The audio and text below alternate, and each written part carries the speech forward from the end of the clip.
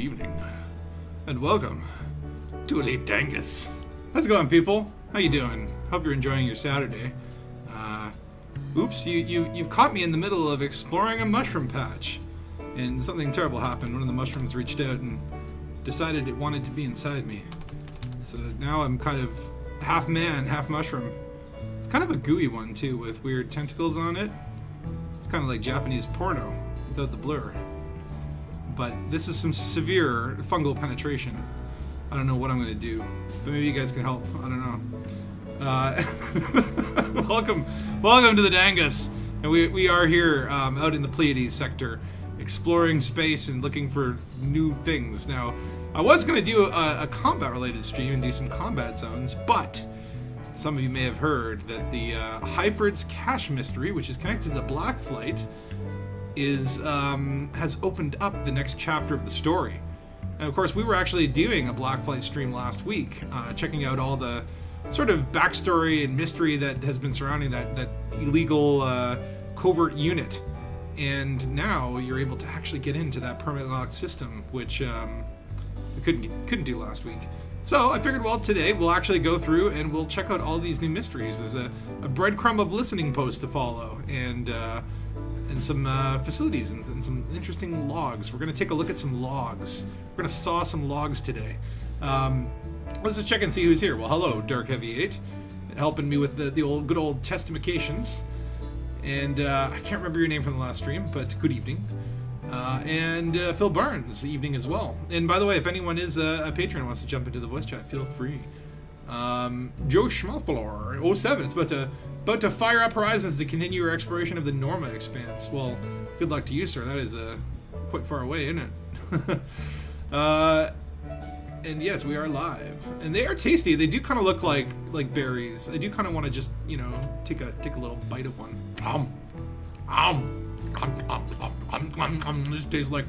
This tastes like pink juice. Whoa! Whoa, okay. It seems all I have to do to get it away from this fungus is just twist my way out. Hold on. Let's see if we can do this. Oh, we're twisting. Oh, there we go. All right. As much as I love you, mushroom, there's not that mushroom inside me, and I need to go. But thank you for your genome. Praise the mushroom lord. All right. Anyway, getting high on psychedelic drugs that we're finding on the random planets here. But look at this planet, by the way. Quite a beautiful greenish landscape with a reddish brown sort of sunset. Quite a nice little look. All right, let me just pop back in my SRV. I am gonna have to get my damn ship back here. Now let's go into our star review. And yeah, the Hyford stuff is pretty trippy, and it's fresh off the boat, and needs to be looked at. It needs to be investigated. My mystery boner is raging right now. However, this isn't going to be so simple. We do have to jump out past the damn you-know-what sector, that big old permit-locked COL, and where we're heading is a place called 37 Phi Orionis. Now, I guess maybe we'll start off by showing... Do I still have that thing ready from last time? Is this working? No, that's the wrong thing. Hold on. The other thing is this one. Yeah, that's the one. Okay, and this will come alive. Okay, so I don't know if you can see here, but there's OBS. Hyford Cache was activated, and I'm not going to damn well all the way to Colonia, so that's not happening. But the message is as follows. Go back up. So discovered in the Colonia, so not going there. Welcome back, Commander. You have one inbox messaging message pending. I don't know what's going to be left by the time you get this. Had to stop them from intercepting the message. But please, go to the HIP 26176 system and find that complex. For the sake of the ones taken there by a scum like me, someone has to remember them and ensure it never happens again. So this is the place where... hold on, where the hell, how do I turn this thing off? Okay, there we go.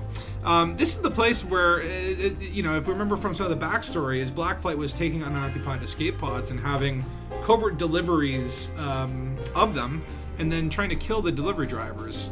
Now, if you type in the HIP, well, let me just put it here, HIP 26176. That comes to 37 Phi Uranus. And obviously in astronomy, sometimes the stars can have multiple names because, well, we just like to confuse people like that. Of course, this is not far from, like, it's literally like, there's the COL 70 sector. So that's kind of suspicious.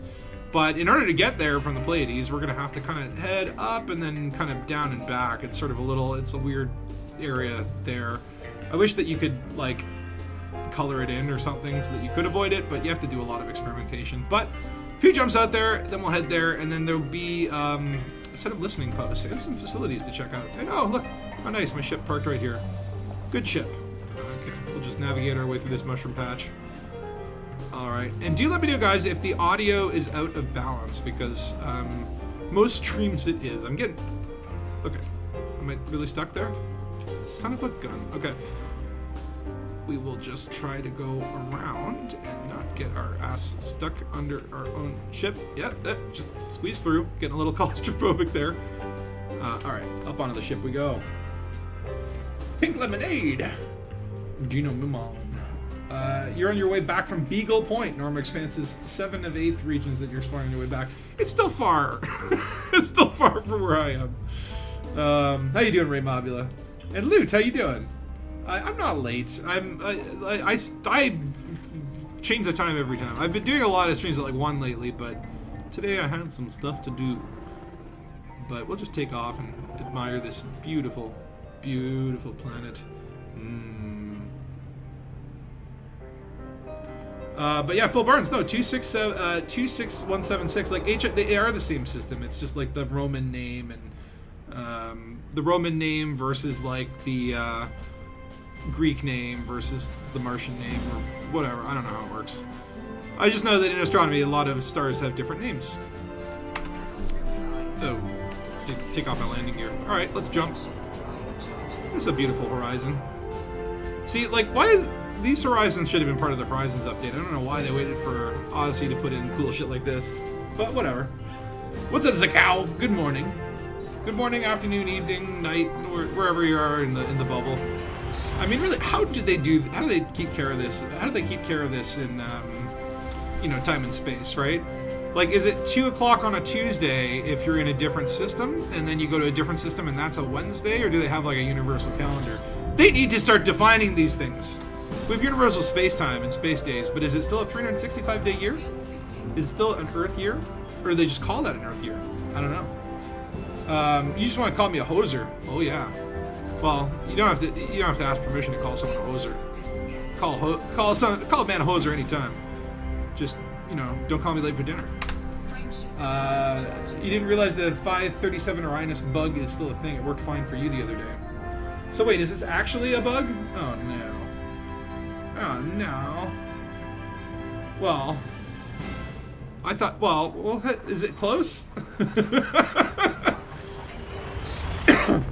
You don't have time to do engineering FSD, just looking at Reddit makes you tired. Should I get the experience? Well, let me put it this way. Engineered FSDs are definitely worth the time and effort that it takes to procure. To me, like the jump distance and how many jumps you have to take, that is a huge factor of quality of life in this game. If you are still jumping around with, like, you know, a 10 light year jump range, this game is a pain in the ass. So I would probably say engineering and FSD is usually one of my top priorities. I know it makes you look tired, but look, here's the thing: is you do what you enjoy, right? Just try to enjoy the damn game, and that's the end goal. So if you type in part of the system name, the correct one comes up. If you type in the full name, you get the wrong system. Okay, so 37 Phi Uranus is permanent locked. Oh, great. Oh, wonderful. Well, you know what? I'm just making like 20 jumps to get into the general area, and then I'll try replotting it. But that's kind of fun. Of course, Frontier is going to have huge glitches. This game is a perpetual alpha. It is actually digressing a little bit in terms of the polishedness of it, right? But I mean, there's always been issues when it comes to them like trying to put story stuff in. Oh yeah, we put this really cool thing in the game, but like no one can see it because it's glitched or it's a random thing that you know. Remember trying to find unknown probes and you'd have to stand around for like 2 to 3 hours waiting for them to spawn around an ammonia world. It was just a nightmare, an absolute nightmare. Music is a little loud. Okay, cool. Thank you for that feedback. I will just make that a little bit softer. I think 10. I put it at 12. I'll put it down to 10. But do keep me posted if the music and my dulcet vocal tones are fighting with each other too much. I can always do the little tweakies. I rewatched one of my streams. It was the one that Dark Heavy 8 was on. And I'm like, I could barely hear him because I had the desktop audio just way too low. Way too low. And I always get something. There's so many different damn slider bars you got to work with, and it's like, you know, I could probably set a preset, but that would be too efficient and too wise. And where's the fun in that? You're one of the last Boran Harley. Boran. I remember Boran was mining. I do feel like I need to do a trip to Boran. I've only got, 188 million credits left. I was at like 500 million or something, like $500 million at one point, but then, you know, you gotta buy a beluga for some reason and rape the hell out of it for some reason, and then engineer the hell out of it, and then you're spending all your time grinding for materials and not money. And now I need to grind for money. It's just this is the life of an elite dangerous pilot. Is you know, you're grinding for something. Is it money? Is it materials? Is it reputation? Is it influence? Is it power play? It's got to be something. You got to have one grind at a time, though. I prefer to just, you know, do stuff and then casually, just lightly grind on the side. Like, do a mission, and hey, I'll bring collector limpets and I'll collect any materials from people that blow up. I hate going, like, you know, oh, I gotta find pharmaceutical isolators. Let me go to this system and find an outbreak and search around for signal sources. Yeah. But really, you know, if you're in the material grind, just, you know, get those high-end materials and trade them down. That's the way to do it.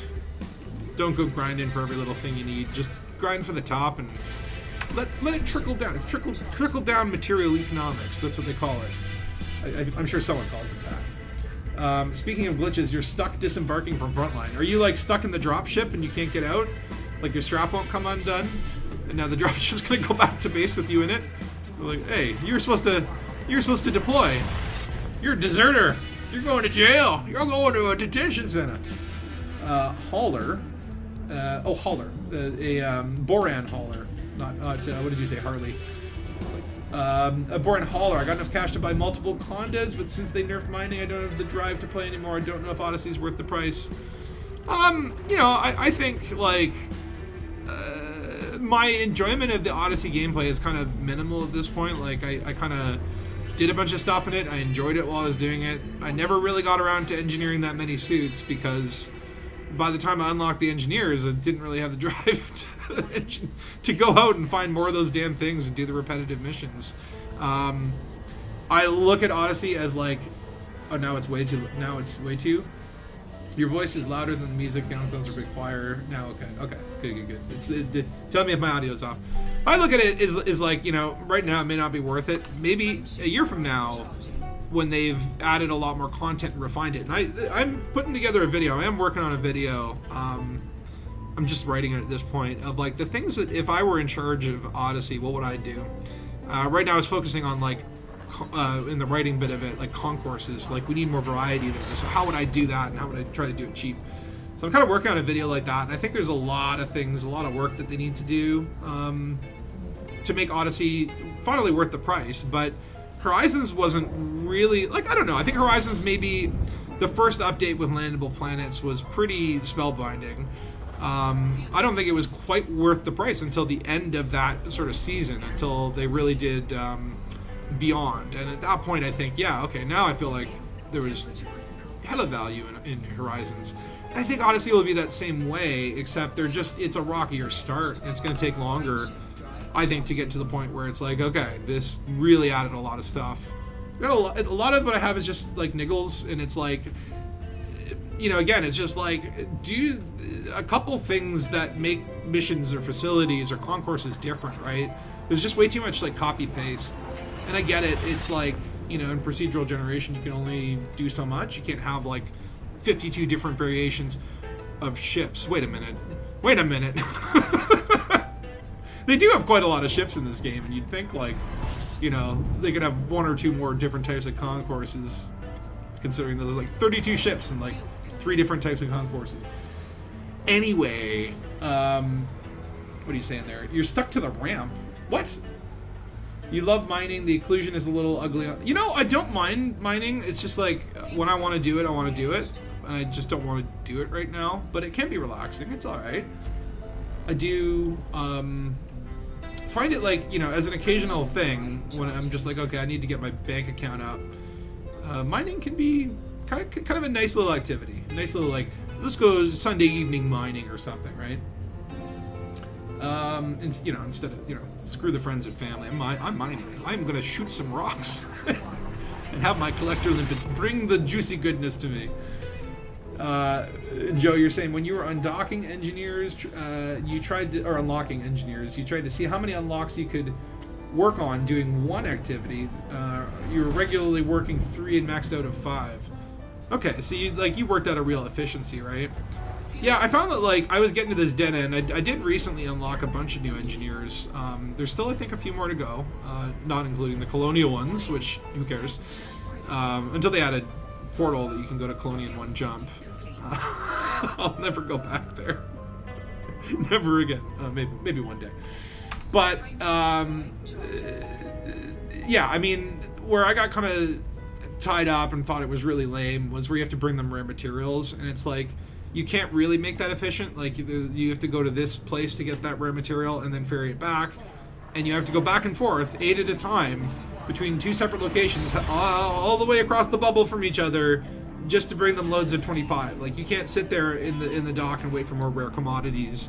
I think it caps out at whatever the market's at. So that was really lame. I was not enjoying the game. I was just doing work, and it was like, why am I doing this? This is stupid. Yeah, that kind of stuff is lame. And I find too, like, some of the materials too are so specific to certain blueprints that I'll never get. That, yeah, anyway, the point is, I just want my materials to be maxed out all the time, and the ability to have, like, easy, like, not rare goods. I don't know, man. Just bring me one rare good. Bring me one Lavian brandy, and we're cool to work together. Not like, bring me 50 Kamitra cigars. Like, get your own damn cigars. They're literally for sale on a market there. Just send a gopher. I'm just trying to get some engineering. I'm trying to pay you. Well, I guess you don't really pay them. You pay them in materials.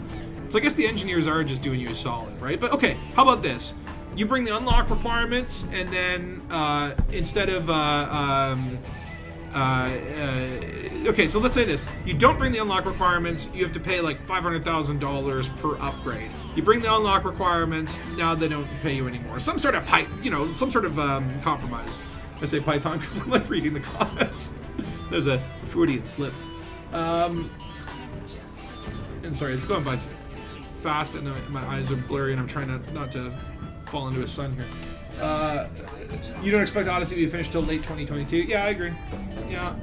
Late 2023. I mean, I would say, like, again, Odyssey might be 2 years. They could plan some big DLC in there. I don't know. But they better damn well continue beefing it up over the next 2 years, so that 2 years from now, this is like on par with anything else. You accidentally got your elite rank in trading while working for Bubble Engineers. Yeah, I got that from Boran. Just from all that low temperature diamond mining, and that boosted me up to my trade elite, which was wonderful. You just bought version 1 FSD 52 light years jump range. What? That's pretty good. That's what I got my diamond back. Although I don't have the Guardian FSD booster in there yet, and I think that will be wonderful. You find it quite tedious to do fetch quests in order to do bigger jumps. It's so much more than an MMO. I find it more entertaining to watch your vids. Well, thank you. I'm not going to argue with that. If you want to stop playing and stop buying arcs and subscribe to the Dangus, then, you know, good on you, man. You do you. I definitely feel the grind. I definitely feel that, like, that's something that puts a lot of people off. There's friends of mine that I tried to get in the game, and they'll never get in the game because, you know, it's like, I don't want to play Space Truck Simulator. I want to shoot things, but I have to do 52,000 things to get there. and it's not enjoyable, and it takes too long. Well, for me that was part of the fun initially, but after you've done it 100 times, it does. I do certainly share those fifis. But what you gonna do? Still like to look at these. Oh, I want to land there and get first contact, but not really. It doesn't look that interesting. Toast copter though. It does have one biological. Yeah, boo. And by the way, we're not here looking for systems. 7 more jumps. Okay. We're not here looking for things to scan and genetics to analyze. We are trying to solve the mystery of the black flight.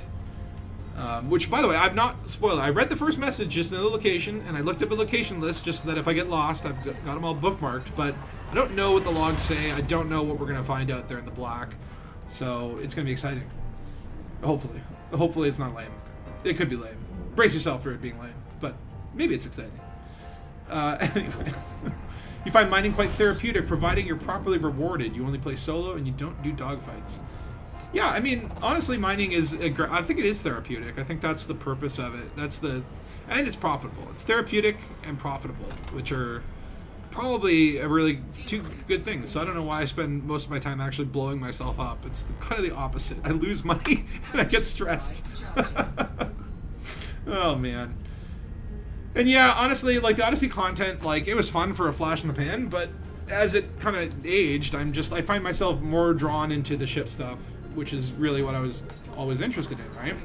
Not to say that I don't appreciate the Odyssey stuff being there, but they need to really tweak, like, the whole plant genetic scanning thing. Like, just make it so that, like, okay, you can scan one plant, you got your sample. If you scan 10, then you get a 10 times bonus or whatever. But don't make me run around scanning all these mushrooms. And with the combat stuff, like, I don't know, it's kind of fun, but, like, I don't know. I'd have to do it again. I need to have more experience. I do like the covert missions. That's one of my favorite aspects that they added is those covert missions, but they don't pay very well, so there's no real reason to do them. Like, if they paid more than ship missions, then yeah, okay, I'm getting out, I'm risking my own 2 little booties on the ground, but they kind of pay shitty, so I'd rather just do a ship mission or do some mining. How about land mining? That'd be cool. Anyway. So you unlocked all 25 engineers, Joe, including the Colonia ones. You got your Corvette and Cutter, unlocked your Guardian Booster FSD in 7 months. Well, the only thing left is to start threads on the forum at this point. You've reached the true end game, is bitching on the forum. It does, I guess, Joe, you must feel, like this is the one thing that I do like, is I've been playing this game for a very long time, but I'm nowhere near that. I still don't own an Anaconda. I don't have a Corvette or the Imperial stuff unlocked. I only have, like, 1 power play weapon unlocked. You know, there's still tons of stuff that I could do and focus on whenever I want to play. Okay, well, I still need my combat elite. I still need to do X, Y, and Z. So it must feel like when you get to that point, like, what is there left to do other than, I guess, role play, do some piracy. That's, I guess, what I would be doing if I were at the end game, which I'm not. I'm just stuck in the mid game forever, eternally. They fixed that 2 trips now max needed for what? The engineers? Because now, man, I don't know when they fixed it, but I did the Kimitra cigar one, and I did the one that,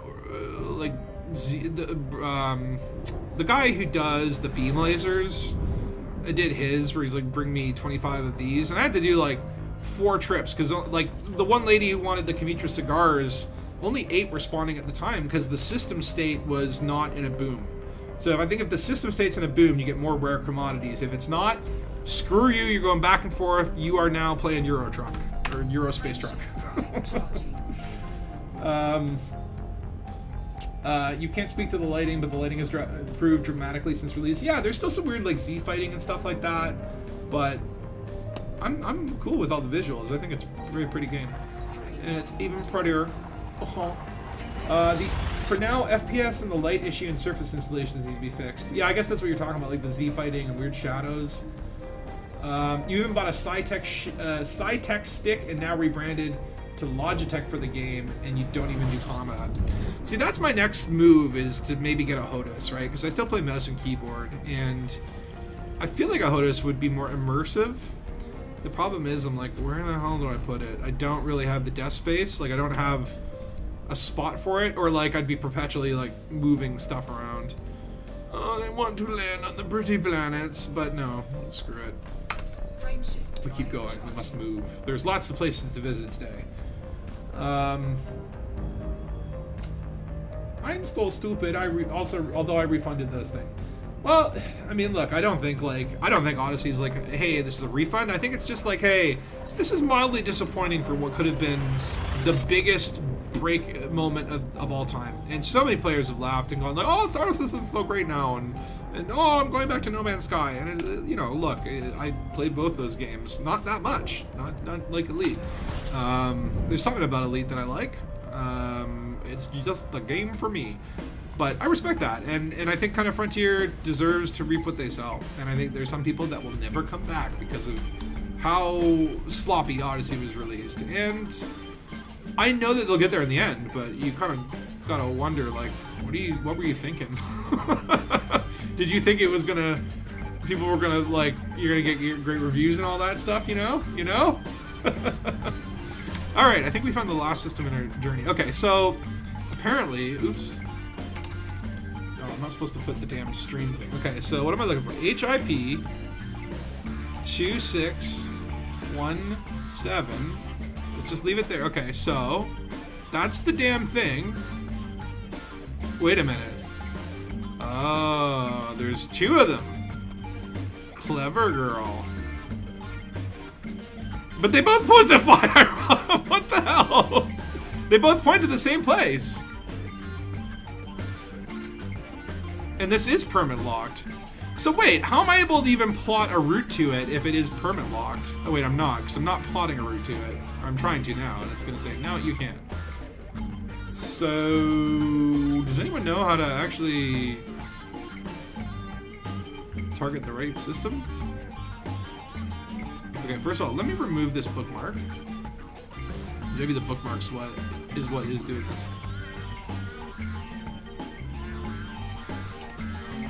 HIP 261.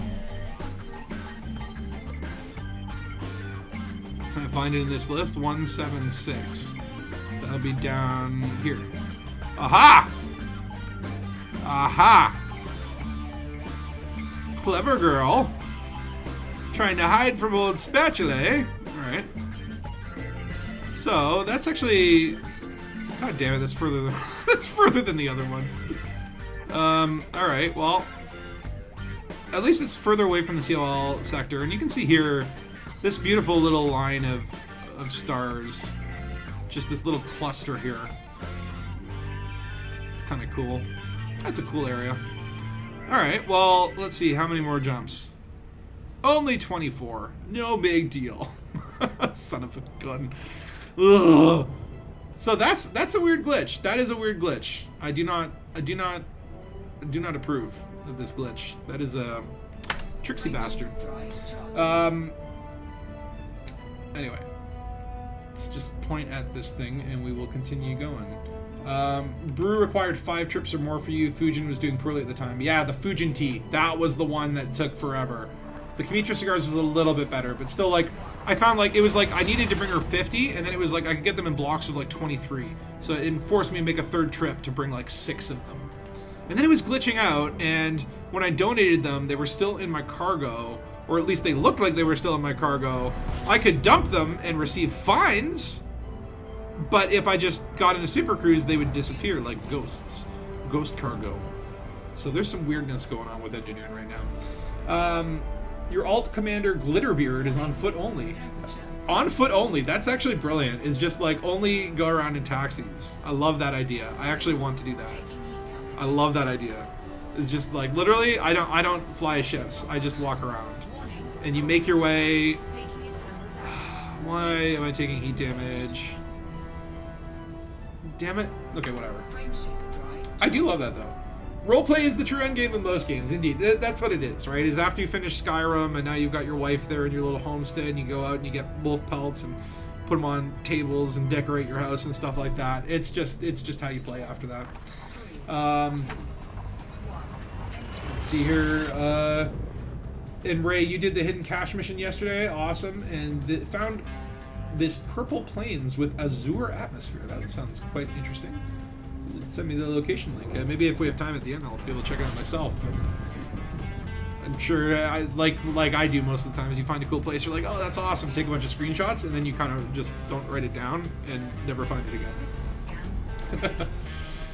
Elite is the game for me. Star Citizen doesn't run on my rig, and No Man's Sky is fun. Hey, I like all three. Star Citizen is interesting and intriguing and ambitious. No Man's Sky is fun, goofy, and lighthearted. I like the base building.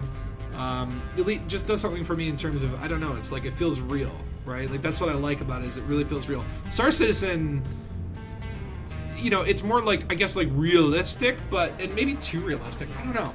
It hasn't clicked with me. And to be fair, I haven't given it much of a chance. I'll play it soon. I intend to do like a Star Citizen stream because I literally don't know or don't remember how to play it half the time. So it could be fun to for you guys to watch anyway. You think the game really needs a player-driven economy? Yeah, I think that's part of the coolness that is Elite, right? Is just like the idea of like so many people that play it that sort of drive the background, right? I think that's cool. As you can see, we're heading by the COL sector, and there's so many, you know, there's only really, like, from this system, there are 5 places I can jump. It's scary. It's claustrophobic. It's like going into a cave systems. I watched The Descent again recently. If you haven't seen The Descent, great horror movie. It's on, I think, Prime. I think Prime is where I saw it. Amazon Prime. You said it, grind doesn't have to be a drag. Well, this is the thing, like make grind fun. Make it just so that I go do missions and I'm getting rewards automatically. Like, this is, okay, the ships that you shoot drop stuff, but then you have to stop and sit there and wait for your collector limpets to do their thing before you can fight the next ship. And it's like, just make it flow a little bit more. Whoa, what is that? That is interesting. That's a gas giant very, very close to this sun. Usually they're not that close. Like, this is really interesting, actually.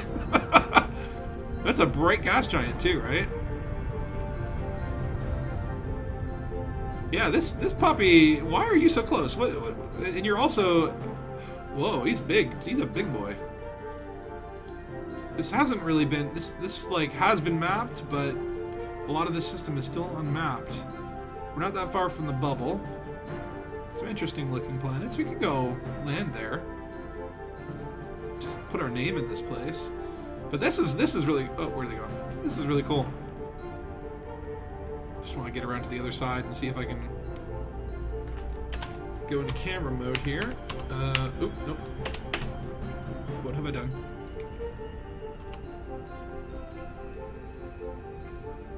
This could be a cool shot.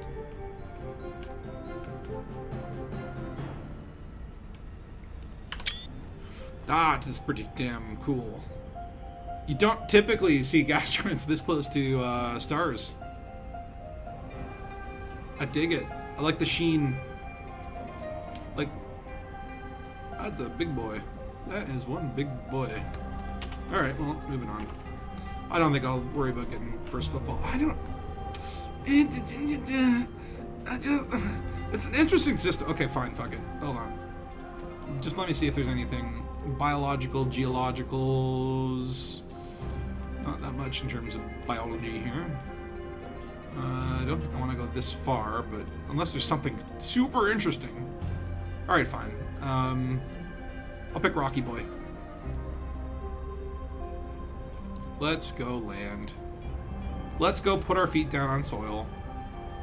Just because I can. And we're actually really close to a gas giant, so that's going to suck because we are stuck in its gravity well. But that will give me time to catch up on the comments, which I'm really slow at today. I'm gonna try to move it to my other window so it's closer to my face. So I have to keep like turning my head a million years away. The only thing in games I need to do is combat rank. Yeah, that's a big long one, and get a fleet carrier. It would be nice if you have the money, sure, yeah.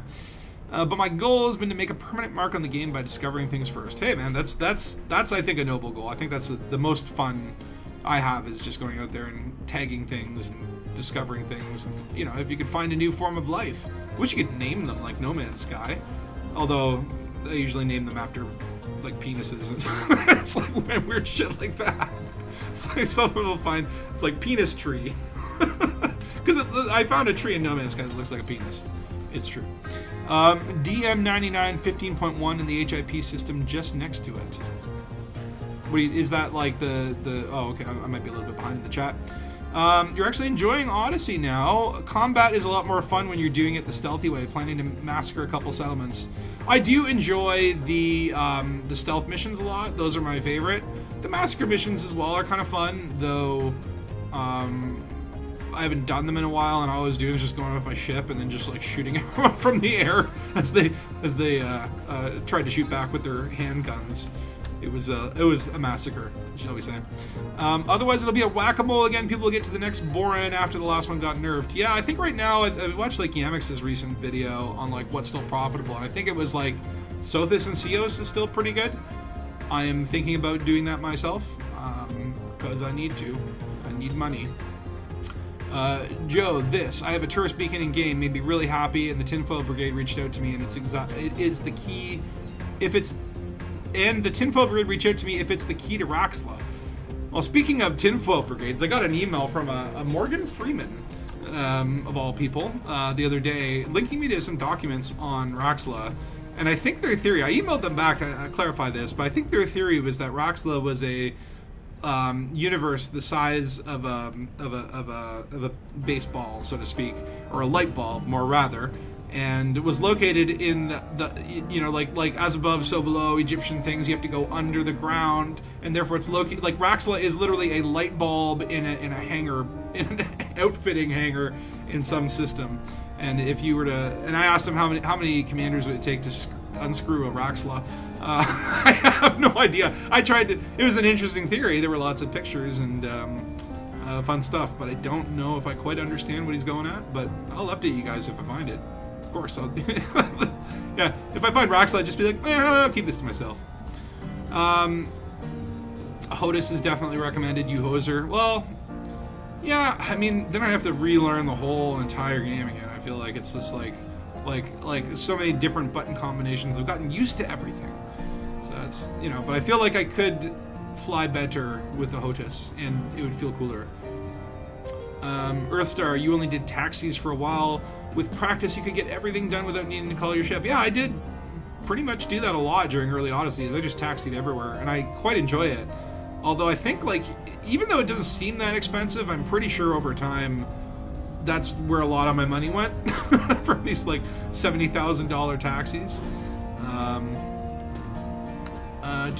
So this is a Crate Mark II. Yes. So this Crate Mark II is not a new addition to my fleet. It was previously spec'd out, kind of just nonchalantly, kind of generically, and I wanted to spec it for combat, but be able to interchange. And so I do have it right now equipped for potentially dealing with Thargoids. Dealing with Thargoids and just exploration gear. But it's kind of like my new go-to ship. It's just something where, hey, let me just see here. Is it gonna scan the whole thing? Yay! Ooh, geysers. As you can tell, everything is everywhere. Alright, screw it. We just need to land and get first footfall, really. That's all I'm truly interested in. Unless there's... Should I check out one of these, wreckages? Let's go to maybe this distress beacon. If it's on the light side of the planet, because I ain't landing on no more night sides. I'm sick of night sides. You refunded your SciTech stick because you can't use it properly. You're used to controller due to your time in No Man's Sky. See, that's another thing, is when you're playing Elite and then go to No Man's Sky and then go back to Elite, I get really screwed up where I'm, hitting tab to open my inventory and boosting my ship into a wall. And so actually it is kind of a good idea to have a different, if I had a HOTAS for Elite and a controller for No Man's Sky and then mouse and keyboard for Star Citizen, I would be less screwed up when I'm jumping between them. Okay, apparently we are landing on the damn night side. Whatever. Who cares? I don't even want to see this planet anyway. I just want to step on it and put my name all over it. Oh, Joe, you play Space Engineers. I love Space Engineers. I'd have to reinstall it. I remember it was a memory hog. It was like a 60 gigabyte game or something. I installed it a while ago, and that was on my old PC, which wasn't running it spectacularly, but I do intend to pick that up. The Space Engineers is what, Minecraft for space, but I enjoyed that one a lot. I had some really cool random experiences playing that. But I used to watch, there was like a YouTube series. I remember one of the guy was named Sage, and then another guy was named Aaron, and the other guy was named Tazu. I think it was Tazu. And the three of them did like a series where they were building a base together. And I don't know, for some reason this series really clicked with me. I ended up watching it, loving it back in the day. Don't know if they're still doing it. I think they kind of went off and did their own channels, but it was a really fun series to watch, and I really enjoy Space Engineers. That's another game that I think has a lot of cool potential. Would a player-driven economy work in ED, even Star Citizen with limited number of systems? ED, well, Elite Dangerous does kind of have a player-driven economy. Not, I mean, like, you've got fleet carriers, you've got background simulation and manipulating states, right? Like, you could put a rare, like, I would argue it's not a full-blown player-driven economy, but it's a step towards it. Like, it's not a player-ish, it's a player-ish driven, player-driven-ish economy. Player-ish, driven-ish, economy-ish. You deleted Space Engineers when they started doing toxic stuff to players on Steam forum. What? What were people doing? I don't know. I don't know about that. Toxic things. I did not hear anything about that, so it sucks. I hate when games get toxic. A real player market, like, well, this is what I'm saying. Like, okay, like, yeah, they don't have a real player market, but carriers is a step towards there, right? Like, I know Dark Heavy's been sending up market alerts, and you'll see, like, oh, this carrier is selling these rare goods, right? That's a step in that direction. Alright, so all I really want is First Footfall, but might as well, oh, I don't think these are the interesting ones. They might have materials, though. Let's see what they got. Ray, you meant, so, yeah, exactly. Think about an FSD that's worth nothing, but you can engineer it and sell it in an auction house. Oh, I remember when, like, what was it, Diablo 3 put in, like, a player market, and it just, like, people could use real money and shit like that to buy, like, shit? Like, video game shit? I don't understand. I don't know. I'm not an expert. Oh, Occupy. You know what? We're going to take some of these, because if we get hyperdicted, this might be a snack for the Thargoid that will help us escape. And if we don't encounter a Thargoid, then we can save them or whatever. But, or we could toss him into his sun. The options are basically limitless. Oh yeah, hold on. I gotta do something here. This is what I came for. That moment, that Armstrong moment of, there's a wheel. Come on, first foot. I'm on a slant. Warning. Dangerously low temperature detected. Whee! First footfall! In the Ukors system. I am in open, by the way, so if there are any gankers that want to come kill me, there's my location. Bring it! Okay. So now we will go in... Oops. Hold on. Back up a little bit. Thank you very much. Alright. Back in the ship. And sorry if I'm missing comments, by the way. It's just I'm trying to be so focused on this damn thing so I don't kill myself, because I do have some interesting data on board. I did sell my exploration data just before the stream just to make sure, but I need the money, man. Like 188 million. I feel like I'm gonna be in like no rebuy territory if I could just keep this theme up. That's not good. Alright, we're gonna have to escape the planet's gravity before we can jump. If disembarking weren't really bugged right now, I would still suggest frontline, low risk, good profit, high intensity.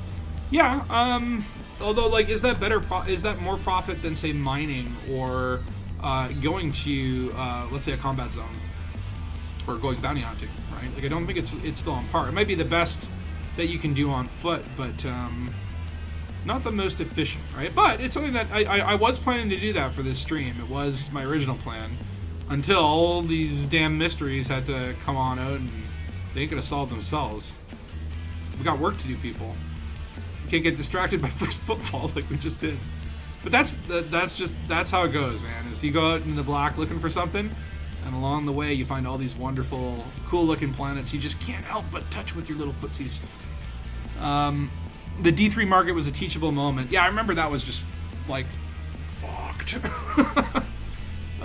Trading is not profiting at all, even after mining nerf.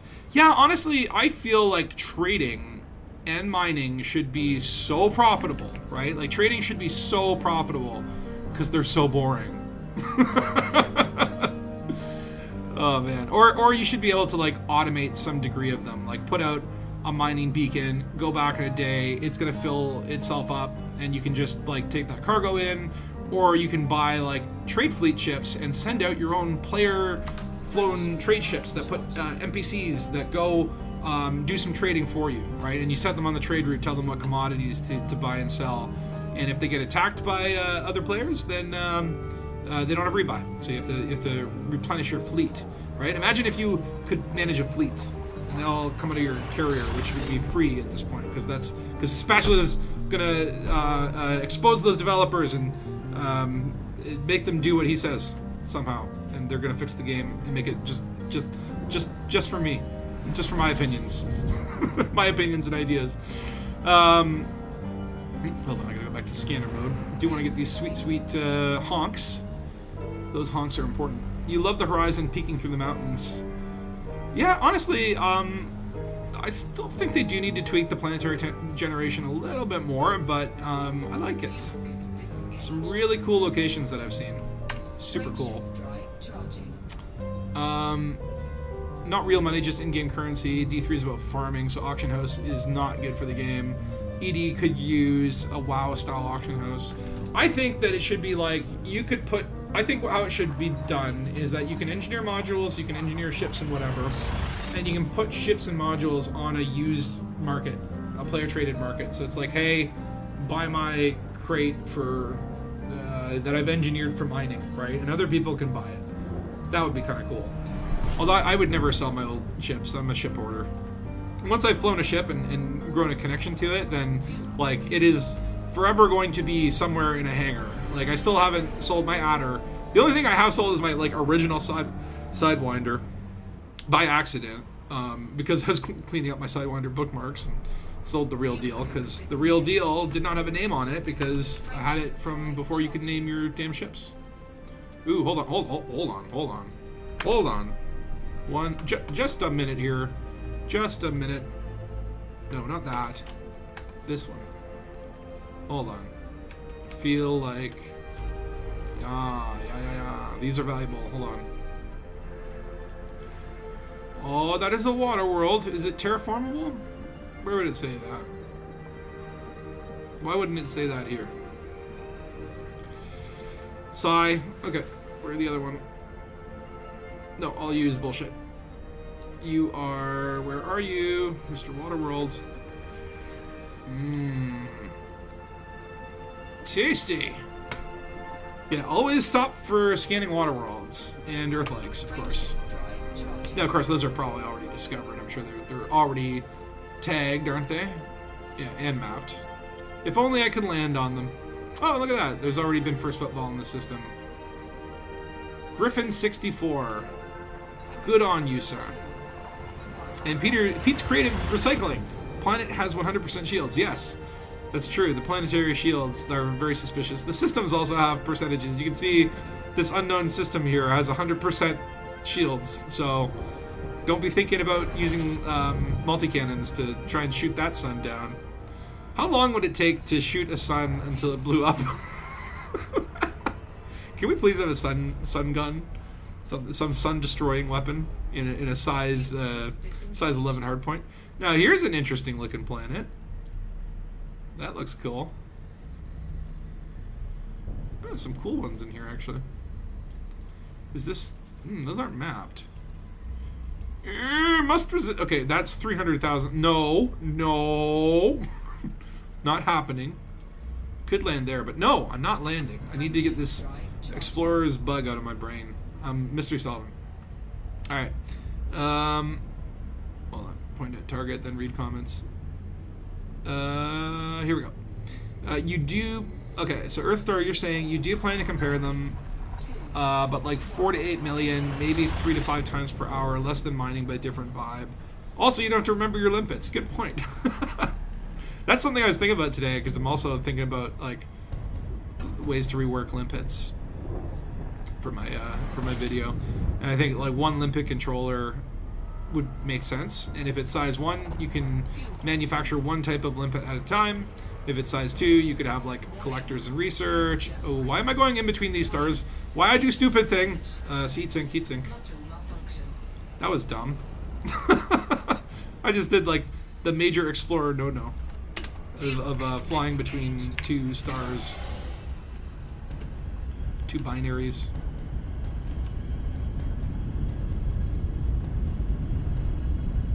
I love binary stars though. They look so cool.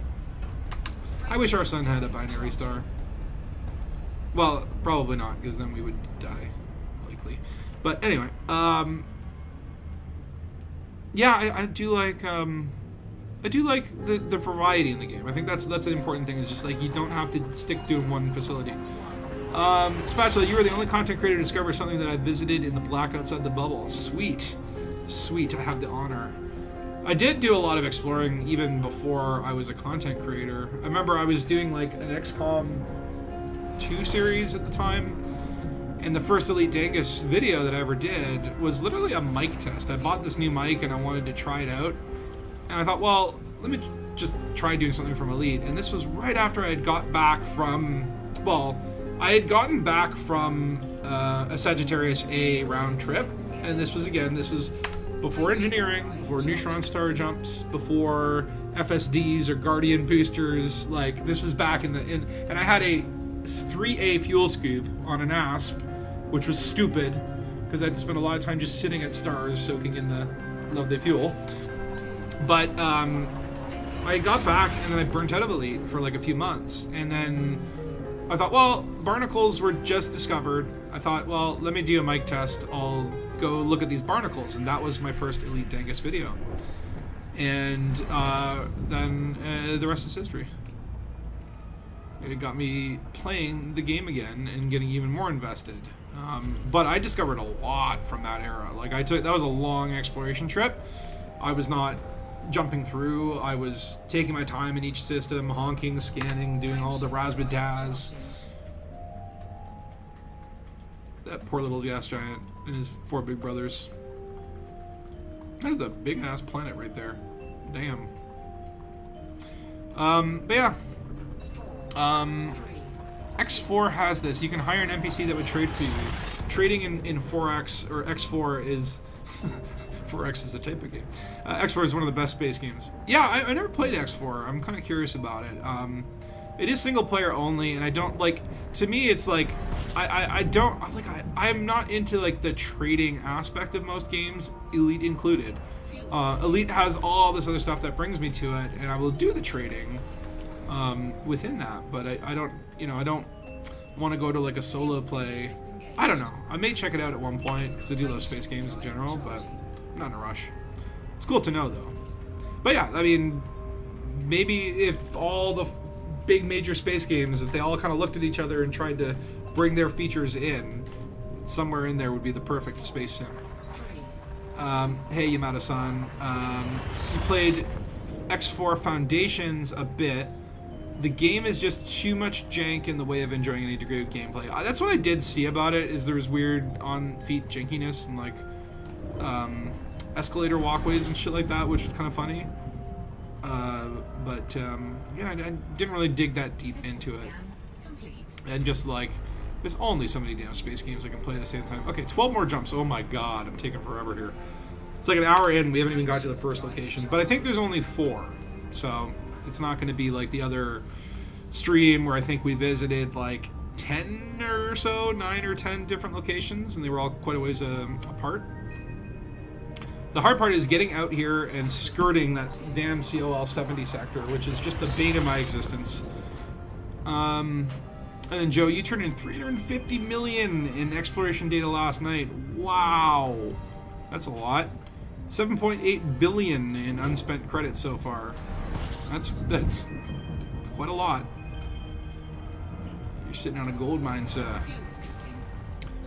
And then Zakao, you have 2 elites and your combat is mostly still harmless.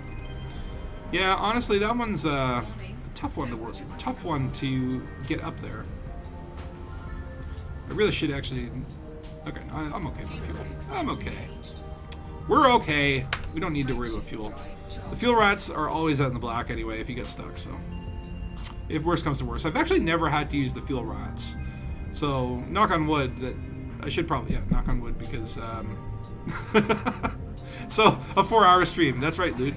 All my streams are either unnecessarily long or unnecessarily short. There is no middle ground. There is no Goldilocks zone. I will take a 14-hour bio break, just to spite you. And then Joe, you're saying you jumped into a system with 7 stars, 5 of them so close it took 5 minutes and 5 heat sinks to get out. What? That would be insane. That is dangerous. That system should be flagged. That is a cool story, though. The cool stories of the explorers who had close calls with too many stars. That looks like an interesting planet. This Raven 493 guy, I'm seeing him all over this area. He must have done just like a camp out here. Again, I'm not gonna bother. Just jump, jump, jump, jump, jump. That's what we're doing. Got 10 more jumps to go. That's not too bad. And raise like the purple. Okay, the purple moon with the azure atmosphere is Moshi B3A. I'll check out where that is once we finish this jump. The system with my name on it was on the way back from the bubble from Sag. So I've done like 2 Sag trips. The first one was before I started Elite Dangus, and that was in the old school way. And the second one was the Enigma expedition. And if you look far enough back on my channel, I streamed every moment of the Enigma expedition up to Colonia. So if you want to find the locations that I visited, well, I kind of found a bunch of, like, I followed a bunch of landmarks, right? Like the Enigma expedition themselves had, like, hey, we're going to do a meetup at Thor's Eye and the Planet of Death, and what was the other one there? There were, I don't know, there were a bunch of different locations, the Eagle Nebula. I threw in a couple other locations as well and found some interesting things. The most interesting was, I think, in the last stream when we found this like super bright gas giant that literally shot light that was so bright that it literally blanked out my cockpit. My cockpit was white. You could just barely see my eyes in the whiteness of the light. Very unusual for a gas giant to be brighter than any star that I've ever seen, but that was pretty cool. Although I believe they've nerfed those. I think they killed all the fun, crazy, interesting things to see there. But it was fun at the time. The video evidence is still there. Zakao, you're a vanilla player with no expansion. You've traveled outside the bubble. To the nearest jump is to the point of the nearest jump is the same of my naked hauler. Yeah, I mean, if you're vanilla with no expansion, that does really limit, I think, what you can do. I mean, I would definitely upgrade to Horizons, if anything, if you were going to consider one or the other, because Horizons does have a lot of cool stuff. You can average 25 jumps per hour when you're in traveling mode. Like, I feel like you could do a little bit more than that. The problem is distractions, right? Because, like, we just did, like, what, 30 jumps in an hour plus? No, like, even more than that. But I keep getting distracted because then I'm like, okay. Like, I like to do this thing where, okay, as soon as you get out of the sun's range, you start your FSD, then you pop into your system map. And if there's anything visually interesting, like that looks like a water world, like that actually does. But it's, well, hold on, because it did that. Screw it. I don't care. But, you know, I'd like to do that little inspection of the map, and if there is anything interesting, a cool colored planet, something that looks like a water world, then I'll stop and scan the place, right? Zakao, you were thinking you're doing endgame stuff, so it's time to quit. Yeah, I mean, well, hey man, it's if a game is burning you out, that's, you know, like, you gotta kind of step back and consider, like, isn't this supposed to be fun? Oh man, I definitely know that feel. Elite has burnt me out several times. Usually with time, like, give it a month or something like that. Go play other games, and then, like, when you come back, try to play. I don't know. I think this is my advice to how to play Elite, is open-minded, right? You go in and maybe your objective is to see something, or to try something out, or to see what bounty hunting might be like. And then just go with the flow of where the game takes you. If you see a mission that looks interesting, take the mission. If you see an interesting planet, go explore it. Don't, you know, try to accomplish too many specific things. Don't be like, oh, I want to engineer this, this, and this in the same session. Because then you're just going to hit a burnout wall, right? I think the best way is just kind of go in and say, look, you know, here's kind of what I think I want to do, but I guess I'll find out what I actually am going to do when it happens. This, wait, what the hell? Those have, this is an inhabited system?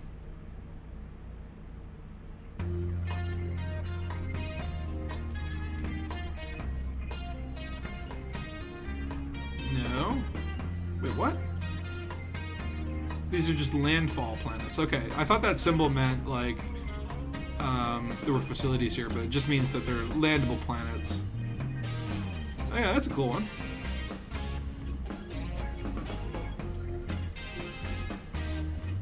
I would go check out that one, if I cared. But I don't, not today. Bye-bye.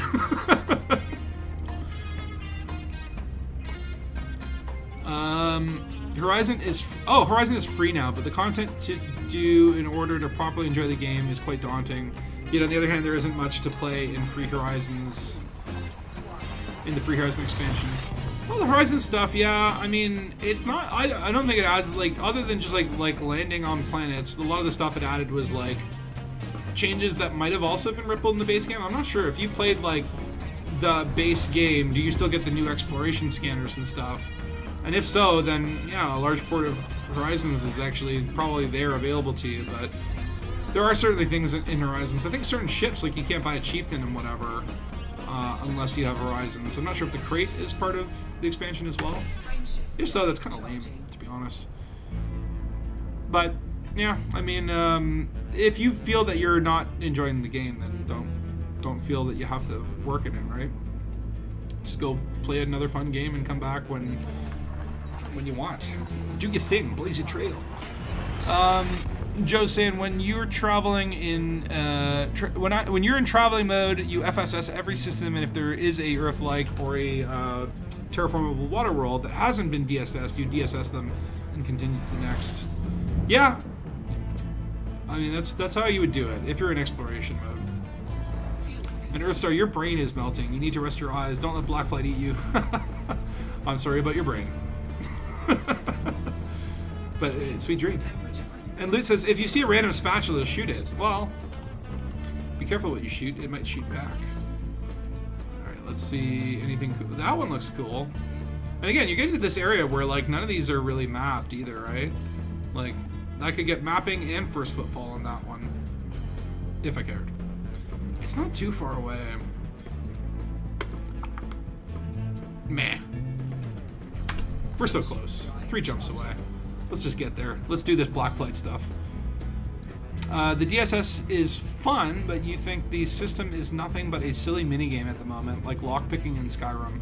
I kind of agree, where it isn't like you. I don't know. Like, do you want to do more things? No. Like, I just want to go there. Like, yeah, it's just like you go there, you zoom in on this thing, you adjust the thing, and then you've scanned it, and there's no skill involved. And it doesn't really benefit you. It just kind of wastes your time. I mean, fair enough, you may need to do something. Maybe you have to do something to you know, not just give it away sort of thing. But, I don't know. I kind of agree with the concept that, like, you know, like, let me play the game. Let me play the game, not, like, sit there having to do a million things. But Like, do you remember when there was a point where they blocked out? So, like, if you hadn't looked at a planet, this would be a black circle, black circle, black circle. People went nuts over that, and rightly so. Oh, first discovered by Strawberry. Lovely. I think that was a real bullshit, stupid move, because you can't really see any interesting potential planets. I remember Turgeon Starstone was freaking out over that, and rightly so.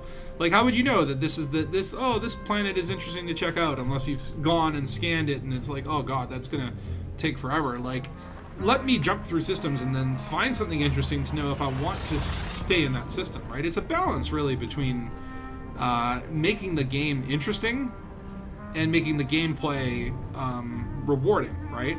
And if you're just making me do things as a token, I don't get that dopamine rush. I don't get like that big whoop, you know? I want to get the whoop. I want to whoop. I want to... Okay, we got nothing here. So I think we're one jump away. Yeah. All right, here we are at our destination. The real destination, not the fake one. Not the fake one that the devs would like you to believe is there. Is that really a glitch, or is that the dark wheel trying to interfere with progress? Who knows?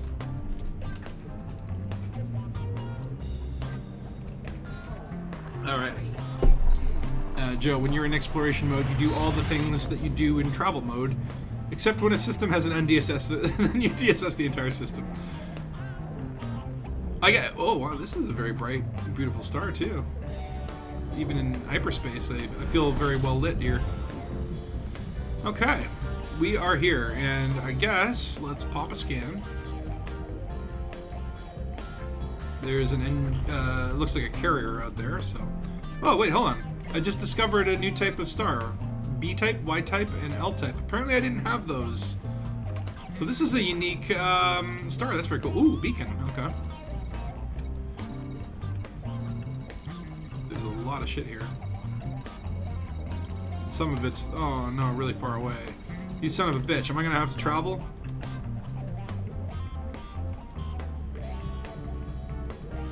Okay, so there are...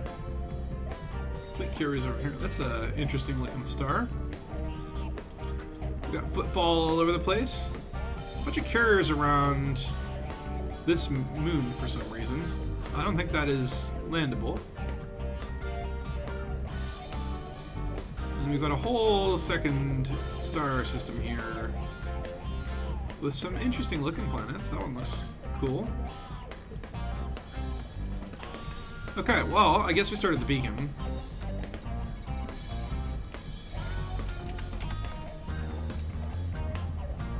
Please don't tell me it's 100,000 light years away. Okay, 6,000. I can deal with that. I can deal with that. All right.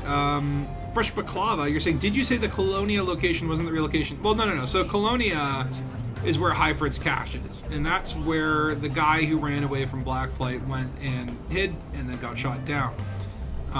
His message was recently unlocked, which led to this system which we are now in, the HIP 2716. Now let me just go to the galaxy map, and you see HIP 26176. When I click on it, oh, now it's working. Okay, now you're gonna make me look like a jerk. 2617. Let's try that. There is another. Son of a bitch! Okay, I swear to you, if you just rewind the stream, it was pointing at a different system. Now it's working fine because it's like, oh, Spatula's trying to let's make him look like an idiot. But no, it is glitching out and going to like a Phi Oranius system. I thought it was just, oh, hey, it's one of those stars that has like two different names and different astronomical nomenclature languages. But no, it is a glitch. And in order to find this one, you just had to put in less digits and then pick it from a longer list. And then once you do that, and you're in there, then it's going to make you look like a jerk. Like a jerk face. Star discovery is by region. Maybe I'm in a new region. That is a good, very interesting thing that you have said there. Let us see. Are we in? Well, hello, look at that. We are no longer in the inner Orion Sphere. We are now in the Sanguinus Rim. I don't know what a Sanguinus is, but I certainly wouldn't want that. Someone to say, you have Sanguinus. The doctor sits you down. I have to tell you something. The good news and the bad news. The good news is you have Sanguinus. Wait, what's the bad news? Well, the bad news is that it's on your rim. The rim of what, doctor? Are you sitting down? Okay, you can't anymore. You can't sit down anymore because it's on the rim of your butthole. You have sanguinous butthole disease. Okay. Waiting for the stream numbers to go down and collapse after that vile display. That's why it's called a bug. ED star map works in mysterious ways. Oh, indeed it does. I don't trust it. I get all these unexplored little things here, and I'm like, I don't know if I want to go to that other star system, but I might want to map a few of the planets in this area. I'll just fly close to this one, get free discovery. Just proximity discovery. Give me the discovered. Oh, come on. Really? That wasn't close enough? You son of a bitch. Okay, hold on. I'm actually going to stop here. Okay, those are gas giants. Let's do the gas giants first. Here you be. Oh, there you are. Oh, come on. I hate this, like, you gotta go in another level. Yeah, see, look at this. I'm gonna get all these codex bonuses because apparently I've never done exploration in this area of space. Is there another one out here? Oh, there is. Lovely. And another. Aha! Oh, look at all these codex bonuses. I'm just raking in the codex cache. Now, really, I don't want to be looking at that system. I don't care about that system. I want to scan stuff here. Geologicals. That one's got nothing. Boring. Oh, look at this guy. He's moving. He's moving so fast. Trying to catch the bus. Ooh, yeah, pretty little yellow planet, the pea planet.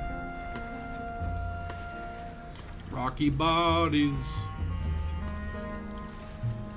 I just want to scan this system, or at least the one half of the system that I'm in, just in case. Oh, hold on. Locations other and human. Okay, what is this? A5J. Okay. There are carriers there, and whenever you see carriers parked next to some random planet, oh, there's another one. Okay, this one has nothing important. And neither does... Oh, 2 human locations. Okay. So that's A5I and A5J that we might want to take a look at. Interesting. Okay, well, let's land at this beacon first.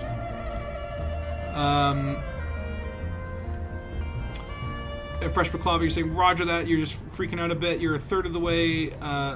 I'm 3/4 of the way to Colonia. I reinstalled Elite after your last stream. Oh, wonderful.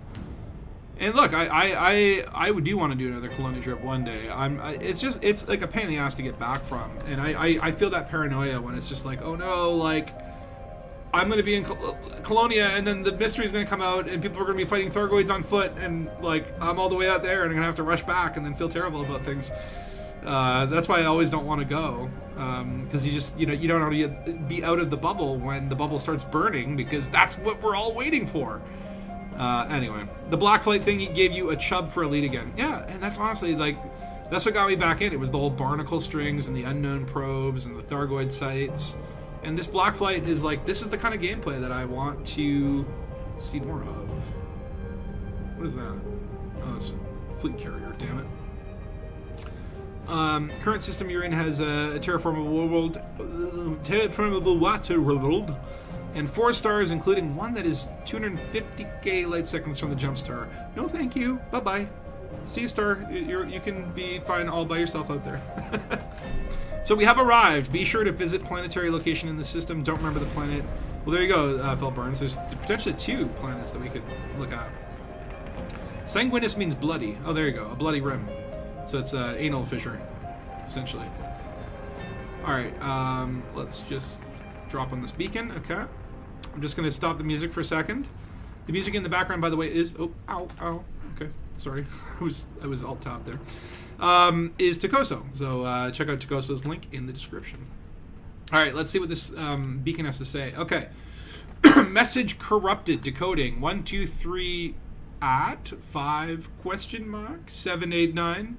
Set the pod to find a ship. Hashtag waiting. So obviously, if you believe in anything, I suggest you pray to it. What if I believe in Thargoids? So obviously, this message is leading to the next system, and unlike some of Frontier's previous mysteries, this one's a little bit easier to decrypt because it's a simple substitution cipher. So the @ symbol would be A4. So that travel to, I guess it'll be COL, because the C from escape pod. COL 69 sector JI I C10 4. Okay, that's easy. And then it was this 238.4. That's weird. So I don't know. Maybe this guy got some, sticky stuff in his keyboard under the 4 key and had to use the @ key and the hashtag key to replace the letters that were too sticky because of all that exploration porn that he was doing. It's very possible. Okay, what were the systems again? I think it was 5J. Well, wait. Is that the one we're at right now? Okay, hold on.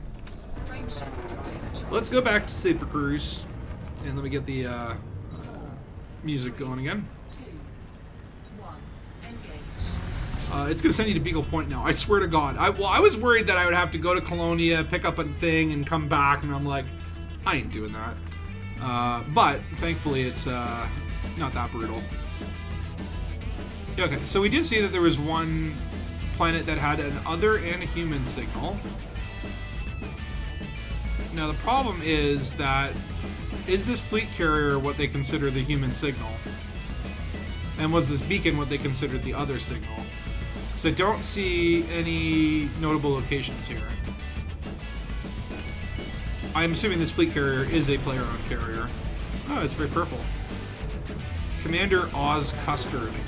So maybe he was producing the sticky stuff that caused the listening post keyboard to have to use a simple substitution cipher. Very nice carrier though. Like the purple tones. Okay, well let's try the other one, which was I. Yeah, this one. Or was it IA? I don't know. Okay, well, first let's go back to Super Cruise. How far away is it? Oh, 66 light seconds. That's nothing. We can do that in a heartbeat. You're looking for hunting goids with bows and arrows, axe and spear, party like in Stone Age. Well, good luck with that, unless they are like guardian spears. Otherwise, you're gonna die. I tried to shoot a Thargoid in my SRV. It actually did not end well, but it wasn't, ironically, the Thargoids. It was the base that I was at started shooting me. The Thargoid did okay. He was fine. He didn't even mind, to be honest. But yeah, it's probably gonna send me to damn Beagle Point, and then I'm gonna get literally like rage quit. I'll rage quit the game. That is why my keyboard's sticky. Oh, by the way, after you DSS the planet, you may need to drop out of Super Cruise and go back to Super Cruise in order for the planetary POI to show up. Really?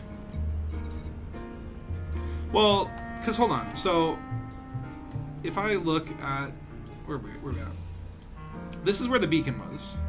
And if I look here, it says other and human. But I think other was the beacon and human was the whatever. This one has 2 human. Oh, that could be 2 carriers. Does it have 2 carriers?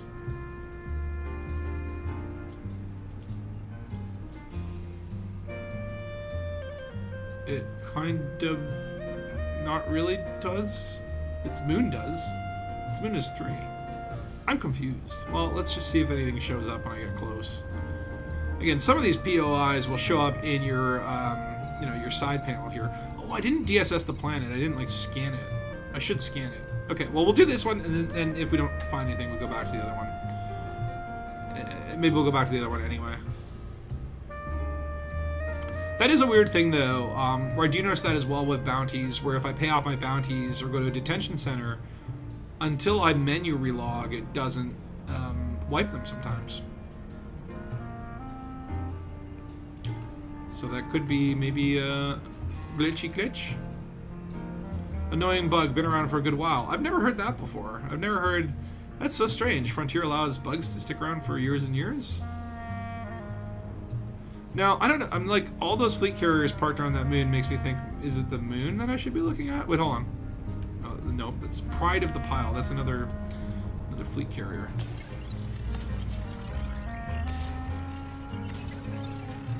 We'll do the one behind, and then one right here.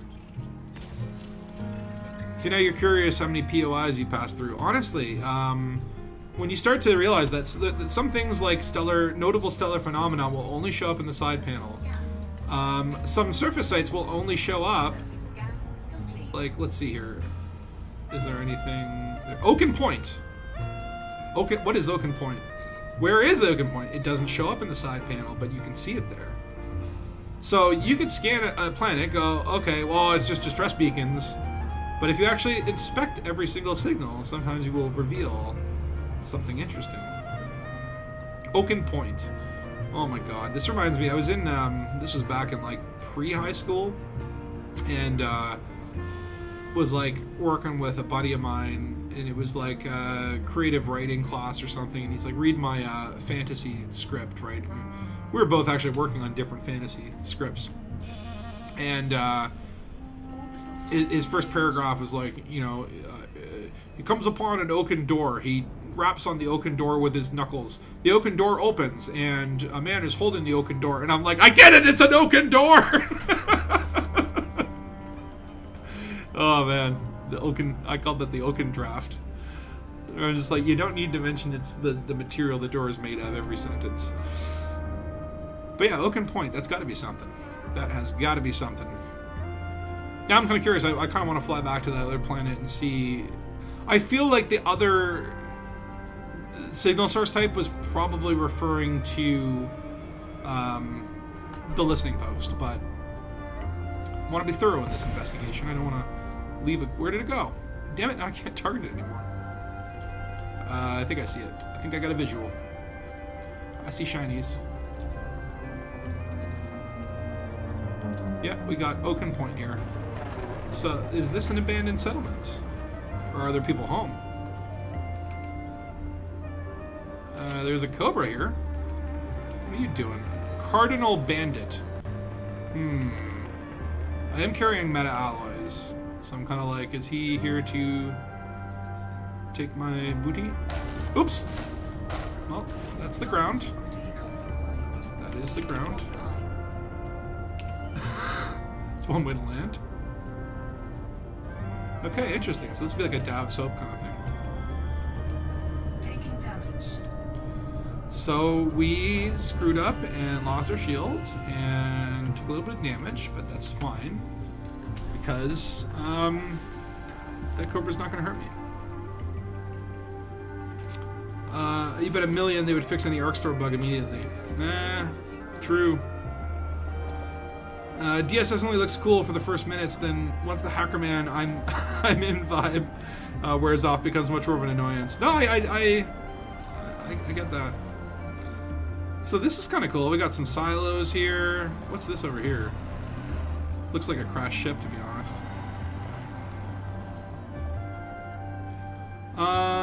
Okay, we'll go to the base in a second. I just want to see what this thing is over here. Frameshift charge detected. Frameshift charge. Oh, probably the Cobra just bugging out. I was gonna say, I'm like, is my ship leaving? My ship is like, this place is scary. I won't get out here. Yeah, this looks like it might be a busted old wreckage of a ship. What do we got here? We got narcotics. Somebody was having a party. Beer and narcotics. We'll be taking those. These will come in handy later. I think maybe disembarking will give us a good sense of scale.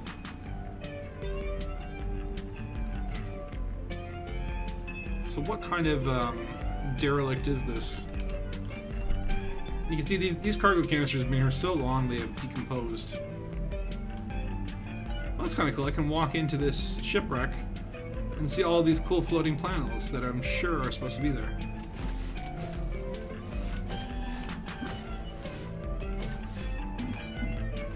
I'm doing like weird space parkour here. Okay. They really did this for Odyssey, didn't they? Spent a lot of time and effort creating an Odyssey experience. Nat. What is this even supposed to be? I'm like, I can't really tell what ship this is. Maybe part of an anaconda? It is really old and rusty to the point where it even just looks like rocks. The textures are literally just rocky. Okay, I am not really that impressed with this. Oh god, oh god, oh god, oh god. I don't want to get stuck in the stupid thing. Okay.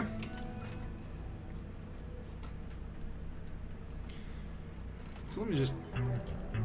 It's easier to see with night vision mode. You know, so there's beer in there, but you know what? We'll leave the beer. I feel bad for saying that. You should never really leave the beer, but it's okay. We have the drugs. I don't know. What kind of ship is that? Is that an anaconda? I don't know. Maybe it's like an old wrecked up building. It does really kind of look like it's made out of stone. Or maybe it was turned to stone. Maybe the Thargoid Medusa is more literal than we were allowed to believe. But alright, I'm going to turn my night vision on just to have a little bit of atmosphere as we head into this facility. Now this at least looks somewhat proper. Let's see what we got here. Oaken Point, C23, keep clear, PFM. Is that a code? PFM? Is that some sort of like, there's some sort of association with that? The player faction majority? So again, we get one of these sort of bog standard types of bases, and I'm sure there'll be comms links around. Aha, there's one. And once we scan the comm links, we will get the story. So that's, let's see. Let's just see how many logs it is. 2 out of 5. Okay, so we got 5 logs to find. Convenient. There's the other one just literally right in front of me. And the third one. Oh my god, wow. They didn't really think to put these subtly around. They're literally... there's the next one in the chain. Okay. I'll take easy. Easy mode for 5,000, Alex. Maybe that is a Type 9. It was kind of chunky. Okay, so there's one more comms log that apparently is not just the next thing that you can find. They're like, we'll put all 4 of them next to each other in a row, but the 5th one we'll put probably under the ground, 6 settlements away. Oh wait, I think that's it over there. No, that's not that, but it is something that I believe I can scan and get some engineering data from. Give me the loot. Incoming message. Incoming message. Specialized legacy firmware and scan data banks. Can't remember what they're used for, but I will take them. The ones I really get excited for are those like cracked industrial firmware. I think that's used for the it's the one you always need for, I think, dirty drives. But definitely I want dirty drives on every one of my ships. Okay, there's a second segment of the base over here. Maybe this is where our last comm link is, if I could only drive properly.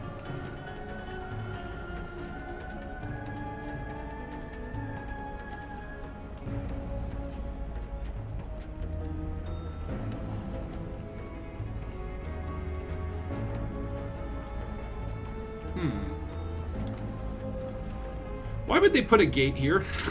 Like, oh yeah, for the people that on the mountain, when they come to town, we want to make sure that they have a lovely gate that clearly states where they're visiting. Like, why would you put the gate here? Who's going to be up on that mountain? This doesn't make any sense. Okay. I'm getting some weird FPS here. Where is that damn data point? Is it behind the buildings here? No. Doesn't appear to be. What is this little SRV repair bay?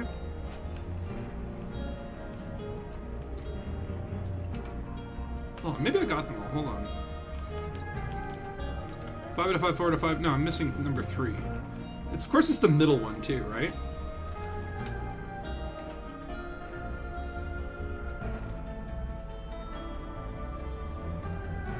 Yeah, the textures on that thing were not super cool. I do like that I can... Yeah, I guess this is like a little repair station. I wish I could get out and press a button and these little arms would move and repair my SRV. You know, interactive technology and all that sort of stuff. The little computer panel there. It's like, yo, give me a new paint job. I want to change paint jobs. What the hell? Wait, hold on a second. So if I go here, let's just waste off a little bit of power.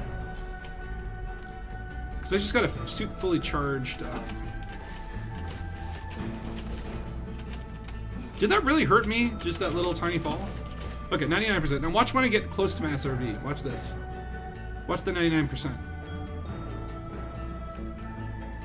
Where was it? It was when I was right here. Okay, apparently it's not doing it again, but it said suit fully charged. That was weird. Okay, anyway. Let's find the damn third point of information.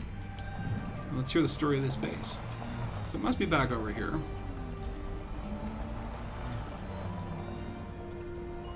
Can we squeeze in here? Am I gonna get stuck? Am I gonna regret this? Oh, I'm already regretting this. This was a bad decision. Okay, we made it through. We made it through. Perseverance is its own reward. Maybe the beacon is underground. Hold on. So, how do I know if I've scanned them? I guess you get that little... Yeah, like, you already accessed this data. This one I probably already accessed. Yes, and then this one was the other one. And then there was that one. So maybe there's a third one here? That looks like it could have been one, but no.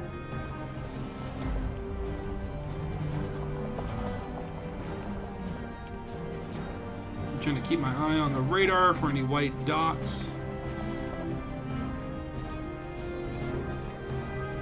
I think that's it. Yeah, I got it. Let's just go around and see. Where the heck was that? Oh, just, you know, just tucked in this alley. No big deal. Alright, okay. Enough of my jammering. Let's hear some Elite Dangerous Blackflight story. Stop. Actually, you know what? I want this to be more dramatic. So we can disembark and find a neat location. Like up there. Let's do some parkour. Some mountaineering. Sometimes when you used to get up here on these roofs with your SRV, you would get stuck in the building and fall through. And when I say used to, I'm pretty sure you probably still can. Okay. Don't think we can quite make it. No! Almost! Almost, so close. Okay, so we can make it up there. Okay, careful now.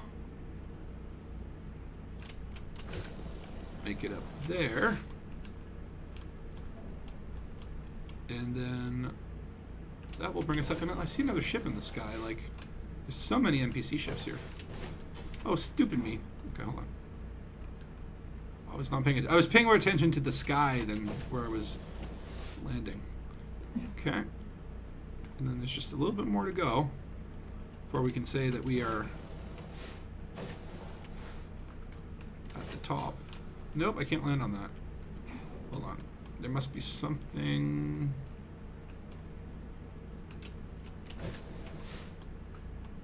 Well, that's really skinny. Okay. Okay. I think we can get up there. Excellent. Oh god, do we really need to keep going? I feel like this is high enough, but... Okay. Oh boy, okay. Hold on. Falling, falling, falling.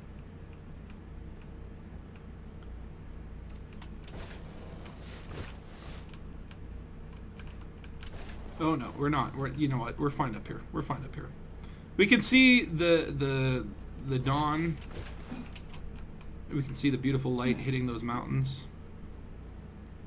Oh god! What's happening? How did that happen? Okay, fine. Screw it. We'll do it from down here.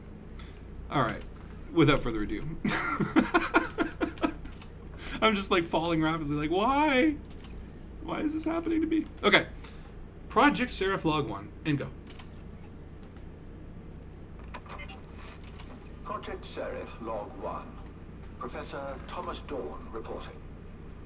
After years of preparation, we are ready to enter the trial phase of our work. The subject quota outlined in Requisition Order 2125 has been fulfilled. Surgical enhancements are scheduled on candidates deemed most likely to survive the Thargoids systemic interface. What? There is a sense of excitement here at the facility. My team recognize that we are on the threshold of something truly remarkable. While our competitors chase rumors and run lab tests on curious probes, we are working towards the first human-piloted Thargoid vessel. Interesting. Of course, our research here will be the first of many such projects. This hostile race has plagued human space for hundreds of years. These creatures, so foreign, so fundamentally alien in every aspect, have sought to dominate us. The technology used in these attempts has been devastating. Our work will establish the first example of humanity harnessing Thargoid machines for its needs. Over time, we will continue to assimilate the aliens' technology until we have stripped everything we want. Then we shall lead the mission to wipe them out forever. The mycoid virus merely bought us time. Our true victory will be absolute. Interesting. So, and by the way, is the audio good? I can. I literally put my game audio up as much as possible, but let me try this. Sound effects and voice volume. I'll just throw that to the very top, and your ears are gonna bleed on this next one. But, well, you've been warned. But okay, so that is a really good question, Ray. Is what is the date on these logs? Are these from the recent, or are they from before? I mean, for the date that I have here, it says 28th of August 3307. That's today, right? So I assume that's the date that I got the log, right? But when was this recorded? Was this after the first Thargoid War and after the mycoid virus, or is this more recent? But the takeaway here is they were experimenting on humans, so that maybe they were taking those unoccupied escape pods and testing some sort of Thargoid hybrid technology to allow humanity to fly a Thargoid vessel. That's kind of crazy. That's really, really crazy. Okay, let's do the next one. Get ready. Project Seraph Log 6, Professor Thomas Dawn reporting. Today, my team completed the first live tests of human integration with a Thargoid ship. Subject A1 entered the Thargoid vessel at 0800 and initiated the interface procedure with assistance from the witnessing Dr. Pierce and Dr. Hamlin.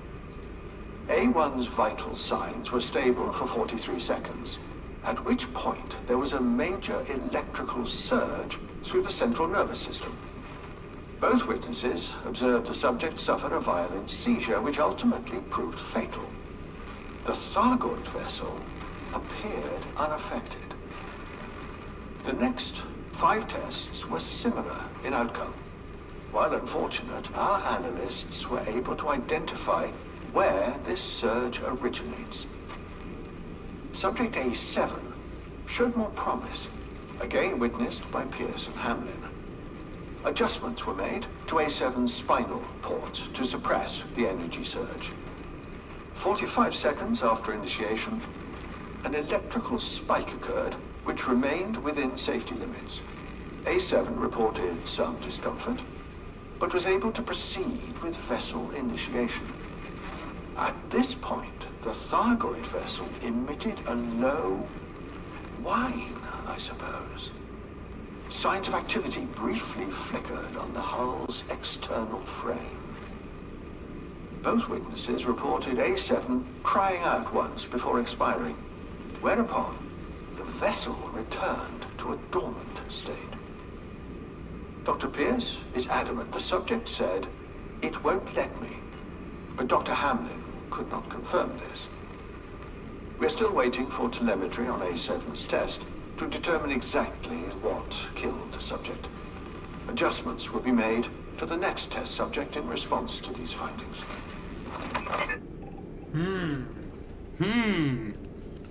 So, subject A7 was able to turn it on. It does sound like Neon Evangelion or like sort of like anime. That's the anime mech show, right? Oh my god, though. It's just like, okay, so what if the Thargoids died with mycoid virus, and then humanity figured out how to integrate themselves with Thargoids, and the Thargoids that we see now are actually like humans inside of them? Would that not be like incredibly screwed up? I love it. This is getting pretty cool. Okay, let's continue on. I want to hear all these logs. Project Serif Log 9. Professor Thomas Dawn reporting. The 4th day of testing has concluded. The further revisions to our surgical couplings are finally beginning to show promise. My team isolated a systemic membrane in the Thargoid design, which acts as a defense mechanism, akin to a software firewall. While we were able to theorize a way to counteract this mechanism, there was one variable which could not be defined without a live test. Subject D1's primary neural implant was calibrated accordingly. I regret that D1's test ended poorly, but we received the information we needed. Subject D2's test used the recalibrated couplings. Her introduction to the Thargoid vessel proceeded smoothly, and as with A7, the hull's external frame responded visually. Dr. Pierce and Dr. Hamlin, witnessing both, reported D2 as responsive. 76 seconds into the test, the craft powered down once more. D2 departed the craft with help but standing, the sight of which inspired applause from the team on the ground. D2 is now in the infirmary, exhausted but physically unharmed. Her brief statement implied a connection with the vessel which proved emotionally difficult to process. Our research technicians are preparing limbic augments for future subjects. The rest of today's scheduled tests will go ahead as planned while these augments are prepared. It is important to acquire additional data for our surgeons, improving the efficiency of future subject enhancement. Okay, so they made some progress. After killing a bunch of test subjects, they finally figured out, okay, like there's a firewall, there's certain electrical surges we need to prepare for. And D2, who I guess we know is a woman because he says it's she, D2 was the first person that I guess came out living, that was able to survive being connected with the Thargoid test. Well, let's see if she continues to survive, because there's 2 more logs. This is getting really interesting, actually. pilot syncing with the Eva. That is what it feels like. It does feel like that. I remember, I don't think I watched that whole show. I watched like something that was on Netflix that was like, the Evas or whatever, and they're fighting kaiju. It was pretty cool. All right, what does this one say? Project Seraph, Log 14, Professor Thomas Dorn reporting. There has been considerable progress in our work. After an initially unremarkable series of tests, Subject H8 successfully interfaced with the Thargoid vessel. 93 seconds into the test, the craft moved approximately 18 feet from its docking props and hovered in place. The flight was stable and accompanied by a gentle hum. I would describe the sound as subdued, as though the vessel had been brought to heel at last. The landing, 28 seconds later, was abrupt, but only superficial damage was sustained. H8 is unconscious but stable, under the care of the medical team. Dr. Hamlin and Dr. Tao, witnessing, were shaken but unharmed. Subject H9's test has been postponed while the Thargoid ship is returned to its dock. The whereabouts of D2 remains unconfirmed. She may be a stowaway. The only ship to have departed recently belongs to one Commander Hyford, following a delivery of potential subjects. Captain Stenson believes the commander is complicit, but I am not convinced. Hyford lacks the character to betray us and is quite aware of the consequences for doing so. Regardless, Black Flight operatives are already tracking him down. On a personal note, I would like to emphasize the incredible work by my team so far. Each day brings us closer to the assimilation of our enemy's primary asset, their technological secrets. Okay, so this is really interesting. So they were successful, and they got a Thargoid human connection and were able to fly a ship. But more importantly, D2, the woman, she may be a stowaway. Commander Hyford helped D2, who was the first person to be able to complete the interface, get away. So who is D2? Could she be Salvation? Could she be Jasmina Halsey? Who is the identity of this woman? Is this something tied into Salome? Was Salome involved in this? Probably not. But that's very interesting. Okay, there's one more log. So yeah, that's why Hyford got his ass hunted down, because he helped one of the Thargoid test subjects escape. All right, what's the fifth one say? Project Seraph, Log 27. Professor Thomas Dorn reporting. Subjects V1 through V9 attempted to interface with the Thargoid vessel today. No measurable response was seen for any of these tests. I have decided to temporarily suspend the test phase of the project. Since Subject H8's connection and subsequent death 2 days later, the Thargoid vessel has entered a state of dormancy. It is as though all internal power sources are spent. We may as well be plugging our subject into a rock. A new Thargoid craft is required if our work here is to continue. I have identified a suitable system to begin our search. Black Flight operatives will depart shortly, in advance of our research party. The recent report of a commander encountering a Thargoid vessel in the Pleiades is intriguing. I only hope this was not a singular event, or some misunderstood data. Thargoid vessels scouting human space would significantly improve our chances of capturing one of their ships. Our time frame is likely to be slashed, of course. I fear our limited success is worth a few more years at best. The Witch will not be pleased with the lack of tangible results, despite our initial progress. Still, one must remain optimistic. Our understanding of Thargoid interface mechanisms has improved considerably. Plenty of enhanced test subjects remain in our care. Dr. Tao is writing a paper discussing their surgical procedures, which should greatly benefit Azimuth's medtech department. All Project Seraph needs is a little luck. I am not so proud as to withhold a prayer asking for that luck. Perhaps the gods will smile upon us. Wow. Okay, so this one, these 5 logs just dropped a large load. So in this one, number 1, subjects V1 through V9, they have gone quite far into the alphabet at this point. So that's quite interesting. Subject H8, which is the one that was able to fly the Thargoid, then died 2 days later, and the Thargoid vessel also died. Maybe once you're connected with a Thargoid vessel, you always need to be, or they had a psychic disagreement, who knows.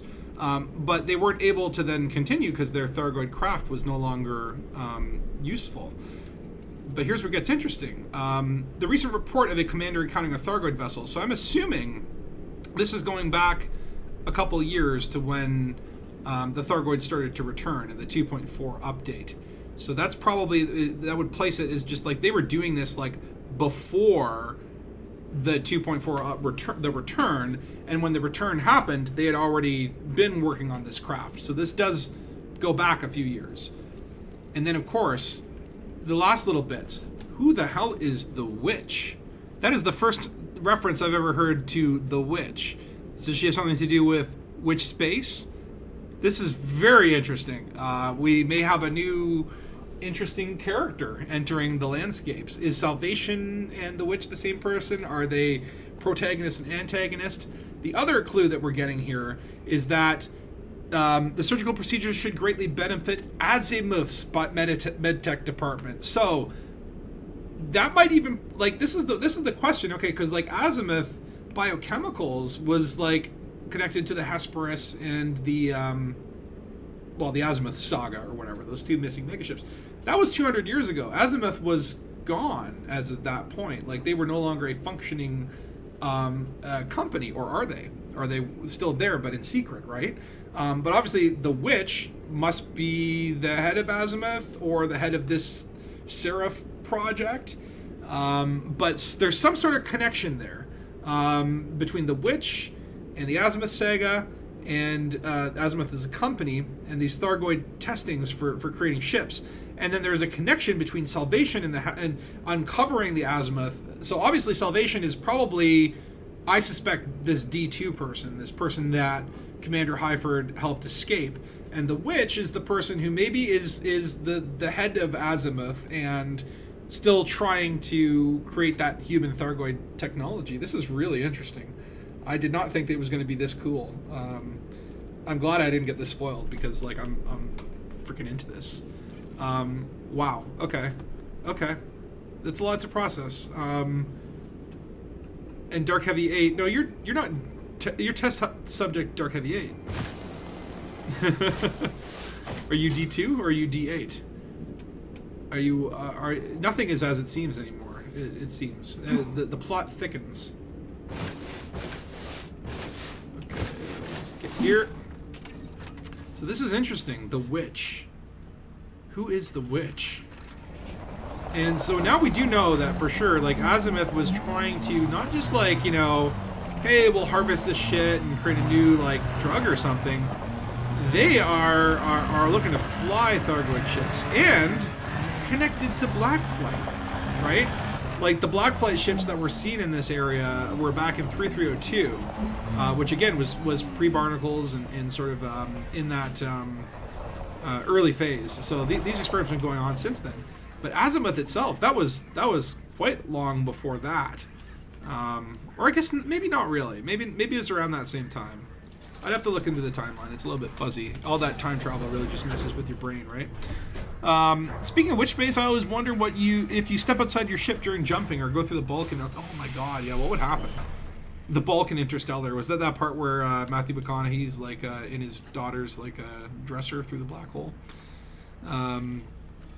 Hold on, I did want to go back and actually scan that other planet we were at, which I think was J. Yeah, the one with the beacon. Well, that was interesting. I'm very, very curious on this. Very, very, very curious. Landing gear retracted. Also, discussions about connections between Thomas Dorn and Etienne Dorn. Well, one has an E, the other one doesn't have an E. Frameshift drive It's charging. a superficial connection, but Etienne Dorn also has been. What does he do? He collects escape pods.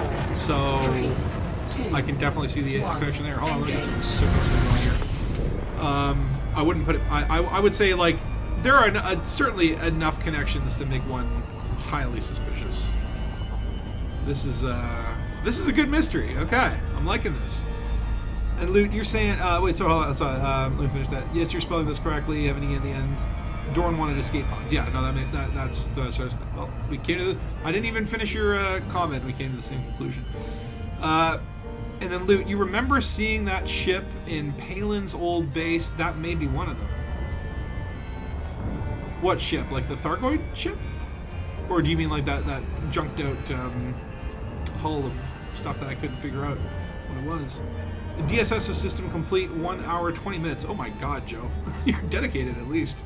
At least you got gusto, man. You got persistence. No, it's the wormhole. Well, the wormhole in the black hole that goes into the weird place where you're in the bookshelf. I need to rewatch Interstellar. I did really enjoy that film quite a lot. But I've only seen it once, and I feel like I could use a primer. Okay. I do want to just go back, and I want to rescan this planet, because we did see that there were signal sources associated with it. Other and human. Versus this one is human too. But then again, my question is like, what is the second? I didn't see a second human signal there. What is going on? And the one that Commander Tater Tot killed, he was the only one. Oh, are you talking about that weird like Thargoid scout? Or something that, or like that was like a Thargoid that would like pop in and then immediately run out. I remember something about that. So maybe that was one of these experimental ships where a human was piloting a Thargoid ship. Now here's the other thing. That what they are implying by saying, okay, hey, we're putting humans inside the ships, connecting them. That means that inside a Thargoid ship there is a cockpit and things that can connect with. Which means there must be a little Thargoid inside them. Like, we still don't know, or at least I don't know because I don't read, whether the Thargoids are the ships themselves or whether it's like a Thargoid inside of the space flower. But I think this kind of implies that there is a, if you were to crack open a space flower, it's not just a Thargoid heart, but there is a Thargoid pilot in there. Unless they are just literally like, it would be like hooking yourself up with a USB cable to like a blue whale in their blowhole or something, and, working it out that way. Maybe look, nothing is confirmed. Trust no one. Don't let those people feed you lies. All we know is that Thargoids are out there, man, and I want to fly a Thargoid ship. Like, fuck yeah. Give me that. As soon as I need to get money first, because damn it, I probably would not be able to afford one. The wormhole is the earlier part where Anne Hathaway shakes hands with future Matthew. What? Okay, I don't even remember that anymore. That's how long it's been. I don't remember that part. Anne Hathaway handshake with future Matthew. I remember the black hole planet with the tidal waves, and I loved that bit. I remember the space docking, and I remember like it's like, oh, like Matt Damon. Why can't you just not be lost in space all the time? I want to write a movie where Matt Damon is like, it's like Saving Private Ryan, but in space. Surface scanned by 50%. Alright. Surface So, scan distress beacon. Does not look like there's anything there. A lot of distress beacons, though. Get a little bit closer. Again, it won't show up in the left-hand nav panel, but no, I guess there's nothing here. So, maybe the human source is talking about carriers. I don't know. Well, anyway, point being is we gotta head to the next system now. So, I did bookmark them. Do I remember what it was? I think it was COL9. Look at that beautiful pattern, though. It looks like the universe itself, this jump pattern. To me, I love seeing patterns in nature. So anyway, we were going to COL 69 sector, the JII C104. That's the one we gotta head to next, and get the next leg of the journey. And it's gonna try to plot route here, and it's gonna crop out because it's around the COL 70 sector, and that just makes the gal map lose its mind because there's so many twists and turns. But successful route plotting. Cool. How many jumps is that? 9 jumps. I can do that. Alright, does anyone know, before I leave this system, is there anything also interesting here? The Orthrus. Is that what the thing was called? Is that confirmed? Or was that like the name of the location? The Orthrus? It was like an interceptor. Yeah, it was like a Thargoid interceptor, but like that could be piloted by a human from the Black Flight group. For sure. And then Joe, you DS the system with 78 bodies! Wow. 3.5 hours to DSS it. Yeah, that would take about that long. 4, Yep. 3, 2. Yeah, Zakao, I need to rewatch Interstellar. You know what I rewatched last night? I watched Knives Out again, and I really like that movie. I really like it a lot. It's with Daniel Craig as the Southern gentleman detective. Jamie Lee Curtis is in it. Chris Evans is in it. Fantastic cast overall. Really fun little mystery movie. I wanted to rewatch it because I'm currently writing a screenplay that's a mystery, and I'm like, oh, let me watch some good old detective movies. It's a lot of fun. Knives Out, if you haven't seen it. Directed by Rian Johnson. Rihanna Johnson. The guy who did one of the Star Wars movies. The one that was very controversial, which I liked. It had problems, but I liked it. 4, 3. It's like, you can't look at a movie anymore and like... Engage. So many movies like the studio interferes and we gotta have some light, skippy, stupid shit, right? It's like any movie in a big franchise like Star Wars, or they're making another Indiana Jones, and it's like a movie gets that big, there's just like too many people that come in and say, oh no, it's gotta have this, it's gotta have this, gotta have this. And, just let the damn directors do their jobs, people.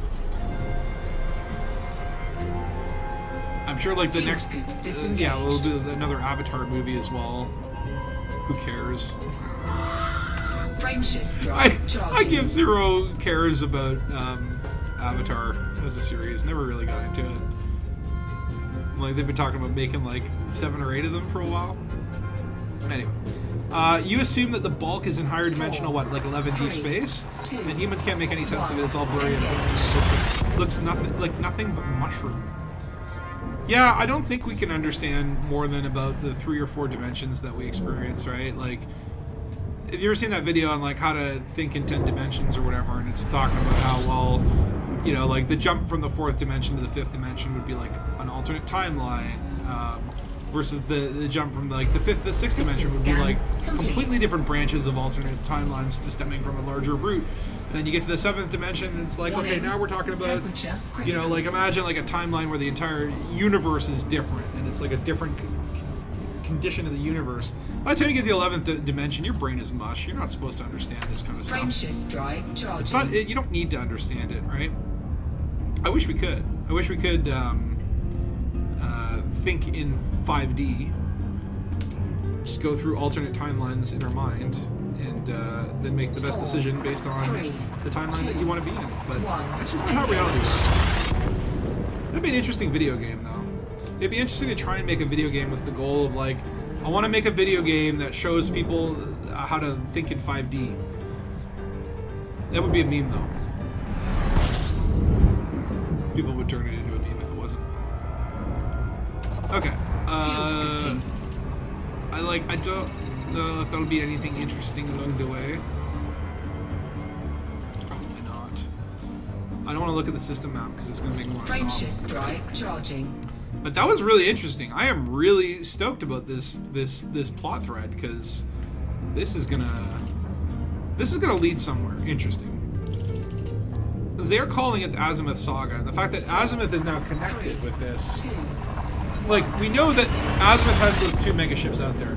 We know that there's also a 3rd megaship. This is not Azimuth, but Aegis. An Aegis megaship that's gone missing. That's still, you know, presumably out there waiting to be discovered. I was initially thinking that this chain might lead to something like that. Fuel scooping.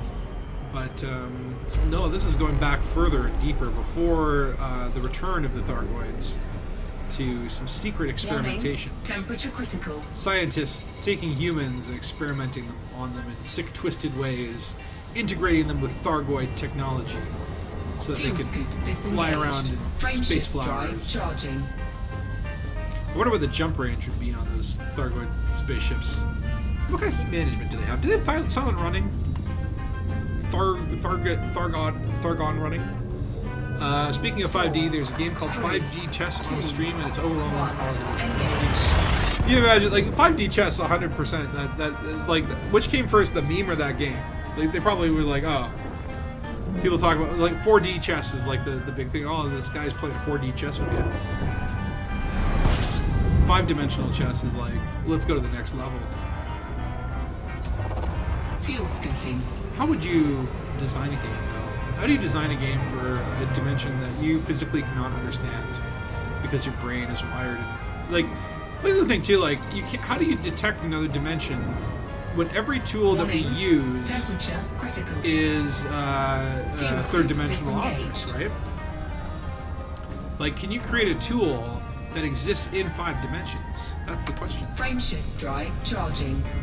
Can you make something like, you know, you'd have to look at like the effect, like to see like higher dimensional things, you have to look at like the shadow that they cast on gravity or something, right? Or something that bleeds through all the dimensions. 4, 3, They gotta find those bosons, man. 1. They're stashing particles together under the ground, just looking for that good old boson. Once they find that boson, well, they're gonna put. I'm trying to come up with a play on words for boson, but it's incredibly hard because I'm just too tired to make puns. Put your boson. It looks like, yeah, a string of infinitely uninteresting systems. Ooh, hold on, we got like these weird staticky planets. I do like how these look. And again, most of this is unmapped. It just makes me want to reach out and map something. Frameshift drive but no. charging. I think, well, 2 more jumps. We'll get to this next thing. I'll unlock the thing. Then we'll do a bio break so that I can pee and you can pee. We can pee together. Just don't think of me when you're peeing. That would be weird. And then I think there's two more locations. You can send your queens in multiple timelines to checkmate multiple kings of your opponent. Holy! So it's like playing like 3 chessboards at once, kind of thing, like, or 5 at once. That's cool. I kind of want to try that out. I have not played chess in a really long time, but I'm assuming 5D chess I have never played, so probably don't have to worry about my previous experience because it'll be completely new. Fuel scoop disengaged. I feel like there's something missing here.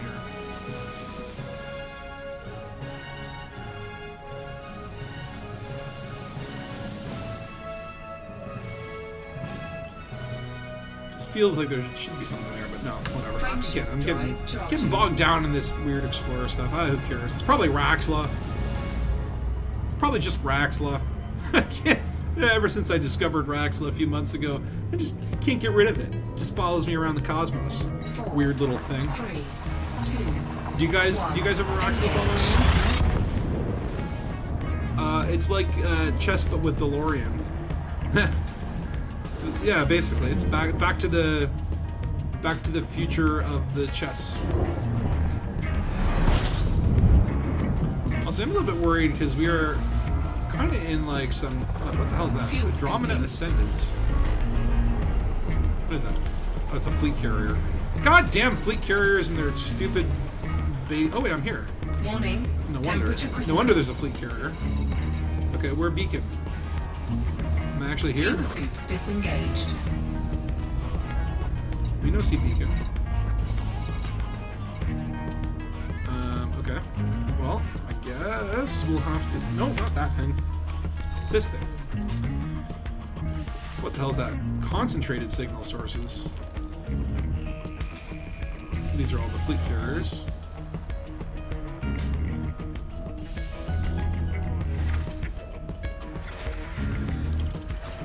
We'll just go scan, scan. And we're looking for anything that has a signal source, like a human, guardian, other... Any old signal source will do. Oh, please don't let it be at the B star. Please don't let it be so far away that I have to, like, spend time in Super Cruise. I do not have a Super Cruise computer because, well, just don't have the space for it. Ooh, okay. So we've got... Okay, so I'm going to target that. 3 biologicals in 1 other location. We did see another location where the previous beacon was, so that is a good sign. That could be the beacon that we are looking for. So we'll be thorough. System scan Okay, I complete. think that's everything in the system. Okay, so we are headed then to that boy, A9.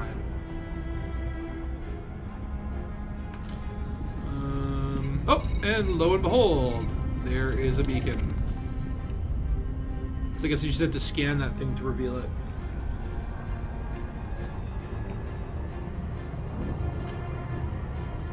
Again, it would be wonderful if there were a breadcrumb that didn't involve going to Colonia to get the first location.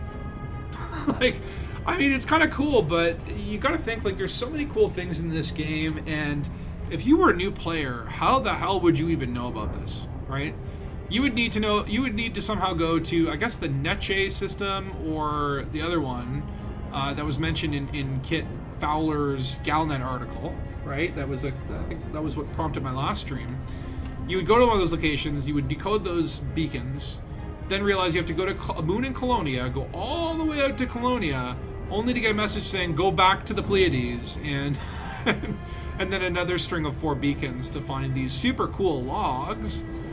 But, you know, by the time that they turn these things on, you know, it's like, I was like, oh man, hearing all about this Hyford stuff, I can't wait to do it. Oh wait, they're already solved. They put all the logs on Reddit. Like, I chose not to listen to them, but you know, it's kind of one of those things where the sense of revelation is gone because you can't get that revelation. So at least just make it easy to for people to go through the hoops and make it a neat experience, right? Like, at this point, yeah, I could have just looked up the information on the forum. I like to do it for myself. I like to, you know, be a strong, independent man. Whatever. It's 22. And especially need a bio break? Yes, I do. Well, right after this beacon, we will bio break at the beacon. It'll be a beacon bio break. A beacon break. Should go faster. Must go faster. I don't know why I wasn't flooring it.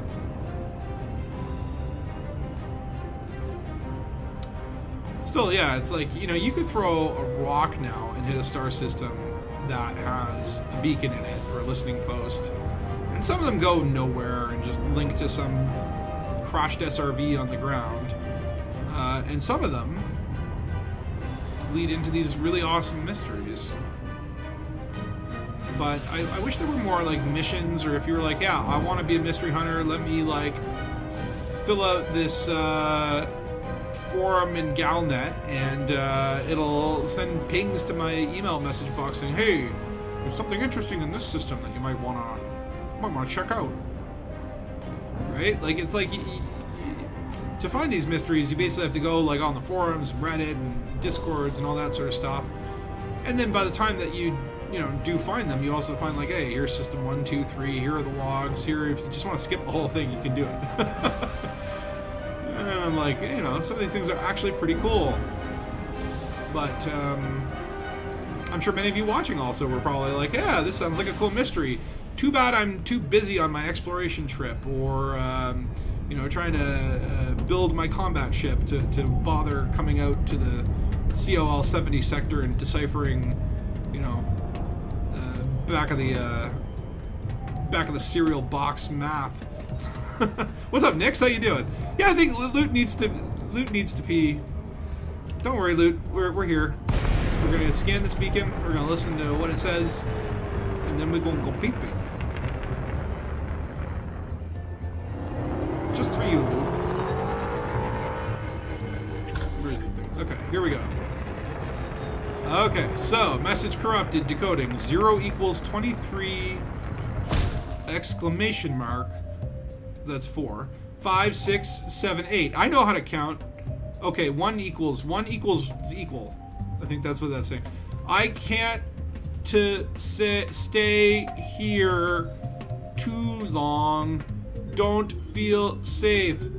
Live like something's about to appear in the sky any second. I've plotted a route to Rego D something B blah blah blah blah. No reason for me to be here. Meet me. Please don't be long. Please don't be long. So cool. We already know where the next data system is. I'm not going to bother doing the simple substitution. It is in the Rego E sector, which is all the way up here. We'll plot the route. Let's just see how many jumps it's going to be, and if we can do it in one route, because COL 70. No! Damn you, COL 70. It's everywhere around us. Okay, well, tell you what. We'll go PP for loot, and then we'll try to plan a route. That rhymed. I feel like that was very poetic. Okay, let me just get a nice little view there. That's lovely. I think that's lovely. That's a lovely view. And we're gonna throw up our little bio break. Where is it here? Bio break. There we go. All right. We will be back with more Elite Dangus after these short messages from our sponsors.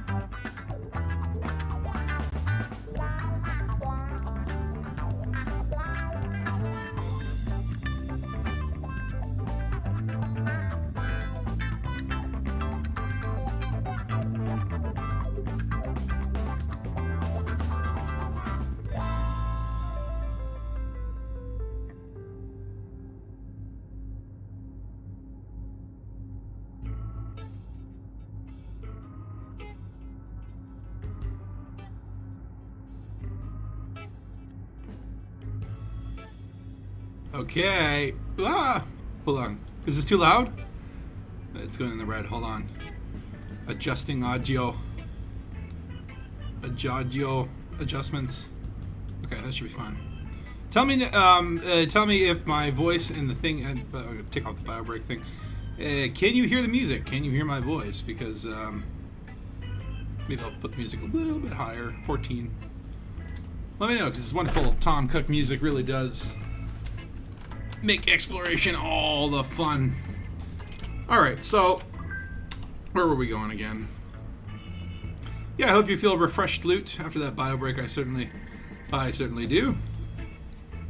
So I guess we could try to get up here and then kind of come in that way, but no, because COL is around me. Oh, hold on.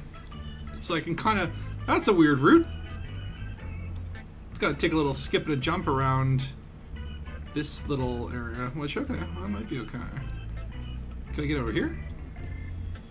Yes. What about here? Yes, yes, yes? No. Apparently not. What's up? How about here? No. Okay, well, I will take what I can, and then we're not too far from Rego if we get there. Hopefully we will be able to avoid the stupid COL sector. 18 jumps, oh my god! Okay, let's get moving. This is like, yeah, this is gonna be like a 4-hour stream. Damn it! And yes, Tom's music is amazing in the background. I can't talk about it too much, but he's working on a new album, and I've heard some of it. I'll just say that, and I cannot wait for that to drop. He's an amazing musician. Yeah, just because Colonia Beacon didn't require you to go to Beagle Point for returning the Pleiades, right? Right? I mean, look, I think it's cool to scatter a mystery across the galaxy, but to lead people to Colonia, and then the clue in Colonia is like one thing that leads back to the bubble. I mean, come on. Like, if there were like, okay, if the rest of this mystery concluded in Colonia, I might have planned a trip there. I might have gone to Colonia and done a whole thing, but you really just don't need to go there. In fact, I don't even need to go to these beacons in order. I could just go to the very last beacon from the minimal stuff that I did read. But I don't want to do that. I want to go through the whole thing myself and scan all the little trinkets and boobobs along the way. Not that these like listening beacons are super engaging, but there might be a little bit of. So we can see here, like these, I believe, are also left by Commander Hyford himself. Like we're following Commander Hyford's trail, I assume, from when he picked up D2, this experimental Thargoid human hybrid test subject who escaped from the Black Flag Azimuth, the Witch facility, maybe the next place that we go, we'll learn more about. That threat. I actually really don't know what's coming, and I'm very excited to know. I do know that this will end us up in a certain permit lock sector that in our last stream I very much wanted to visit, but did not have the permit for it. But another interesting thing about this is that when we get to this final beacon, once you scan the beacon, it will give you the permit. And that means there is a mechanic in the game where if you scan a beacon, a specific beacon in a specific area, you will gain a permit. So maybe there's a beacon out there that will give the Polaris permit, or the COL 70 sector, or the LFT thing where everyone thinks the Dark Wheel is. What is it, 526 or something? LFT 526? And that alone is a really interesting thing to think about, right? Because listening posts, as you can see, like, they don't necessarily show up on your radar until you either scan that planet in the DSS or if you're out there, kind of looking for it, right? So, hold on, let me just turn the audio down a little bit on this, because Nova, you're too in my face. Can you just shush? Can you shush? How did that stop my frame shift drive from charging? That's better. Nova, know your place. Know your volume. Damn ship computer. Anyway. After you DSS this next gas giant, you have about 300k light seconds to the next star. Oh my god, Joe! I like how thorough you are, though. 300k to the next star, I'd be like, well, I'll leave that star for the next explorer. the one who really wants it. I'm also getting really paranoid about high predictions. Because I have Guardian weapons on this ship, I'm not sure. I've read... like, everything that I've read, I was Googling it to see, like, would a Guardian frameshift drive booster turn Thargoids hostile? Everything that I read said no, unless you have, like, Guardian urns and, like, artifacts and stuff like that, Guardian items, the Thargoids won't react to you, even if you have Guardian weapons. Oh, I really want to stop and explore this. Ram Jam Rodigan. This looks like a cool system, but no, whatever. We got 18 jumps to make, or 14 now. Yeah, actually, this is going pretty quickly. You know, in all fairness, I could have just taken my Diamondback out here. My Diamondback is like a 50-plus light range jump. This crate is lovely as it is. It's only about, what, 30? I was looking at that, damn it. It's like 30-something in terms of jump range. Of course, I do have, oh, yeah, of course, it won't let me know. Why does it say 119 out of 120? I don't have that much cargo. Or I don't have that little. I have a meta-alloy, occupied escape pods, narcotics, and limpets. Everything you need for a good party, basically. A space party. Okay. Let's take a quick peek. Oh, wow, this is interesting system. Lots of stars, lots of bodies. Some interesting looking ones there too. Moving on.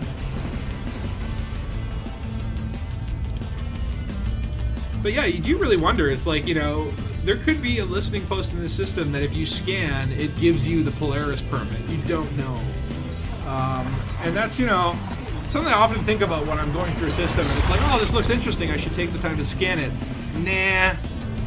And can you imagine if you found out later that you know, Raxla was in a system that you had visited 8 times on a back and forth route, you know? And if you'd only just stopped to take a look at that stupid, boring looking system, done a proper set of scans, you would have found a beacon that led to a permit, that led to a breadcrumb trail, that led to Raxla. Actually, hold on. Screw it, I'll fuse scoop on the way. We're doing okay. We're doing okay. See, little boring system like this, but you never know. Oh, Remix has been here and got. Well, I could get first football there, but no, that's not what we're here for. That's not what we're here to do. There's gonna be plenty when we get to the final system, and I do want to keep the stream at a reasonable time so I can eat my num nums before the light goes down. You know.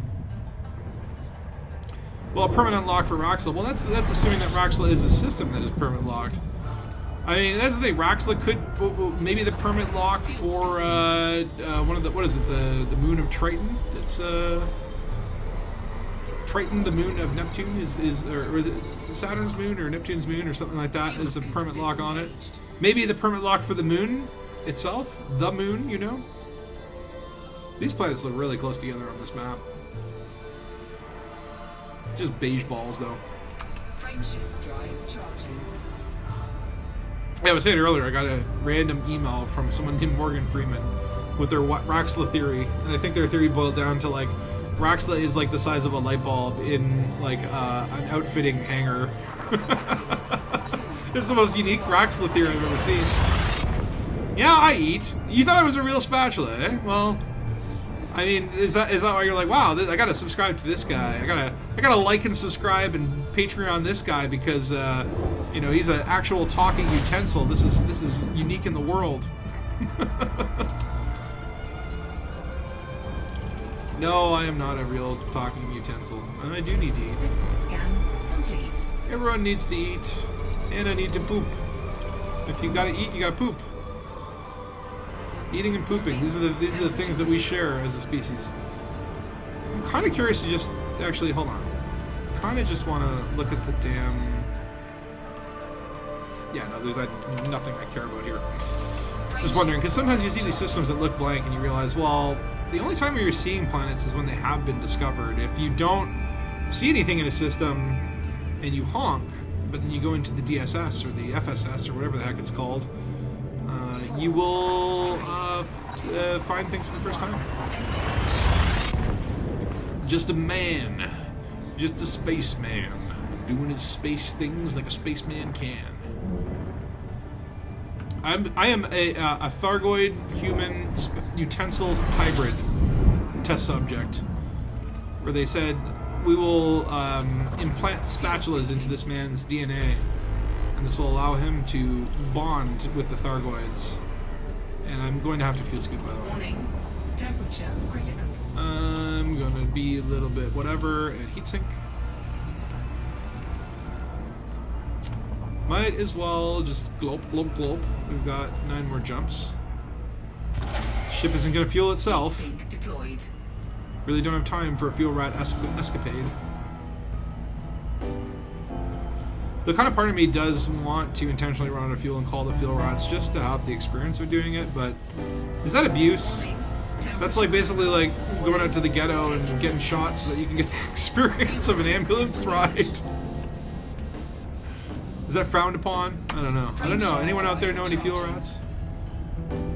I feel like they're probably a very chill little group.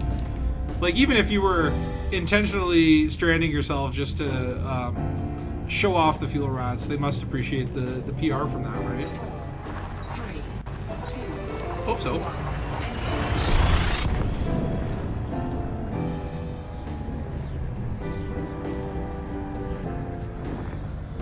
I do love me this crate cockpit. Love having the 2 prongs of the ship up there. Even though the crate looks upside down, it is pretty cool to look up and see those. And even cooler when you undo your weapons. When those hard points come down and you can see your little guns right there. It's like, that's why I love the Sidewinder, because you got a little dash with your guns that come right out in front of you. And it's like one of the few ones where you really get to appreciate the weapon animations, right? Like, there are some things in this game, like weapon animations in particular, where it's like, you don't see your hard points half the time, so I guess other people can appreciate it from a distance, but who's that close to your ship to really, truly appreciate it, right? It just seems odd to me that there's like things that look like they put a lot of care and love into, but like will be seen by less than 1% of all commanders.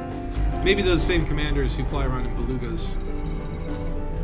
And you can see here we're in a pretty dicey sector. There's a lot of permit-locked rocks. I just want to... Okay, no, yeah, nothing interesting here. Frameshift drive charging. That's fine. But yeah, it's not even like 7 jumps to my destination. It's like 7 jumps to like the place where I can potentially replot.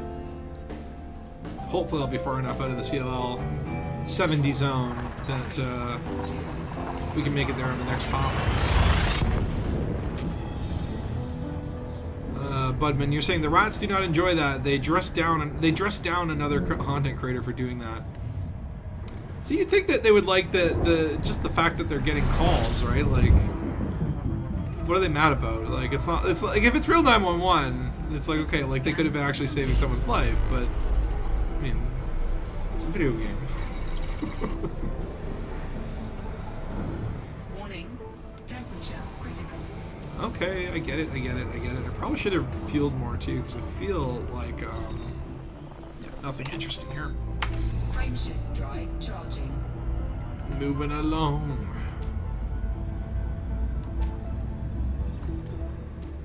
Do I have a... Okay, so the next one is a fuel star. It's going to be cutting it a little bit close, but that's fine. 4, 3, 2, 1. We'd probably, let's say, 2 more jumps, and then we'll try to replot the route from the next system, see if we can do that from there. It's certainly possible.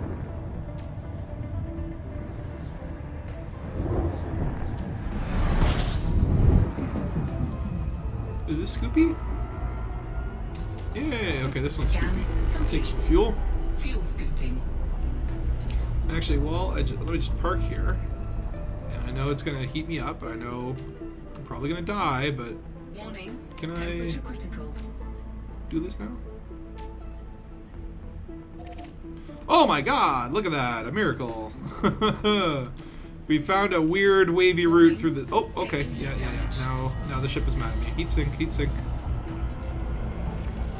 Might as well, since we have that heat sink going, fill up the tanks. Heat sink deployed. I think that should be pretty good.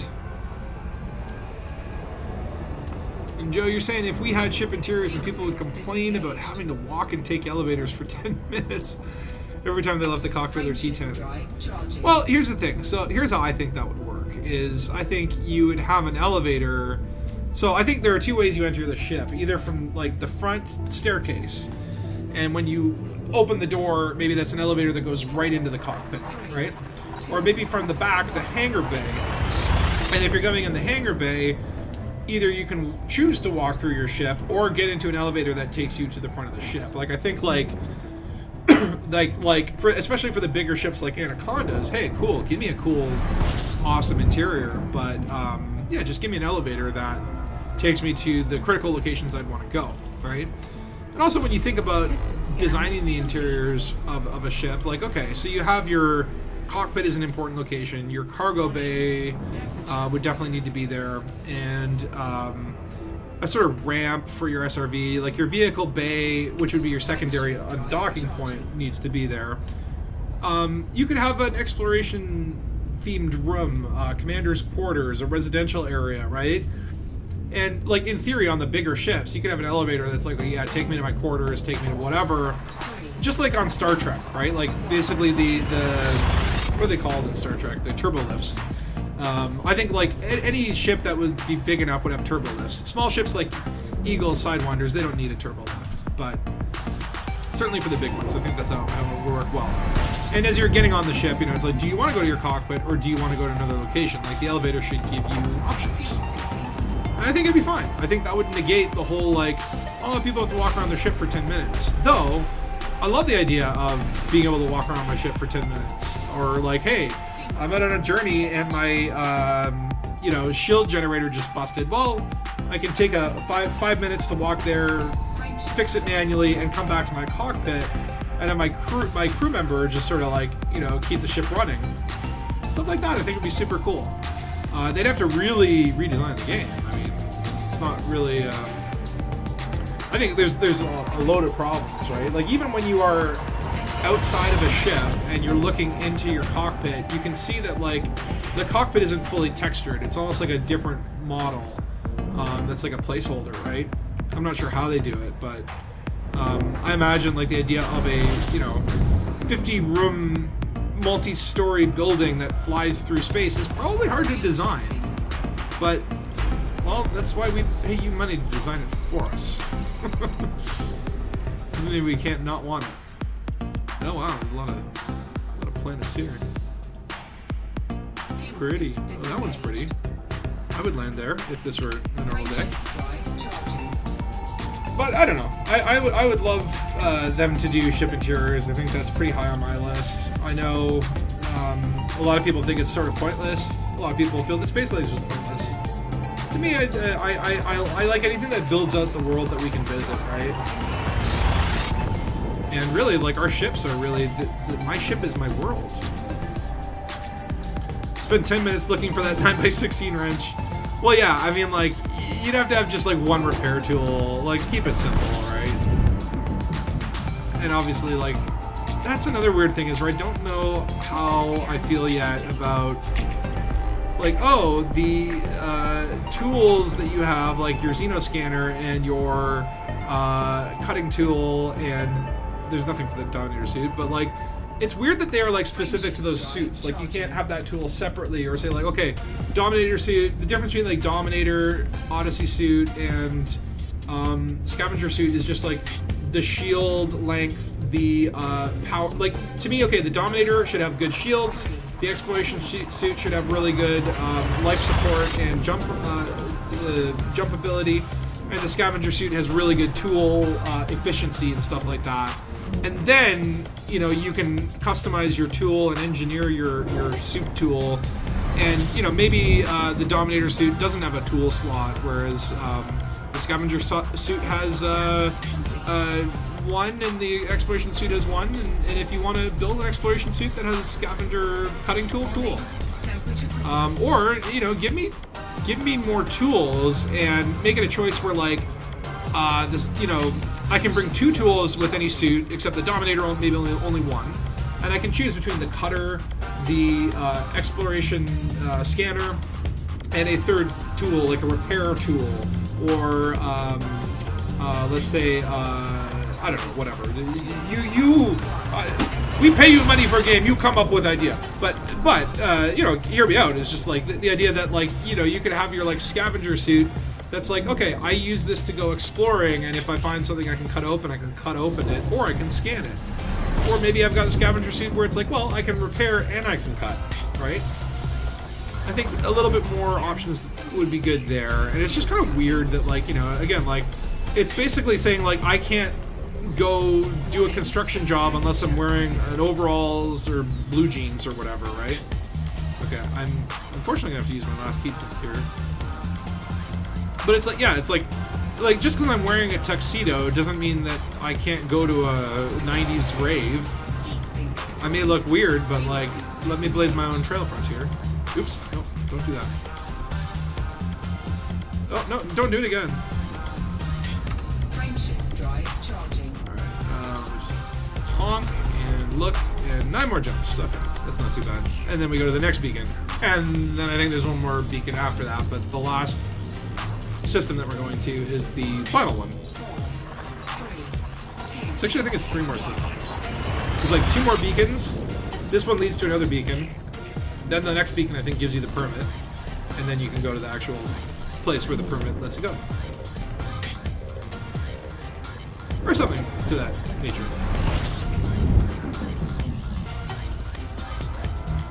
Jumpity jump jump.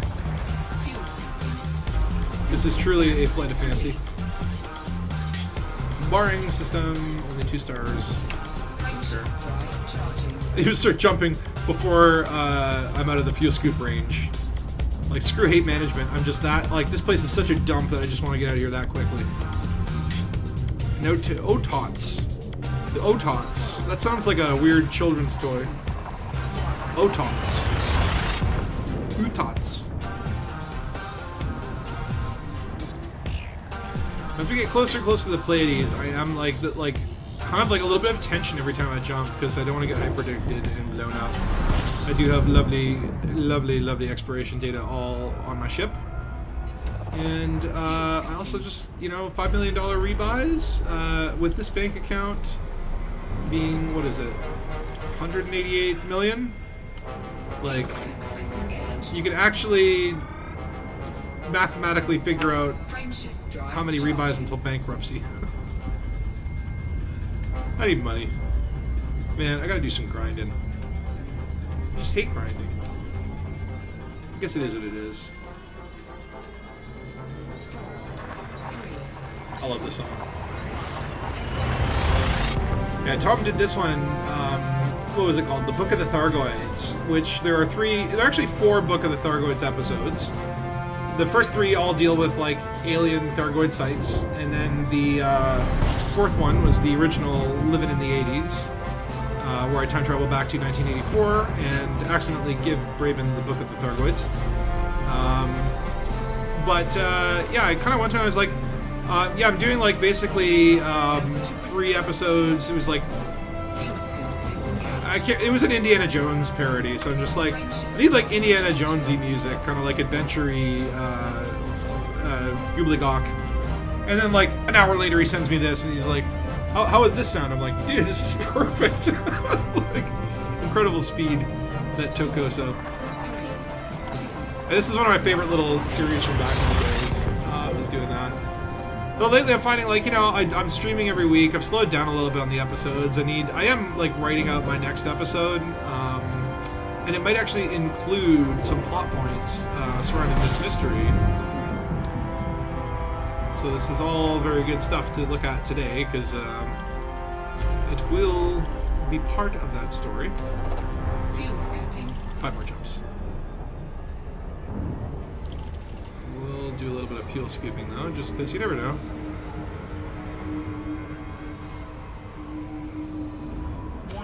Need to solve that stuff you're hauling around and turn in your exploration data. That should get you a rebuy. Well, I don't know if I want to... Well, what do I got? I've only got, like, a couple escape pods, some meta alloys. I guess, like, that's pretty decent, but that's no 5 million. Narcotics, I mean, I'm not selling those. I'm keeping them. They're mine. Limpets, not really going to make a dent in the back. Though, the exploration data, I've probably got some good exploration data going. Still, that would require time and humanity to sell to, so... We're kind of a little bit furrowed. Although, I think the last system we're going to be seeing... we're almost there, Lude. We got 4 more jumps. And I think 1 more beacon. And then when we get to the final place, I have brought like research limpets and recon limpets, which are the data hacky ones. So we'll probably die and lose all our data at some point. You know, such is life. If it happens, it happens.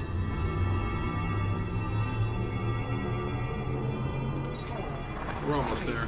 2, 1,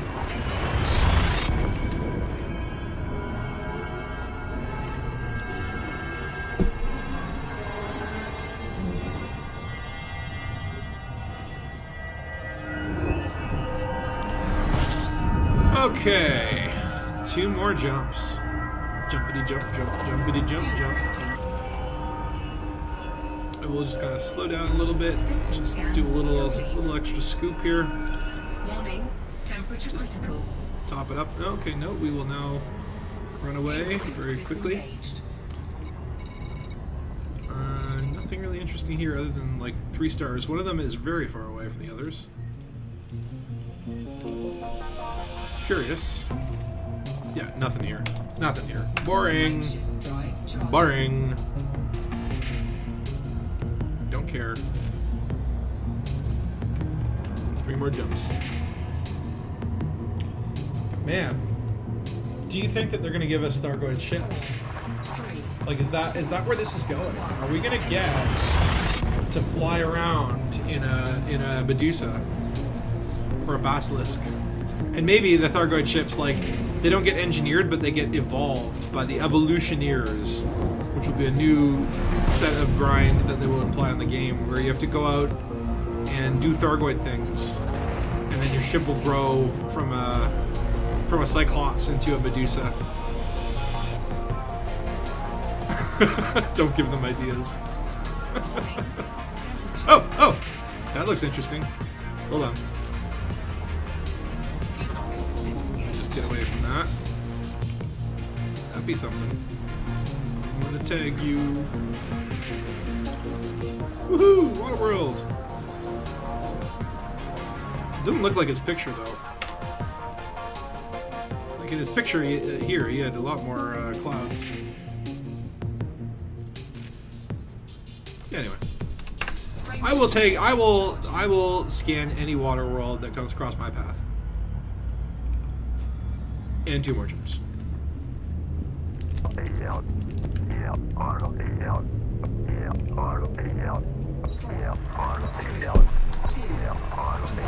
But yeah, interesting to know. We got the witch though. Who is the witch? We've never. Has anyone heard any reference to the witch before? So I think that's net new. And I love when they add new characters, especially characters that could be like, you know, an antagonist, right? Because Elite has a lot of, like, I don't know, morally gray factions. And very much could use some more antagonists, right? Whether they are, you know, evil pirate lords or soulless corporate scientists experimenting on poor captured souls. You know, like give me more bad guys in this game that we can either work for or work against, right? And then kill them off. Let us kill them off in a giant war, and then bring in the next antagonist. Like, these guys running the story here, they have some really cool ideas, but they just don't execute them well. That's my kind of general issue with these games. Like, they executed some mystery threads really well, but they don't lead anything. They don't lead anywhere. They don't turn into an event that you have to participate in. Okay, we're here. Alright, what do we got? What do we got? We got to probably scan everything in the damn system. Yeah, let's get away from the sun. It's actually usually good if you are DSS scanning to try and angle away from the sun. That way, things don't get stuck behind it. Pulsey pulse. Okay. Well, what do you got here? You got gas giants.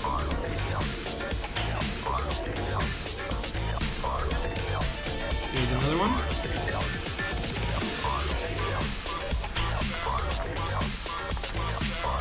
And of course, they're gonna have moons. Oh wait, I should be paying attention to the damn. Did that have any signals? No. No signals. Oh, there's something over here. Nada. I feel like there's still something there, though. Okay, maybe not.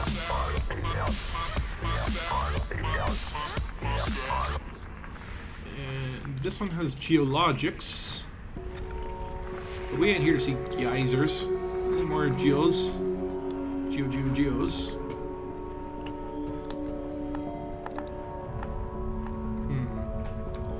There and back again. That's a Hobbit reference. I know not Lord of the Rings. Are there any signals here? Like, I see still signals that need to be scanned. Where'd they be at?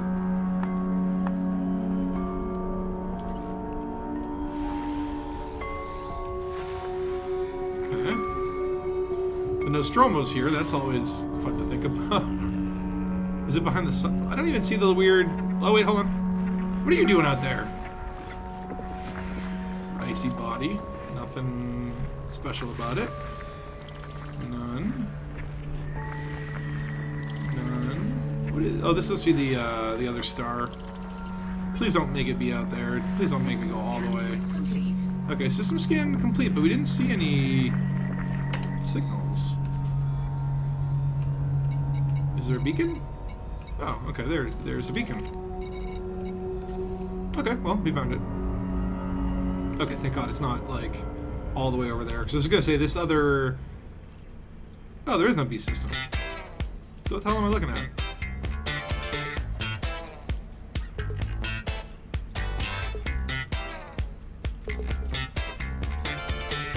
And you can see these little populous systems have been first footfalled by all these wonderful explorers, such as Crunch Butt Steak. Yes, Crunch Butt Steak, the famous explorer. Okay, it's one of the best names I've ever seen. Crunch Butt Snake. Did I say Butt Snake? Whatever. Crunch Butt Steak. I'm captivated by that. I'm just like, it's not like, it's like, this is the name that you've chosen for yourself permanently. I know I'm called Spatula, whatever, but Crunch Butt Steak.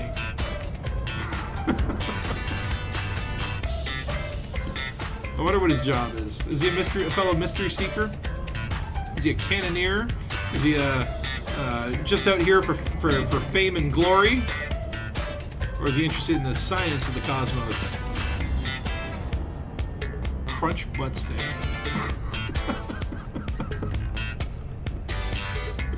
Oh, man. Oh, I'm such a child. Alright, let's see if there's anything interesting. Radar, no. I wish there were more notable stellar phenomenons. Those things are really super cool. We did that one exploration stream where I went off and just basically provoked a bunch of them to kill me. That was a lot of fun. Dick Buttkiss. No, that's not a real name. No, Dick Buttkiss. No, I can't believe that.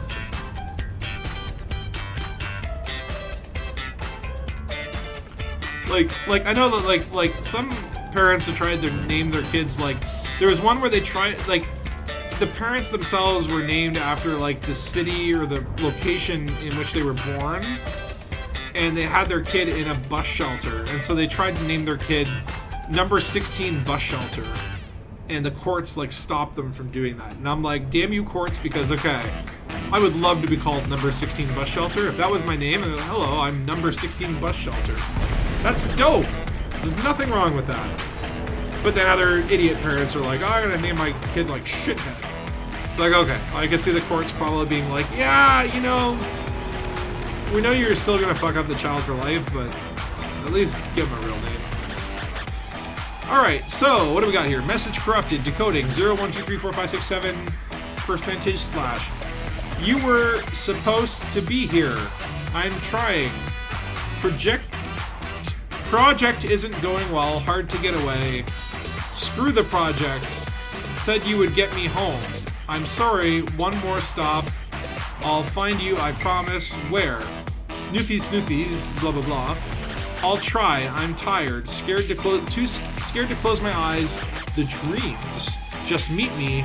I'll be there, I promise. So this is probably, I would assume, a conversation between Commander Hyford and Subject D2. Hey, you were supposed to come pick me up. I'm trying. Project isn't going well. It's hard to get away. Screw the project. You said you would get me home. So, yeah. That's cool.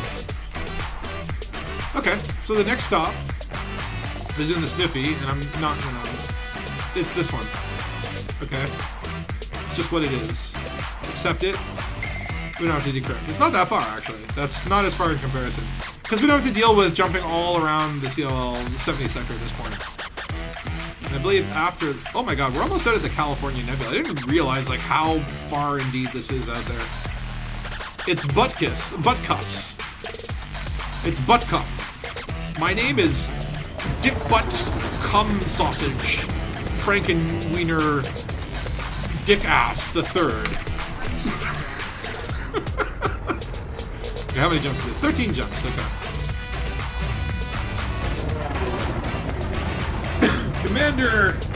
Commander Booty Butt Dick Nose Shit Pooper. Your commander name would just show up as a series of stars, because like elite sensors are a little bit like, I don't know if it's like a British crudeness, right? But like, even if you call your ship hello, the word hell is part of hello, and it will censor your shit. Someone was telling me I had a ship called the Dangus Explorer, and because the Dangus Explorer,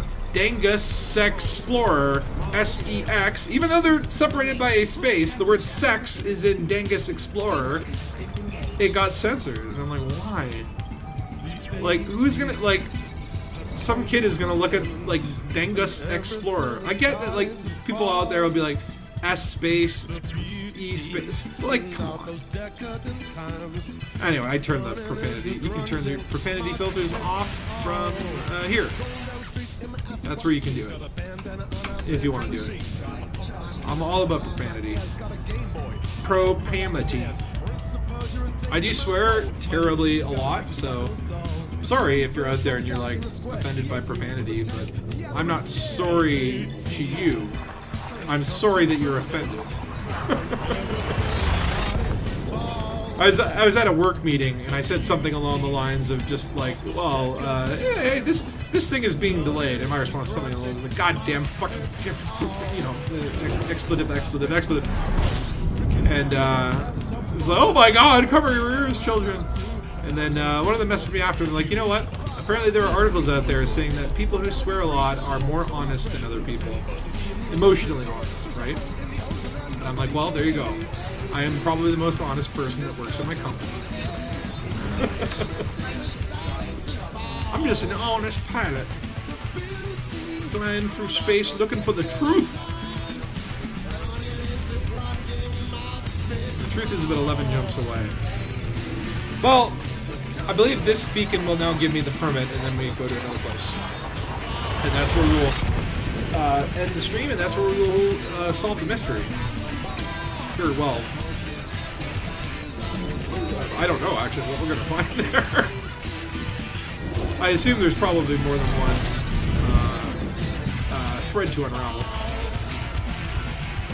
But I'm really interested that this connects to Azimuth, right? So one thing that I've been kind of like a little bit annoyed with lately is just the threads. There's so many different threads. You have that whole thing back with like the plague or the scourge or whatever the heck it was called. You've got the Azimuth saga. You've got what is it? The political separations and the proactive detection bureau and Hyford's Cache and Salvation. And you're kind of thinking like, okay, individually these stories, some of them are cool, some of them aren't, but how do they all connect, right? They need to all connect. There's got to be a way that they connect. That's the only way that I would justify why they are doing some of the more boring stories, that maybe they are leading somewhere, or have some sort of perspective that can add to one of the existing stories, right? I'm not sure at this point if they all do connect. Some of them may just be filler, but it would be cool. Who's this here? Let's just take a closer look. But kind of some cool looking planets here. Again, totally unmapped and unlanded on. If I were interested in an exploration screen, I would want to land on those. Seymour Butkus. Those that want to, yeah, exactly. Well, that's the thing. It's like people will find a way, right? But it's, I don't, you know, I think my whole stance on just like, because you know, I like to consider myself a you know, not a comedian per se, because I don't actively write jokes or whatever. But you know, I like appreciator of the comedic arts. And you know, it's like my whole take is that, you know, if you get offended by something, then just leave the room or go off there. Who cares, right? It's the people that like, oh, I need to like prevent myself from being exposed to offensive things. Like, what do you want to live in a bubble? Like, I get offended by tons of things all the time. I'm offended right now by the number of jumps by the COL 70 sector. And I'll vent about it, but I'm like, I'm not gonna like write a letter to Frontier and be like, you guys need to remove these permanent locked areas because it affects the enjoyment of my gameplay and my enjoyment is paramount. You know, it's like that kind of stuff, right? Like people like shutting people down because they don't like a joke or an idea, and it's just like, yeah, basically, fuck off. It's okay to be offended. You have every, uh-oh. I've just realized something. I need a scoopable star right fucking now. Okay, hold on. Where do map mode, star type? Yes. Take off this KGB foam.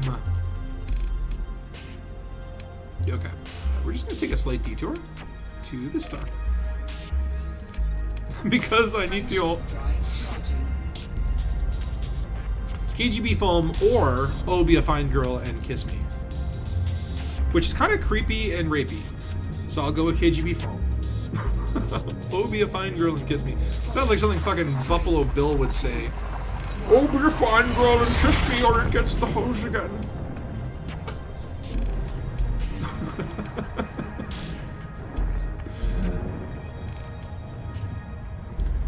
Okay. I'm glad I caught that because I would have run out of fuel in 2 jumps, and I was like, I'm not getting a lot of scoopable stars here. Some patches of space you can find yourself in sort of a dry well. I am out of heat sinks. Warning, temperature critical.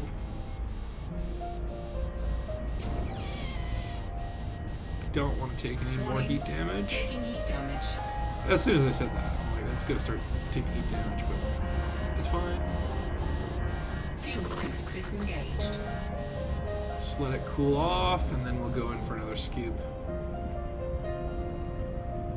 Okay.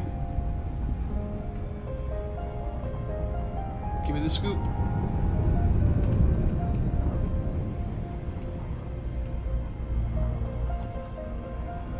I could just manufacture heat sinks, but That would be too convenient. I should have enough after this because it's only. Oh, I lost my route. Or I'm gonna have to replot my route. Warning. It's probably only a few jumps temperature away. critical. Okay, let's see what that's gonna look like. Fuel scoop disengaged.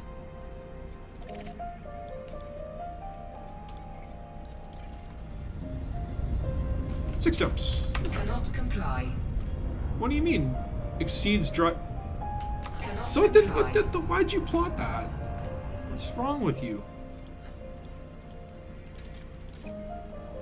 That's fine. We'll just replot it. 7 Frame jumps. shift drive All right. charging. Well, that's fine. Better than 18. Yeah, when I first started the stream too, it's like I was in a random location. I woke up in the Thargoid site that I was in, where I ended the last stream last week, because I haven't played all week. And I go to Merope, and I go to Alcazar's Hope, and I can't request docking, and there's no contacts, and everything's shut off there. And I'm like, oh my god, did they screw it up? I relogged, I was able to land there, wonderful. So I could get myself some recon limpets. I had to ditch my lovely fighter bay, but that actually helped with our jump range. And God knows, it's like, having a fighter bay is all great when you intend to use it, but but half the time I Frame even shift forget I drive have it. charging. Ooh, look at this dark system and some dark planets here. I would totally want to go check some of these out again if it were like an exploration stream. Cool. So those pesky fuel masks through the calculations. Yeah, because I mean, it probably replotted based on my tank amount when I was empty.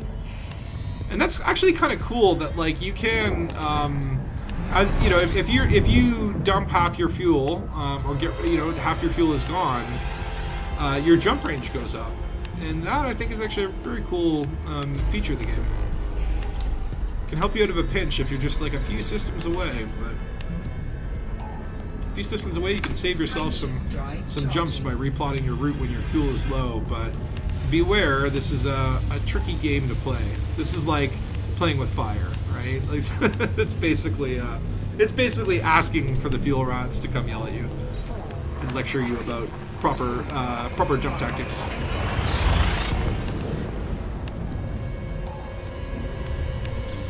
Yeah, we're about 3 hours, 3 hours and 11 minutes into the stream, and we're just approaching the place where you get the permit. So this is, you know, if you want to visit all these locations like we just did, then it certainly is no picnic. That said, if you just want the permit and to see the system that we're going to go to, you can just go to this last beacon. You don't need to go do everything that I do. Frame shift drive charging. These look cool. Joe, you're saying you have a fighter bay with a Guardian fighter in it because they make better screenshots. Oh, 100%. That's what I had too, the Trident or whatever. And I do love the look of that fighter. It's so cool. It just like on the crate you only have so many slots. That's the thing with a medium-sized ship is, you know, as much as I would love that fighter bay there, I chose to put a size 1 recon limpet in the size 6 slot. Couldn't get rid of my SRV bay, couldn't get rid of my collector limpets or my research limpets, my discovery scanner, my cargo bay, and my shields, right? It was like the fighter bay was the only thing that I was like, I'm probably actually not going to use that, right? So it is what it is. Just like computers, they'll do exactly what you tell them to. It's as much a warning as anything else. Yeah, that's true. COVID test. What? Guardian fighters are amazing. You've been thinking of getting the other Guardian SLFs, probably the one with the shard cannons. Yeah, I'd like to just unlock them all. It's just a huge pain in the keister. I would prefer it if it's like, okay, I get, so you gotta go to the beacon, you gotta get, oh, this beacon gave me, a module type. No, I gotta go find another beacon that will give me a ship key, or wait, no, sorry. The beacons just give you the keys, and then you use the keys. Taking heat damage. to find the locations that give you the modules or the whatever blueprints. But then you also have to get like the technology and this and that, and it's like, oh my god. So it's like I unlocked a bunch of them. Oh, I coughed. Yeah, I cough a lot, but it's not COVID. I got vaccinated. I got double vaccinated all day long. They vaccinated me so many times. It wouldn't be so annoying if they had like a material trader for Thargoid and technology bits, and I could trade some of these useless Thargoid materials I have for some much more useful technology components, which is really all I really need is those stupid tech fragments, but they're so tedious to get that that's the only one of the few things that I will like do some cheesy relogging for is that when you go to a Guardian site, you find technology fragments. If you just like log to main menu, log back in, they will respawn. So when they were doing that, it was during the Hesperus thing where it was like you had to bring. God damn it! Stop with the ship and the heat and the thing. Internal damage. Yeah, well, suck it up, ship. 2 jumps. But yeah, when they were doing this, what was like one of the Hesperus things where you had to get Guardian objects and bring them for a community goal. And when I did that, it was I found a technology component spawn source and grinded a whole bunch of them. And I was doing that for like an hour, and all that did for me was unlock the FSD booster and I think one of the weapons. And there's so much to unlock that it's discouraging when you look at the lists. It's like you really got to narrow it down to just like what am I actually going to use? Like it really pisses me off that the weapons like you have to unlock each size. It should just be like unlock the ghost cannon, you get it in size 1, 2, and 3. You shouldn't have to do it 3 times.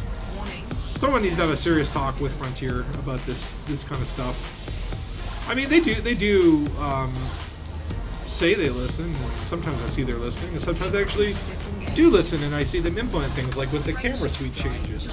But when it comes to, I guess, the gameplay, so many people through the years have complained about the grind, and they don't lighten it up. In fact, they just added to it with Odyssey. So you have to think like they've got to be sadomasochists that are just trying to punish us for wanting to have fun. That's the developer's true goal. That's why that's their design philosophy for the universe. Is let's make it very difficult for them. I love hyperspace. Oh god, I was freaking out there. I thought I was moving a little bit too much. I thought I was going to get hyperdicted. Oh wait, we're here. Wonderful. Okay. So, now we just need to find the beacon. No. I thought I pulsed this damn system. Okay. Well.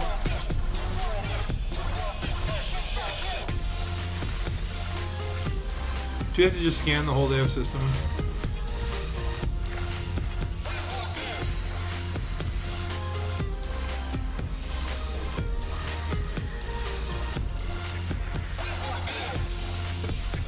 Alright, we'll scan everything.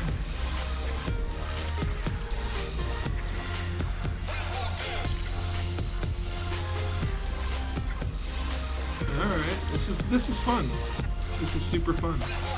That's probably it because carrier.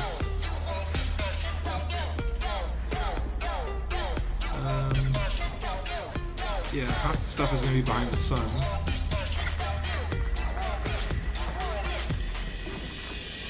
Methane rich. Tell you what, let's see if that one with the. Oop, nope. Let's see if that one where the carrier was will have a beacon next to it now. Oh god damn it. No? Okay, hold on. Let me go on the map. It's gotta be this. I mean, there is a gap there.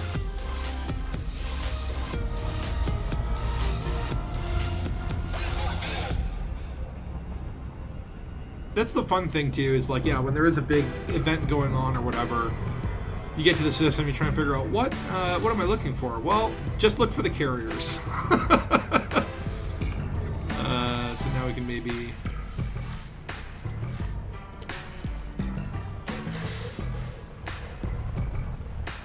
What hell?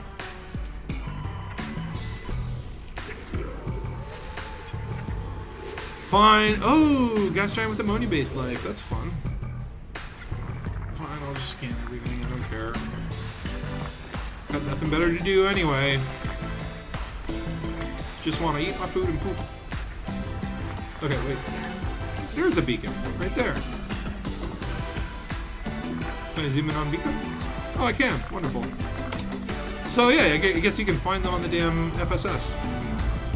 Well, that's fun. That's actually a really good feature though, because then like you're gonna come across them.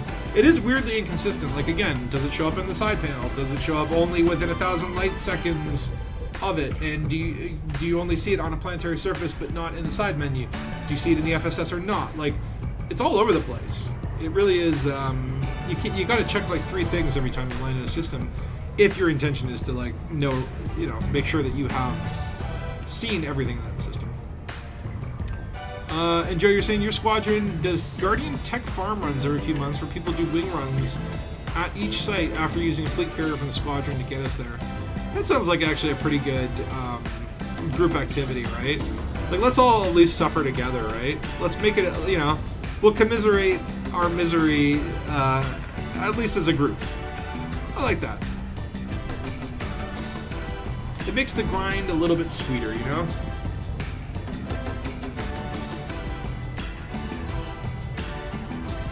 God, my phone keeps yelling at me. Jake, stop it. Alright.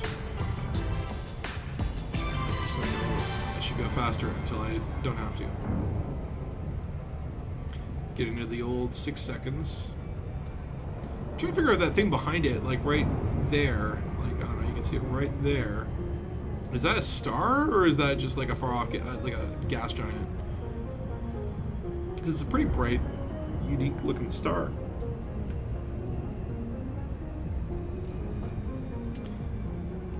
Yeah, my squadron does nothing because it's only me. I do have a squadron. What is it called? I just made it as a dunt. Dunt, dunt, dunt, dunt. And we are allied with the Dark Wheel. And we don't do anything. Because it's just me. Though apparently, I did apply for like a player manufacturing, and then the form turned out to be broken. And like emailed them, and they're like, "Oh yeah, it turns out to be broken."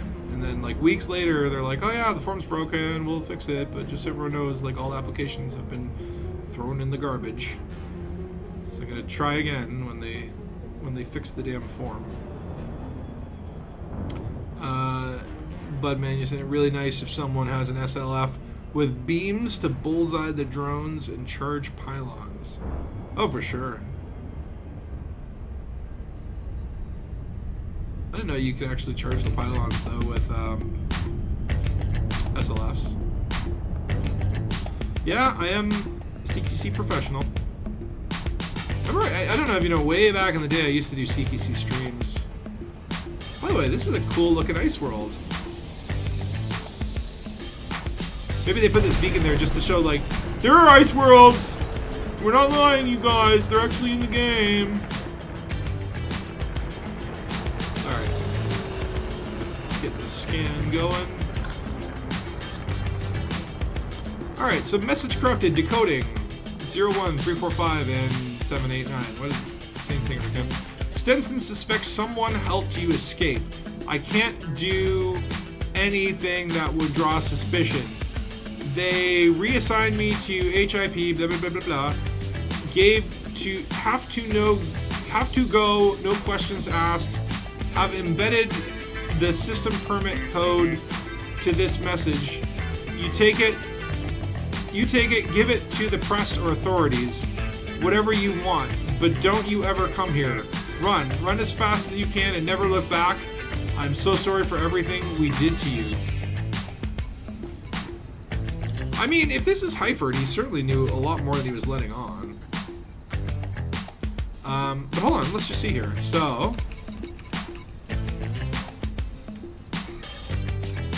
where are the damn permits? Okay, so permits, HIP 224060 system permit. Interesting. So that is where we shall go.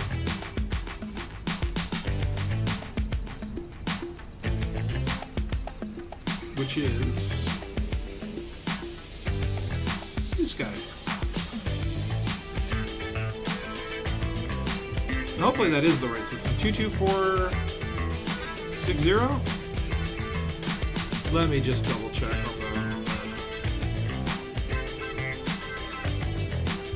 22460. Yeah, that's the one. That's the right one. Oh, hold on. Where'd my comments go? Where'd my peeps go? There you are. Okay, so how many jumps? 11 jumps. Not too bad. I kind of want to go down on that ice planet because that looks really cool. But again, for the sake of time, we will move to the system because I have no idea what we're gonna find there. I'm sure some of you guys probably all went and looked this stuff up. Maybe you know, but no spoilers.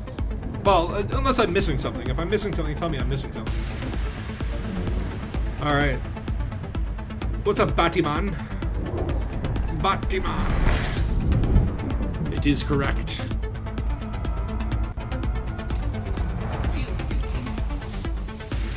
System scan complete. Okay. Warning. Temperature. We're good on fuel. We're good on fuel. Fuel scoop We don't need to worry about that. Frame shift drive. Just keep charging. moving. So this system that we are going, we do know something about it because in the last stream we kind of covered the backstory to Blackflight, and in this system there is the mega ship Overlook, and Overlook was kind of where Blackflight was operating out. This is like their headquarters, their command headquarters. All we know is that it was permit locked, and Overlook was in there. What were they doing in there? What's in that system? Why was it permit locked? Maybe we'll find out. Because now we have the permit for it, which is sweet. I will never turn down another permit. There's still some permits that I need to collect. I find it like, it's like, in my mind it's like, okay, yeah, I'd like to get a lead in everything, but to me actually having all the available permits that you can get would be a greater victory than being triple elite or quintuple elite or whatever the hell, sex triple, I don't know, double triple elite. Okay, you happy now?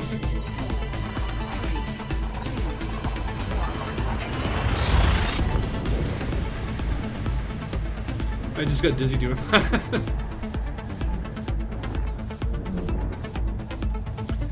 Now, here's the thing. I am an open, and I guarantee you, as with any time that a new story beat comes out, there's probably going to be gankers in this system. We're probably going to get murdered. Murdered in the face. But, such as Dangus. If the universe were safe, it wouldn't be so exciting, would it?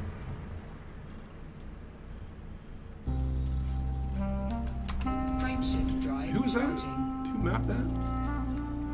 Berend van Jotunheim. An explorator Narcissus.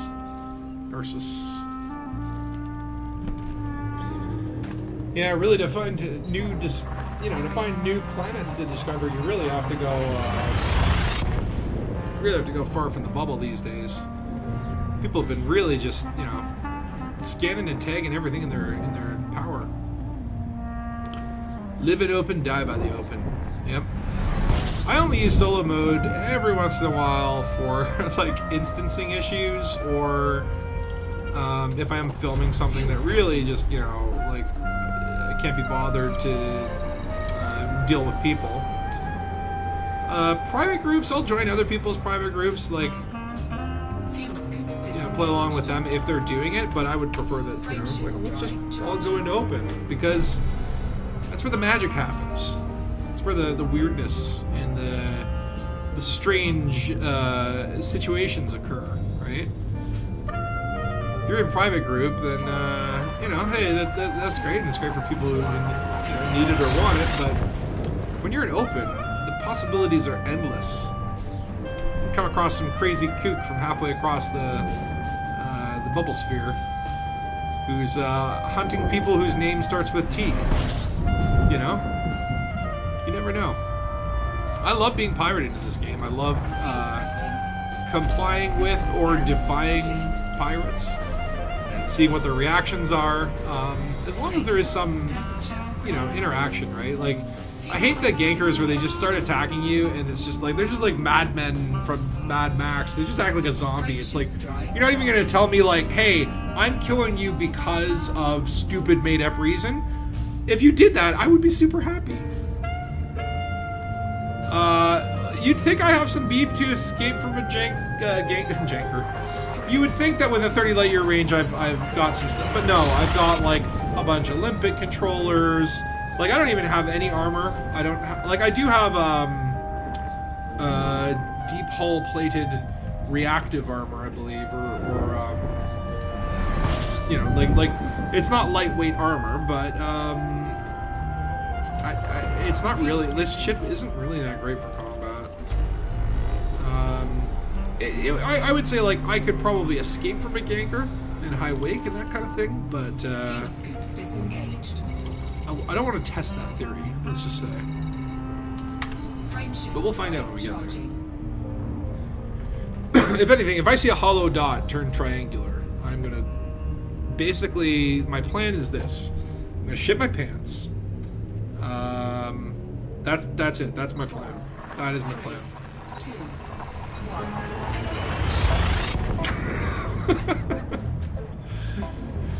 So Earthstar, you preferred private or solo since the internet was young.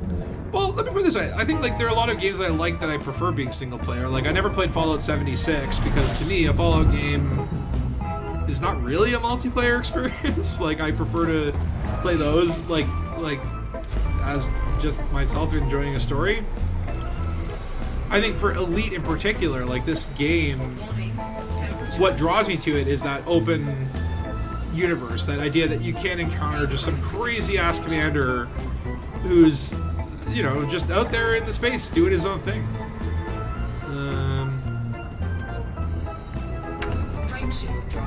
Jumps, 4 jumps.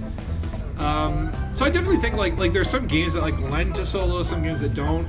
Like this is why I never played like X4 because I'm like, oh, it has no multiplayer. I don't really want to play like a space trading simulator that doesn't have the opportunity for like another human being to attack me, right? I know it sounds weird when I say it like that, but that makes it exciting, right? Like even when I'm not encountering anyone in open, there's that chance, and that little bit of that chance, that seed in my mind is what, you know, like that little spark of hope. That's what can keep you going when the grind's got you down, right? That's what you plan on doing with your fleet carrier, taking people out to areas that haven't been explored for 4 to 5 weeks. See, that's the only reason I really want a fleet carrier at this point is for expeditions like that. I think it is pretty cool. I don't know if you guys know Commander Plater. Some people have heard of him. He's like, he's up and coming. I'm not just kidding. But I love Commander Plater, and I was watching recently. Like I had to. He always does it when I'm at work, so it depends on my meeting schedule. But I was watching a bit. Like he did a recent expedition to what was it, the Statue of Liberty Nebula. And I'm just like, I love those ideas of like, yeah, let's just do a short trip to a nearby nebula, maybe halfway to the Sagittarius and back. I would do more of those if I had a carrier, and if people were like, yeah, we'll go with you, and it was like, okay. I mean, the thing about that is like, you know, you do an expedition like that, you know, you almost gotta plan to play together, or at least play daily, and otherwise, you know, you got people on board, they got places to go, people to see. But I like it. I like that. I think that's the best use of a carrier, to be honest, because there's not much else you can do with them other than store materials or store commodities, which is kind of cool, actually. Batiman, you're saying some of your best friends in the game ganked and pirated you, or at least tried. You only play in open unless you're grinding. Yeah, grinding is one of those. And like I mean,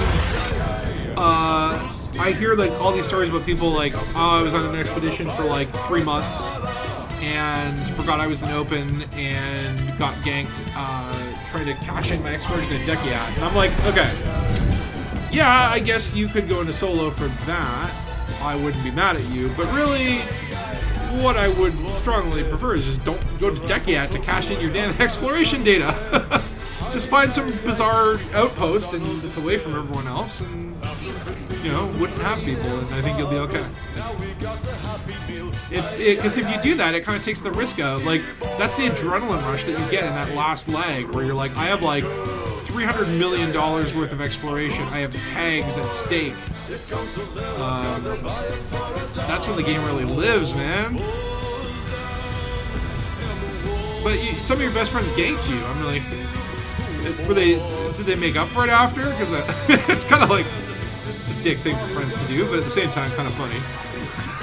So I can see that. All right, here we go. We are entering into a permanent locked system.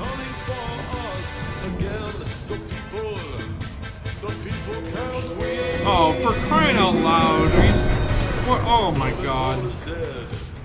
Okay. All right.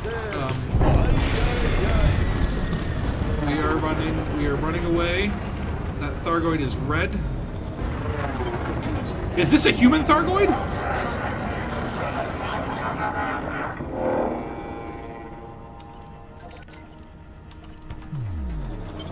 Okay, I think I just avoided his blast. Now I do have research limpets. Do I not have a Xeno scanner? I do.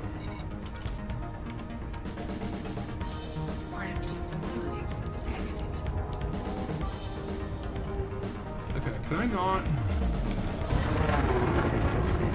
Can I scan you? Where'd you go? Oh, son of a bitch. He already waked out. See? They're just big pussies. Okay, fine. I will scan your wake because... Hold on, wait. Oh, stop chiefing! Oh my god, I'm just like hitting the wrong buttons here. Frame shift wake scanner. Okay, that should be on this one. Okay. Cool, I just gotta get closer. I just wasted a chief.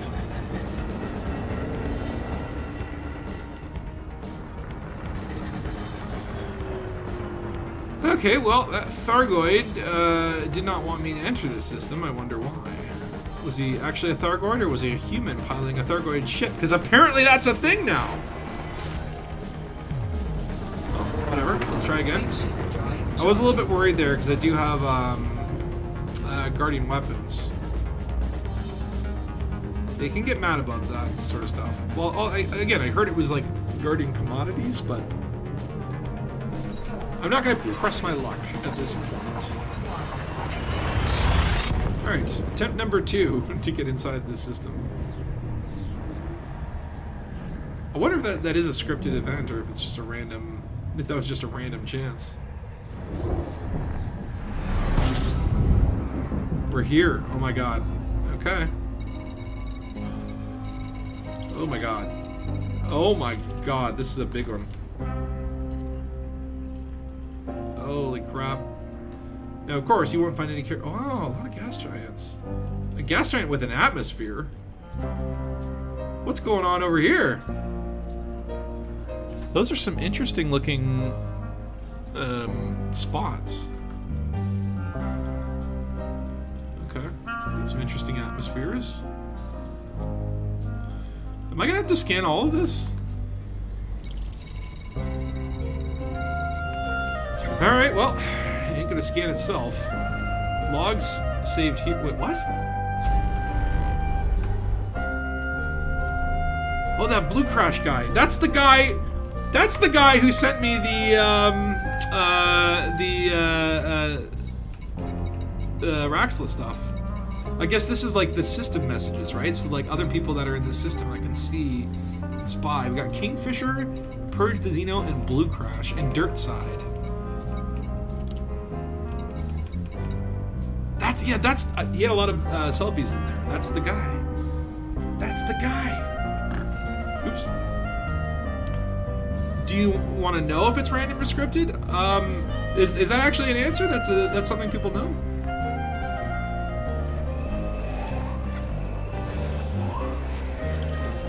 Okay, so actually, I think that we're back in the inner Orion Spur, so I think that I surprisingly just had captured that gas giant type before. Yeah, oh my god, there's a lot of shit to scan in this.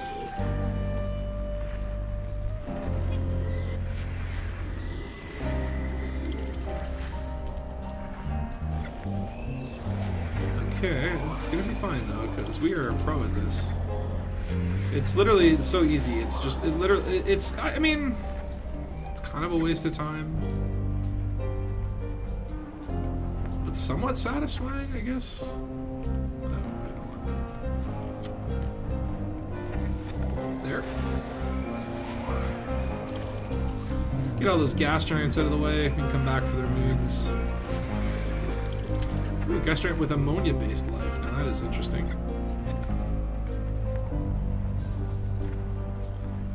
Da, da, da, da, da, da, da. Oh, right, yeah, there's nothing. Water-based life. Okay. We got a lot of xenos in this system. Water-based and ammonia.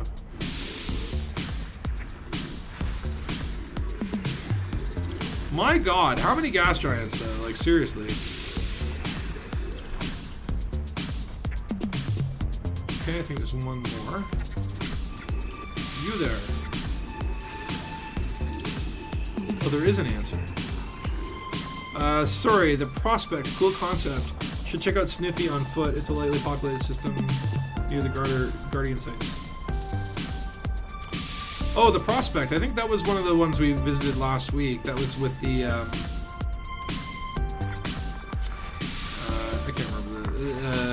No, the prospect, isn't that one of the Thargoid places? No, probably not.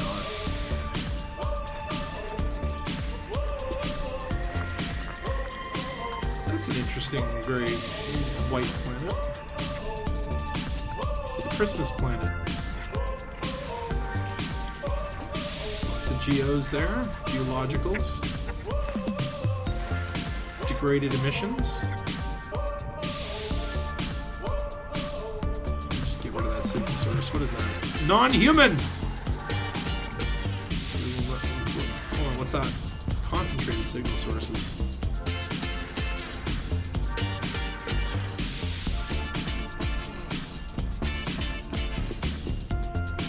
I feel like I'm gonna have to scan just like everything. Oh, overlook. What's that? That's what we're looking for. Target, target, target. Okay, we might as well scan places around it. Ooh, okay, so that has two Thardians. Yeah, two Thargoid sites and a Guardian site. Interesting. I didn't even look at this one. No, nothing. Just geology. Okay, what about this?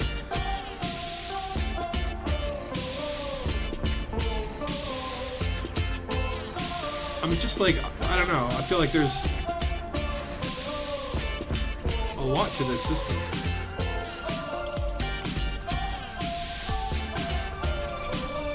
Just want to scan as much as possible. 7 biologicals. Oh, that's nice. Could be some good stuff. This one's very light driving. Another 7 biologicals. Wow, okay. This system is teeming with life. You've got ammonia-based gas giants. You've got water-based gas giants. You've got biologicals on planets. 7 is quite a lot. Usually, you know, it's like, oh, 2 or 3. I'll land if it's like, oh, it's like, okay, it's 3. Because then I know it's not just the stupid bacterias, which I hate. Oh, they're so hard to find. Man, there's a lot of stuff in this system. Oh, well, hold on. 3 Thargoid signatures. So the third planet also has 3. Wow, there's a lot of Thargoid stuff here. Could this be their home base? Hold on, what's he saying there? It also has the 2 rares you get from 7C in the flight record.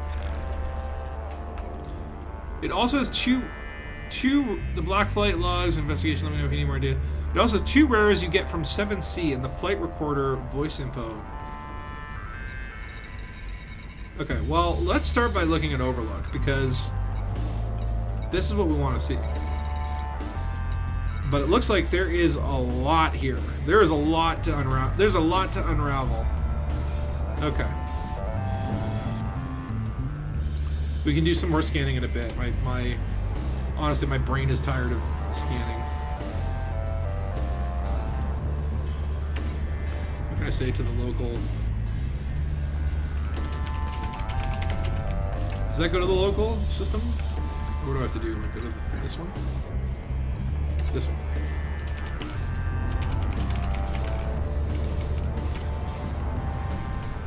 Just being a weirdo. Right, Loot? Alright, so let's check out Overlook first. I think this is probably going to be one of the most interesting.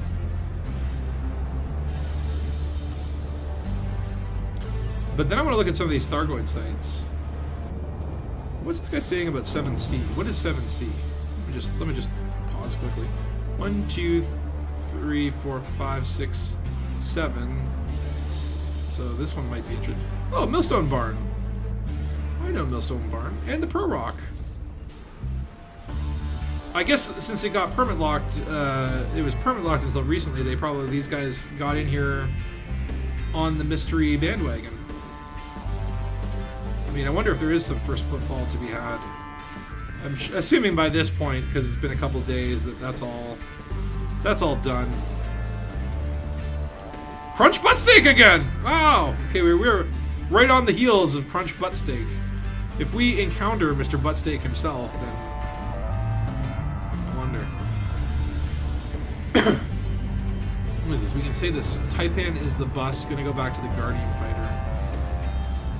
So these guys are truly in the middle of a mystery investigation that we've just walked into the middle of. Maybe we'll find some of their secrets. Just I love it when other people do the work and then I can just come swoop in and. That's kind of a cool looking system there with a spiral. Are there any gas giants with 8 moons, by the way?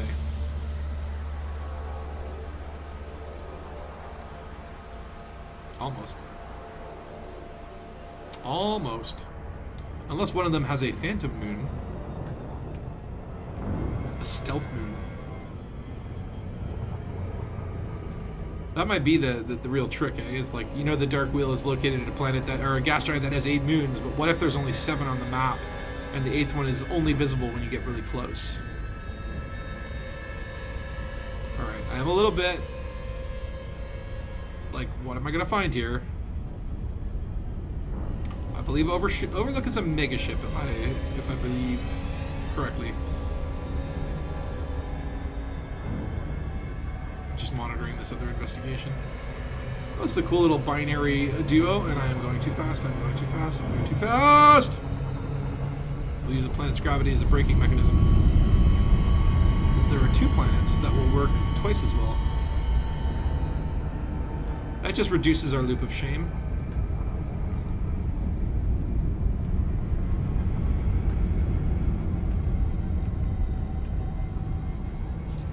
Okay, maybe I can just swing it. Yeah! Sweet. Whoa! Okay. So, looks like Overlook has seen better days. Looks like the Thargoids have basically jizzed all over it. This ship has been Thargoid sperm coat, covered in Thargoid jism. Okay. Well, let's see what we can find out.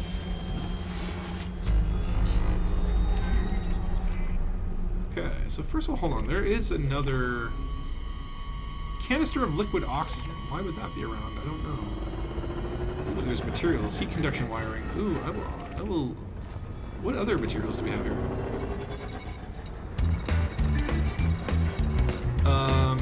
Ooh, lots of them. Well, you know what? We have collector limpets. Let's just pop out a few collector limpets and let's have them do their job. Okay. We got tons of limpets. Okay, and so while those collector limpets go and do their thing, we've got research and we got recon limpets. I think what we want to look for first is, okay, ship log uplink. Okay, that's going to be the thing to look at. If I can find it. Okay, there it is.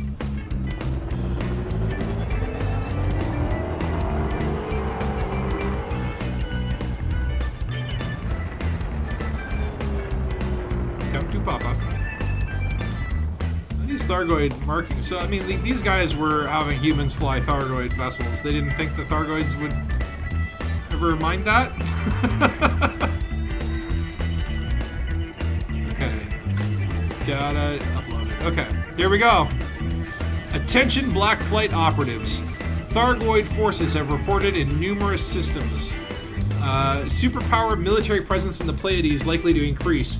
Major news coverage is imminent. Continued knowledge suppression efforts are untenable. An immediate withdrawal order has been issued. Squadron leaders must ensure all Project Seraph personnel have evacuated HIP 22460. When complete, all operatives are returned to their designated ports for debriefing and reassignment. Okay, so that doesn't tell us anything new, but interesting that these guys were covering up the Thargoids before the Thargoids returned, and when they did return, it's like, well, get the fuck out of here. Very cool. And it's a Sanchez, a Rick Sanchez class thingy. Hull breaches. Is this a different ship on the log uplink? Oh, there's a different one over here. Okay.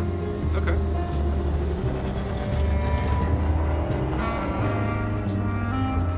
What you got for me? This one's kind of like hidden. Black box recording ID 785BF-A. Are all operatives docked and ready to go? Thank you. Final telemetry checks? Good. I think we're about done with this system, don't you? Initiate the hyperspace jump. Frameshift drive surge detected. Shield damage detected. Status report. What is the hell was that? I want all turrets firing. Give me everything we have. Give me something to work with, Clayton. Damn it, Clayton. Who's hitting us? How many? Shield damage detected. I don't believe you. Check again. Shield failure detected. Mayday, Mayday. This is the Overlook. Requesting immediate backup in HIP 22460. We are under attack from Thargoid vessels. Go figure. Repeat, we are under attack. Well, I think we could have figured that out by all the Thargoid jism, but interesting. Are there any more of those? Well, let's try looking at some of these hackable ones, because I can hack. Ouch, ouch, what did I hit? Oh. That's fine.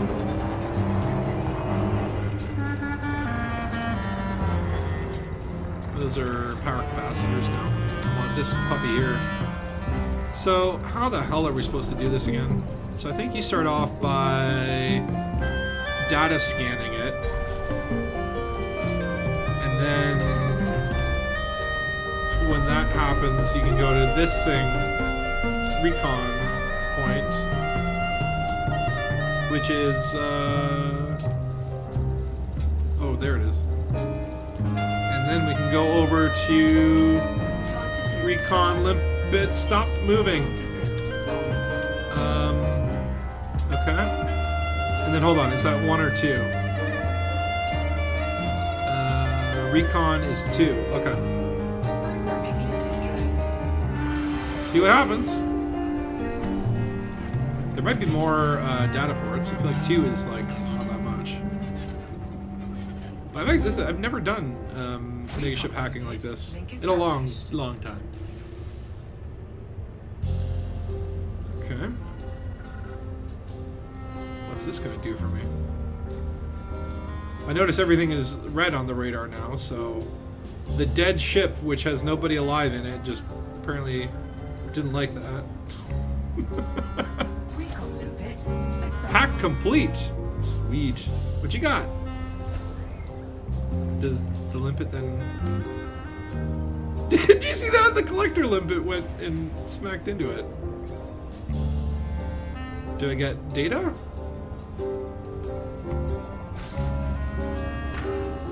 What did they just collect? Exceptional scrambled emission data. Okay. We'll try the other one. this this one's over here. Okay. This is a little bit odd, but okay. Incoming missile. Hold on a second. Is this ship active? Oh, for crying out loud. I have really screwed things up, have I not? So do I still need to... I don't need to... I can do this. Interesting. So, okay. I might want to put something into shields. I've now pissed off Overlook, because now it is shooting at me.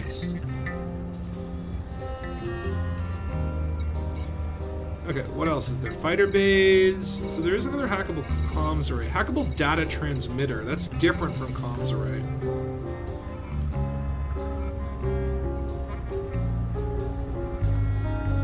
Okay. Recon bit successful.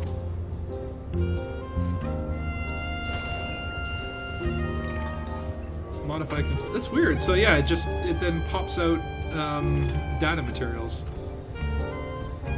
Let's try a data transmitter. Hopefully, the ship won't shoot me too much. A little bit's okay.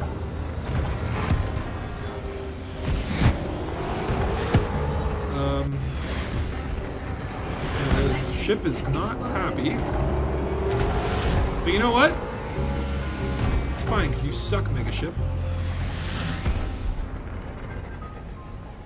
Couldn't hit the broadside of a barn. Okay. We'll just hide here.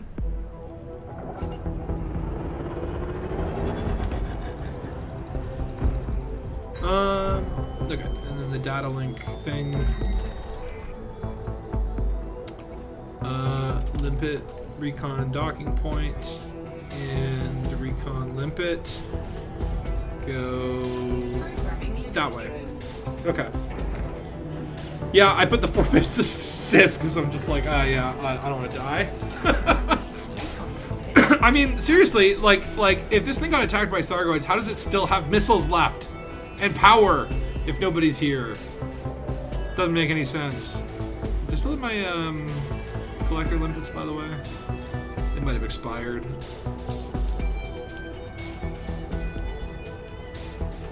Yep, they expired.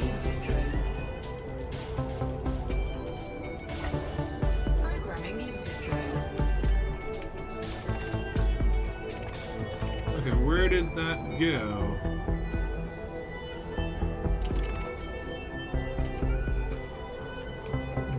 But so wait, because I like looked away from it, now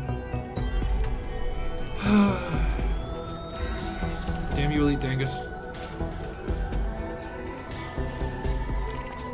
I guess that's done? Did I finish it? Okay, well we'll try it on the other one. They can shoot missiles at me all day long. I have shields. Unless you got some beam lasers up there to take down my shields, like, what are you doing? You're not really the cream of the crop. Like, you're supposed to be the scary, evil, sinister cabal, right? Okay, back to recon limpets. I'm literally just, like, ignoring these missiles. It has power just like those 300-year-old crash ships that generate smoke. That's true. You find something that landed on the planet 2 years ago and it's still just kicking around. Okay, let me watch this one very closely. We'll just ignore the missiles. They're no big deal. Literally, by the time that they hit me, the shield regenerates. Okay. What you got for me, baby? Hack complete. And oh, just like a bunch of materials. So there's nothing really amazing about those. Okay. I wish the thing would just stop shooting me for a second. Like, do you want me to make those hull breaches bigger? I can do that. This could be a new ship log. No, I think I already got this one.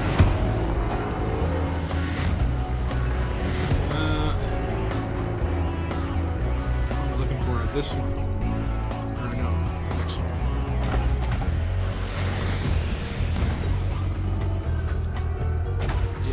got that one. Collector limpet expired. I swear to God, those missiles are blowing up my collector limpets.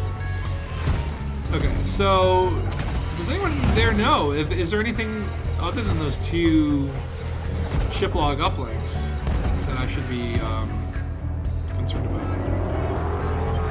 Flight assist off.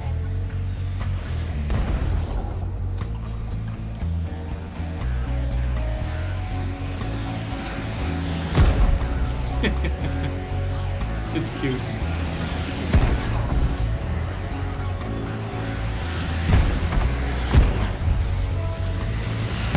You can fire me all day long.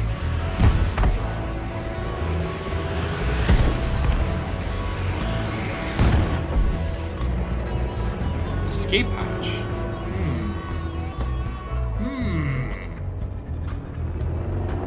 What do you need to get those open? Now, I probably need a hatch breaker limpet, actually.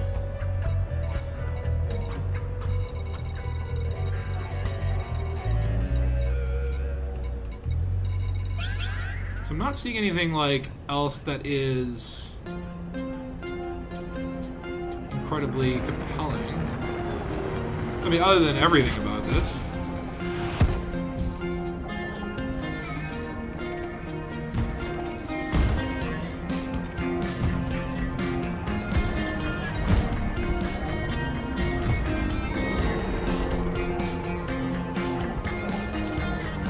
Could I do a research or no, research and recon will not work on that. That needs a hatch breaker, I believe. The one type of limpet you don't have is always the limpet that you're going to need. That's the general rule of thumb. And then, of course, even though you have the controller, you probably forgot to buy limpets, and you'll be out of limpets. And that's just how the cookie crumbles. Alright, okay, well, tell you what, let's move away from the chip that is angry at me. That's Overlook, people. That is a pretty cool looking actual megaship, though. Bigger than your average.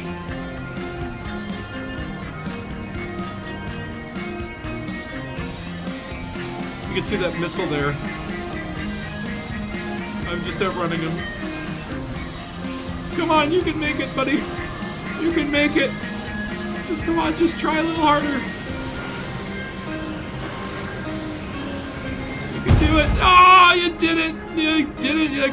You little missile that tried, the missile that could. Cannot comply. Cargo scoop, right? Frameshift drive charging. Okay, so my thought is to check out some of those Thargoid sites. I'm not convinced that there'll be anything like super different about them. And of course, they don't show up on my damn thing.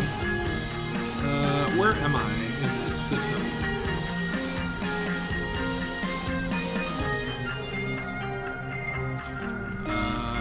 I'm at 10B.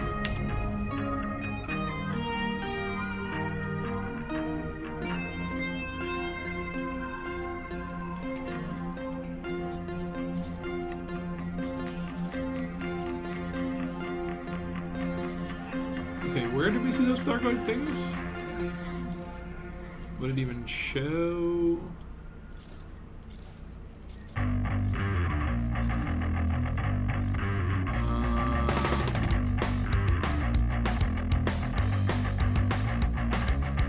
am not seeing it on this. Okay. If it was further out. Did I just go past it because I was looking in the wrong spot? Okay, this one is geological features. Biological. Yeah, these are the 7 bios. Geological. Geological.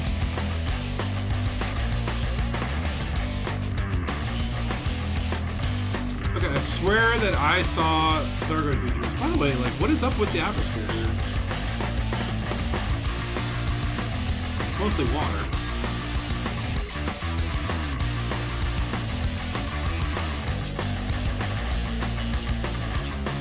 But location's human.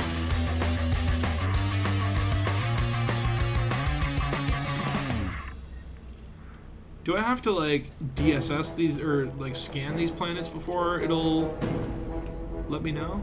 I'm not sure. I'm kind of interested to see what the hell this is all about. Or actually, you know what? Let me just stop and like continue the scans. Because I never actually finished scanning everything. And maybe this is the only place where I can see like whether there are Thargoid features around. That has no relevance. Geologics. Human. Okay. Let's go there. I think that's where we were going.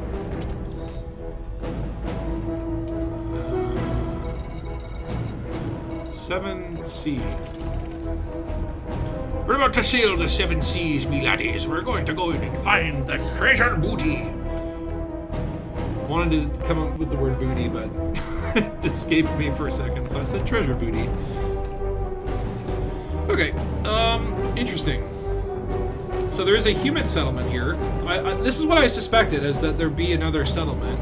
Again, I kind of like read locations and sort of glazed my eyes over paragraphs, maybe saw a word or two. Something about 2 human facilities. I didn't know whether Overlook was the counting it or not, but I also saw the conspiracy man talking in the chat and said 7C, so that lines up. But I swear I saw a bunch of Thargoid stuff on at least 2 different planets. We'll tell you what, we'll check this out, and then I think I'll probably call it a stream there if there's stuff here.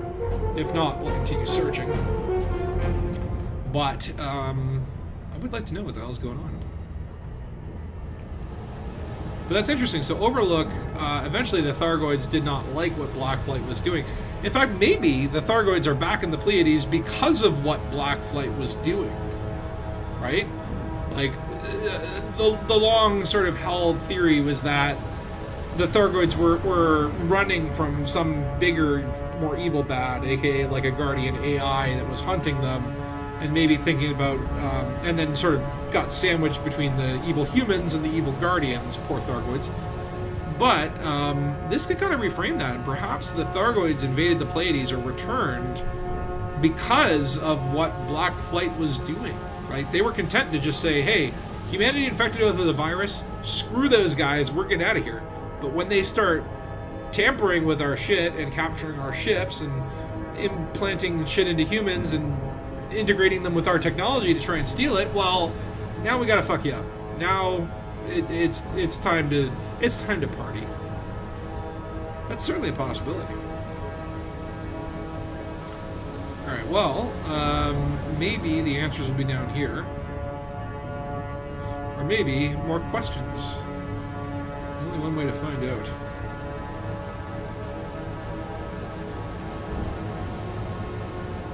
And certainly my thought is too, is like, I wonder if research limpets do anything.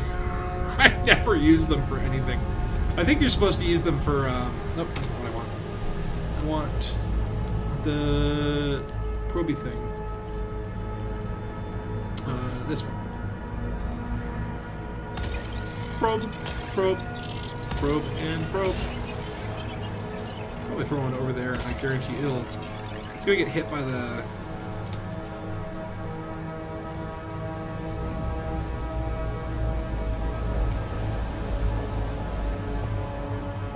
No, it didn't make it all the way there. Okay. Surface scan complete. Distress beacon, minor wreckage, distress. Fort Ash. Okay. That's something. Said only 1 human signal, so that's probably it. Okay, so we have another ground base. Interesting. Let's head on in.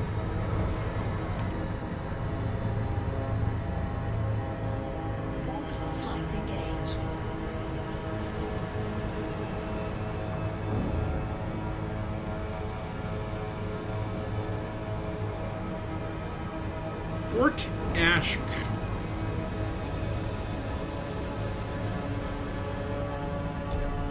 Turn our night vision on. I think we're going to need it down there. Again, I really hate landing on the dark side of planets. And it's like every time I do a stream and I'm like, oh, okay, we're going to check out this. It's on the dark side of the planet. You won't be able to see crap. It's just like without fail. Without fail. Okay. Hopefully we're going to find something juicy down here so we have a nice high note to end the stream on. And then I'll probably camp out here and maybe check out some of the Thargoid sites after the stream is over. Kind of lost it. Where the hell did it go?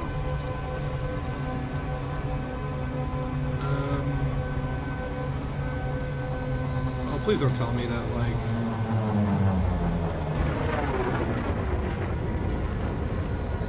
Oh, no. I'm gonna have to find it in the dark. It has no, like, local signal source. I can kind of see there how close I am. Lock destination. Oh, wait, okay. It was that easy.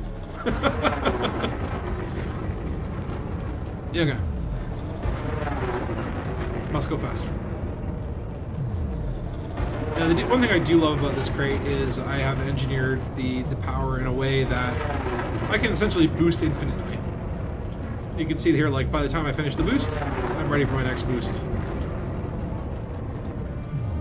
It's kind of fun in that sense. I really like that about this ship. It's infinite power and infinite responsibility. Okay, so we got something cradled in between these mountain canyons. If I turn off my night vision, you will see that I need night vision. Why don't I just also do this? Okay, so... Oh, it actually looks like the same as the other base. But hold on, we've got 2 diamondbacks here. And 1 second, let me adjust my gravity. Okay. So we've got 2 black flight diamondbacks side by side that seem to have crashed near the base. That almost looks like the piece of curvy, like a space station wheel. Maybe a piece of the Overlook itself. Some debris next to it. Without night vision, this is kind of terrifying, actually. So then we have your standard template base. Looks kind of fucked up. Like, they've definitely had a very bad run-in. Ooh, a nice crane. Lots of cranes everywhere. We love cranes. Alright, well. Phenomenal power, itty bitty little living space. Good old Robin Williams. There we go. I never saw the Will Smith genie thing. I was just like, for me, it's like, okay, like I remember growing up and like that performance was legendary. You can't beat that. Not at this stage of Will Smith's career. Maybe he could. 90s Will Smith might have been able to pull something off, but no, that was also around the same time where Robin Williams gave his performance, so it would have been too soon. Just make a new story. Why do you have to remake everything? Because you can. So I should reboot Elite Dangus, do a remake of Elite Dangus, or convince like someone else to do it, so that it's like a different version of Elite Dangus. Food cartridges. Okay, man's got to eat. That makes perfect sense. We're gonna be looking for any data logs that might reveal to us the fate of this place. But hold on, my also I'm getting like 22 frames a second. Thanks, Odyssey. Hold on, before we do anything. This is a really cool jumping ramp. Okay, that actually worked quite well. Super cool. So this one's called a fort, but I don't see like any like fortifications. Fort Ash. More like collection of buildings and a lot of debris. Like did something fall from space, or did they have just like one building that got kind of torn up? Seeing a bunch of cargo racks. Oh my god, the frames per second are killing me.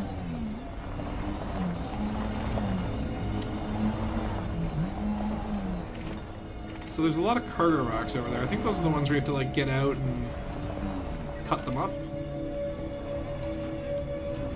And you just get materials and stuff from them. Well, let's go verify.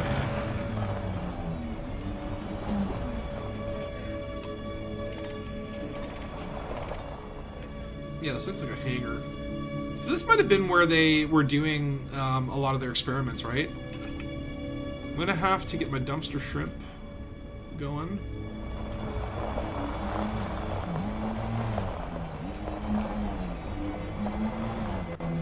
Hey, hold on. Comms control. Let's scan that.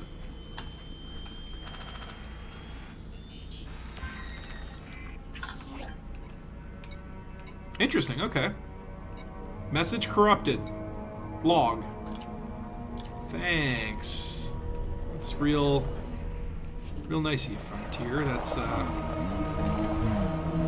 SRV comms link.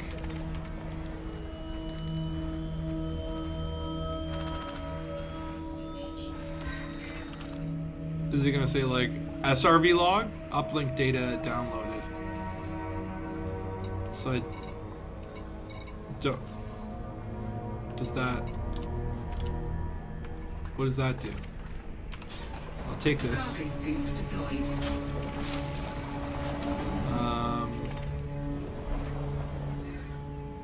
Is there anything worth getting in there?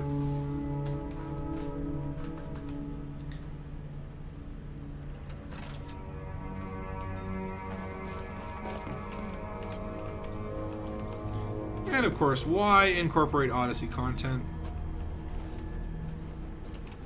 That would just be too cool for people that bought Odyssey, right?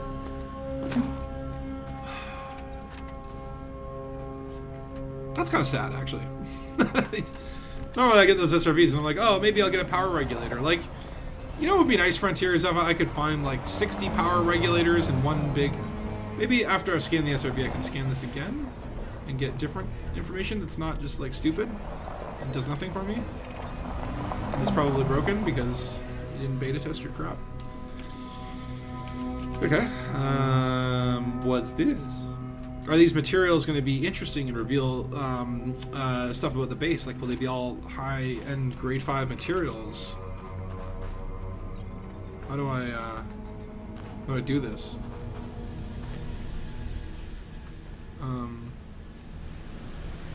Okay. If I shoot it, apparently that works. Okay.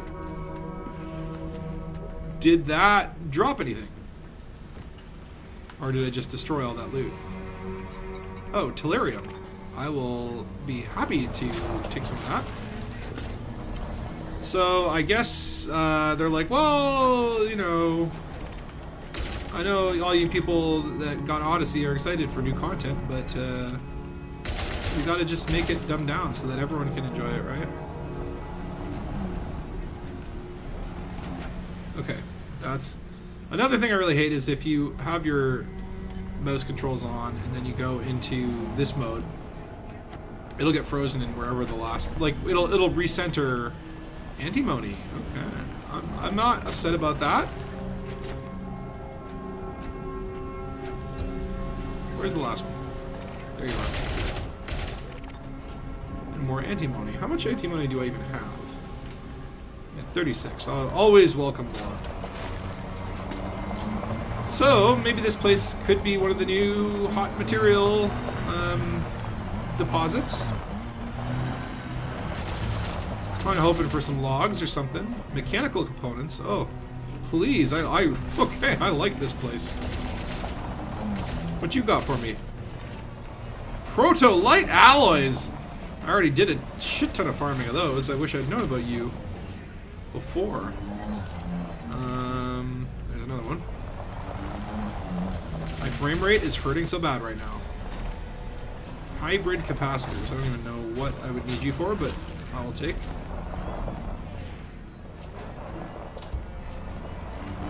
It's kind of like, what do you think these were? Like old warehouses? Oh, here's another comms control.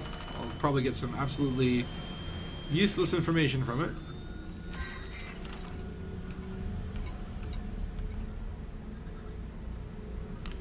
Intel package created, so I get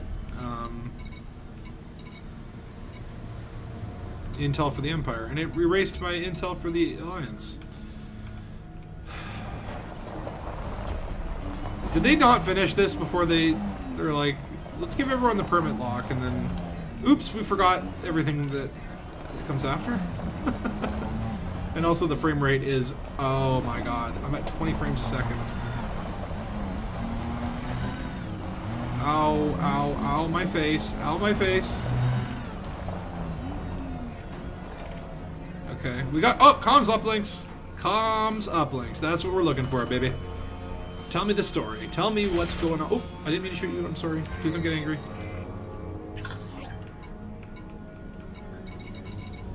I don't know why it grew something like this. Okay, so 5 out of 5. So I need to find 4 more. Hopefully the frame rate will not... hold on. Wait, there's something behind me.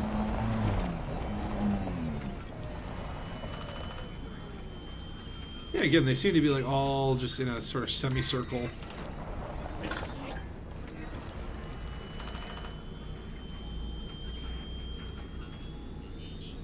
Kind of takes the fun out of exploration. They just line them up for you.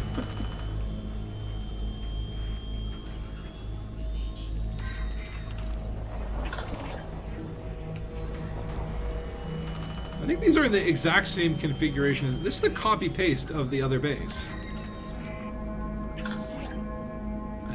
Anyway. Alright, well, let me turn the music down, and then we will listen to the Fort Ash logs before my computer crashes at 17 frames per second.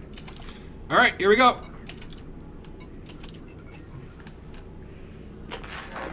Project Seraph, Log 34. Professor Kaylee Oren reporting.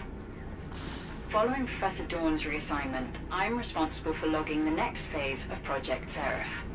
The primary objective is acquiring a new Thargoid vessel. Our human pilot integration tests aren't going to achieve much without one.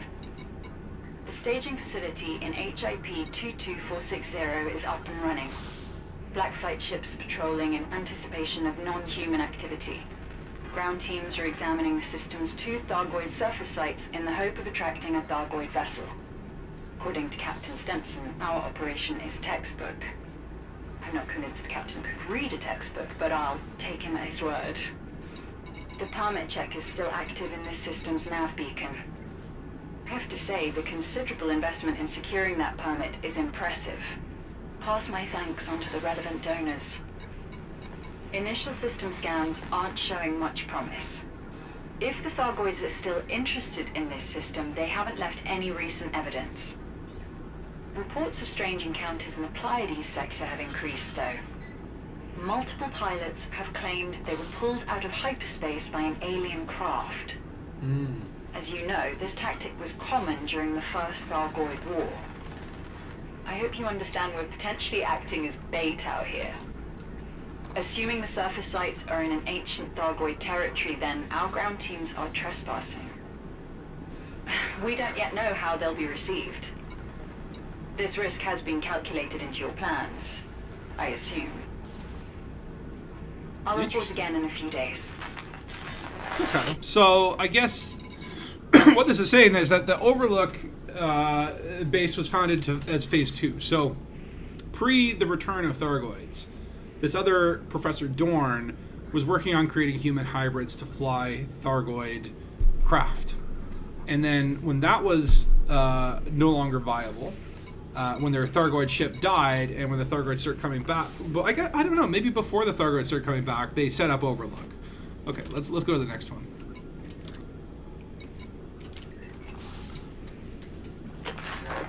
Project Seraph, Log 37. Professor Kaylee Oren reporting.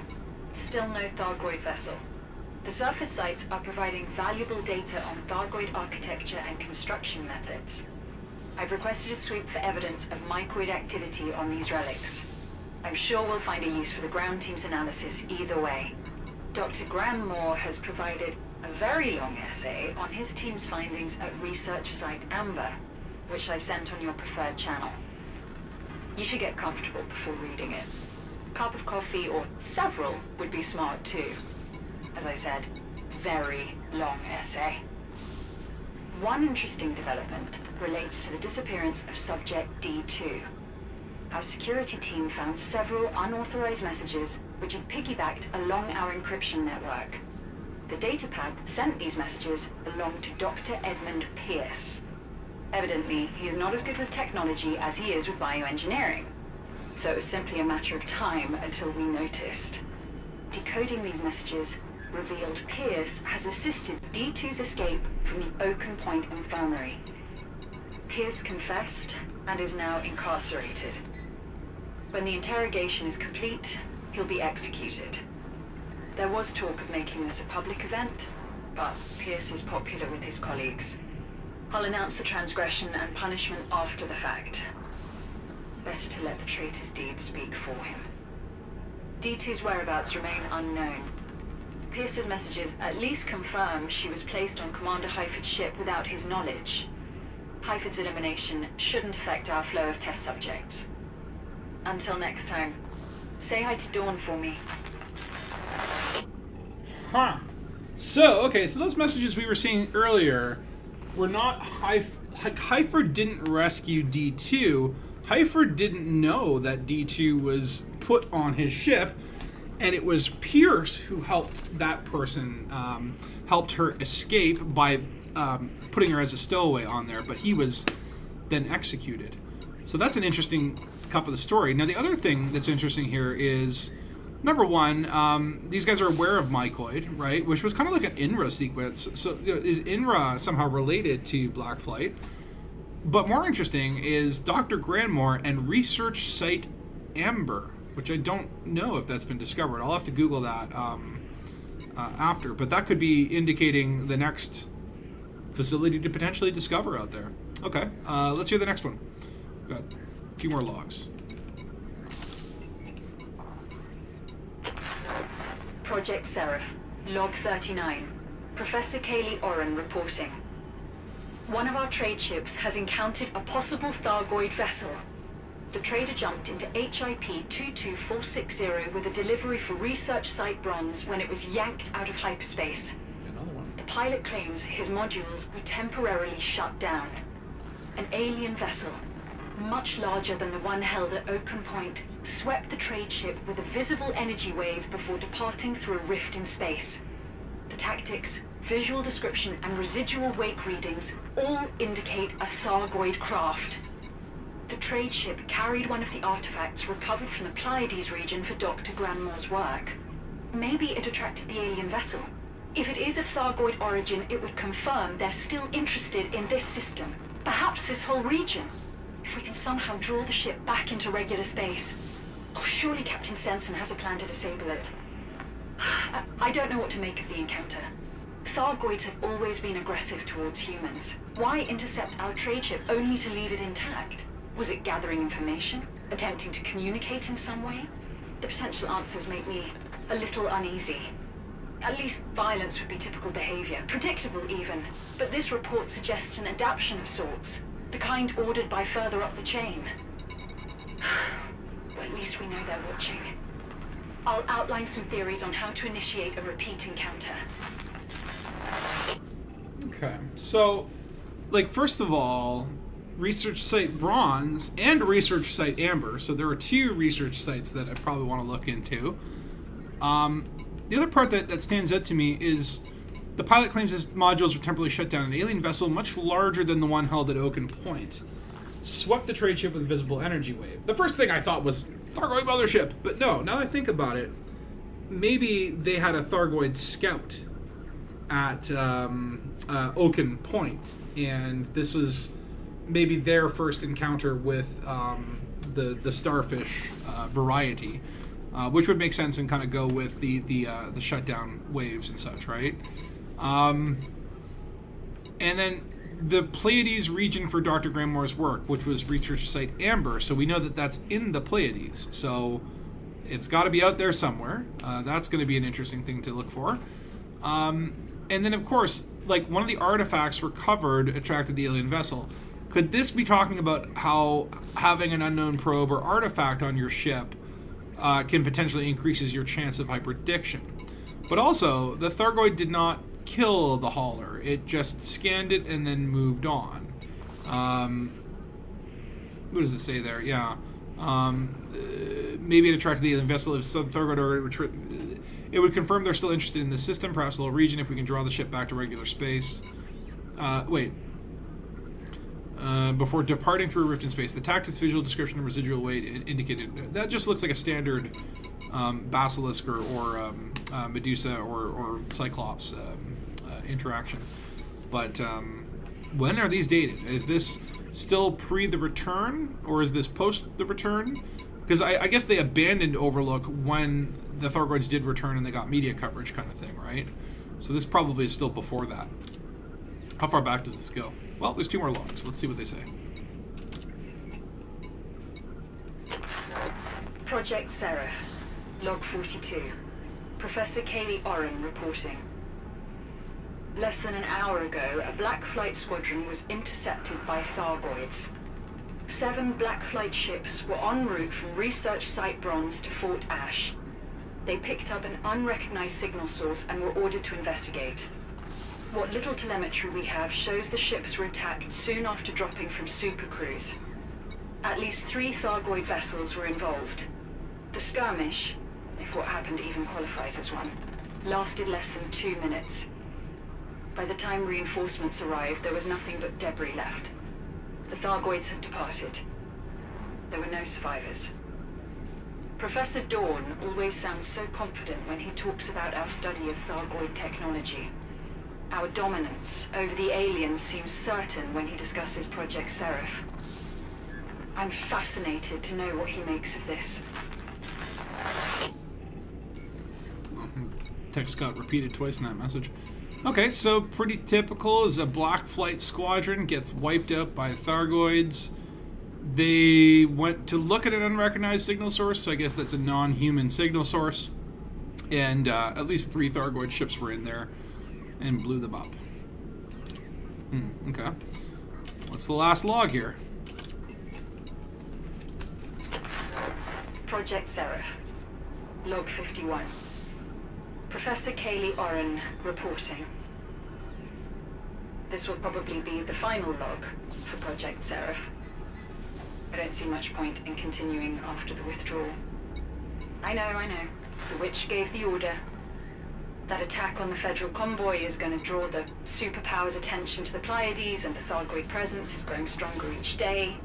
We can't risk exposure, so we're pulling out and taking our research with us. I get it. It's just frustrating. I was so sure we were making a difference here. The first human-piloted Thargoid ship will be a huge step in our technological evolution. We were getting closer with each test, and then it just stopped. All the momentum we'd enjoyed ebbed away. People trained to work with hard data have resorted to chasing ghosts. The objective was to find a new Thargoid vessel. As though it were just a matter of time. I guess you could say they found us instead.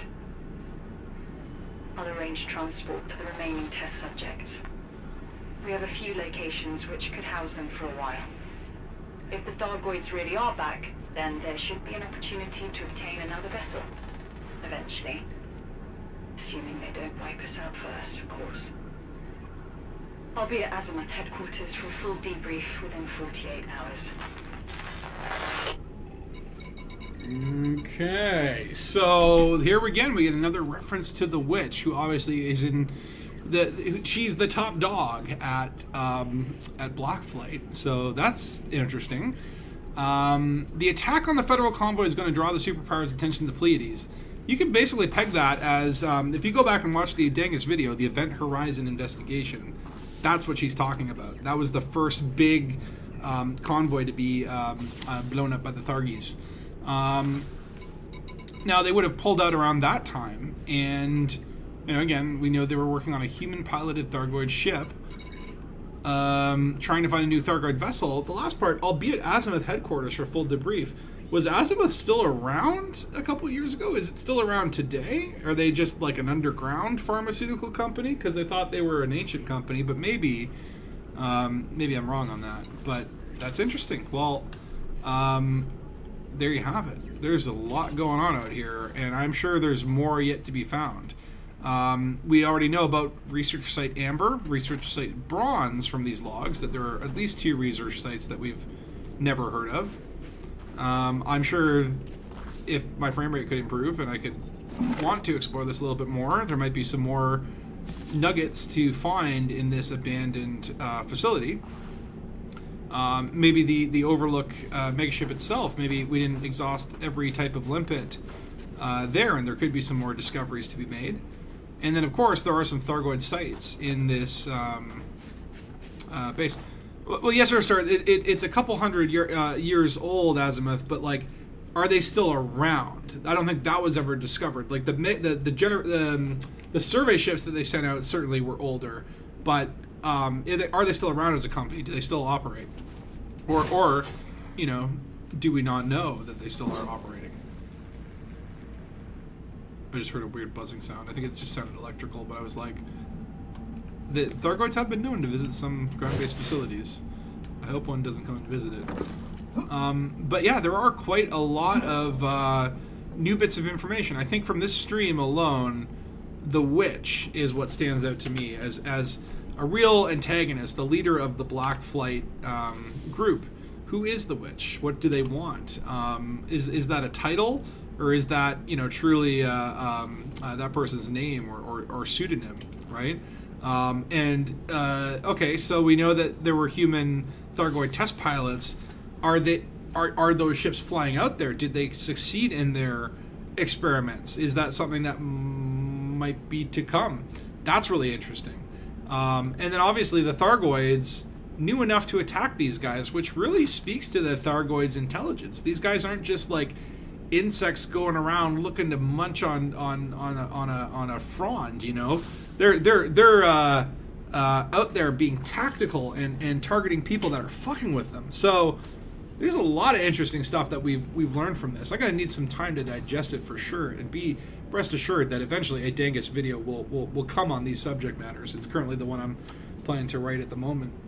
But being that we've been streaming for about 4.5 hours, and I am getting a little bit hungry, and I'm going to cut it off there, but thank you guys very much for joining the stream, especially for you guys that have been here since the beginning. I really appreciate you sticking around so long. I think it's been an interesting set of discoveries today, and I'm very glad to know that the plot is kind of creeping forward. Like, this is really... these logs in particular are the kind of stuff exactly the kind of stuff that I want to see in the game. So, very cool, very cool.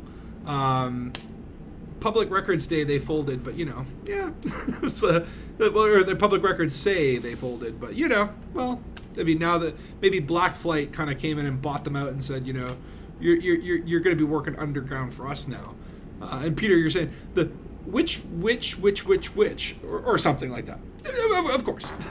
Anyway, thanks guys for joining. I will do another stream again next Saturday. Hopefully we'll get to that massacre mission, ground combat stuff that I wanted to try this week, but I think this kind of beat it, because anytime that you will talk about elite plot and elite lore and Thargoid alien mysteries and human genetic experimentation and people getting killed for knowing too much, that's where you will find Dangus. And with that, I say to you, fly Dangus, and good night.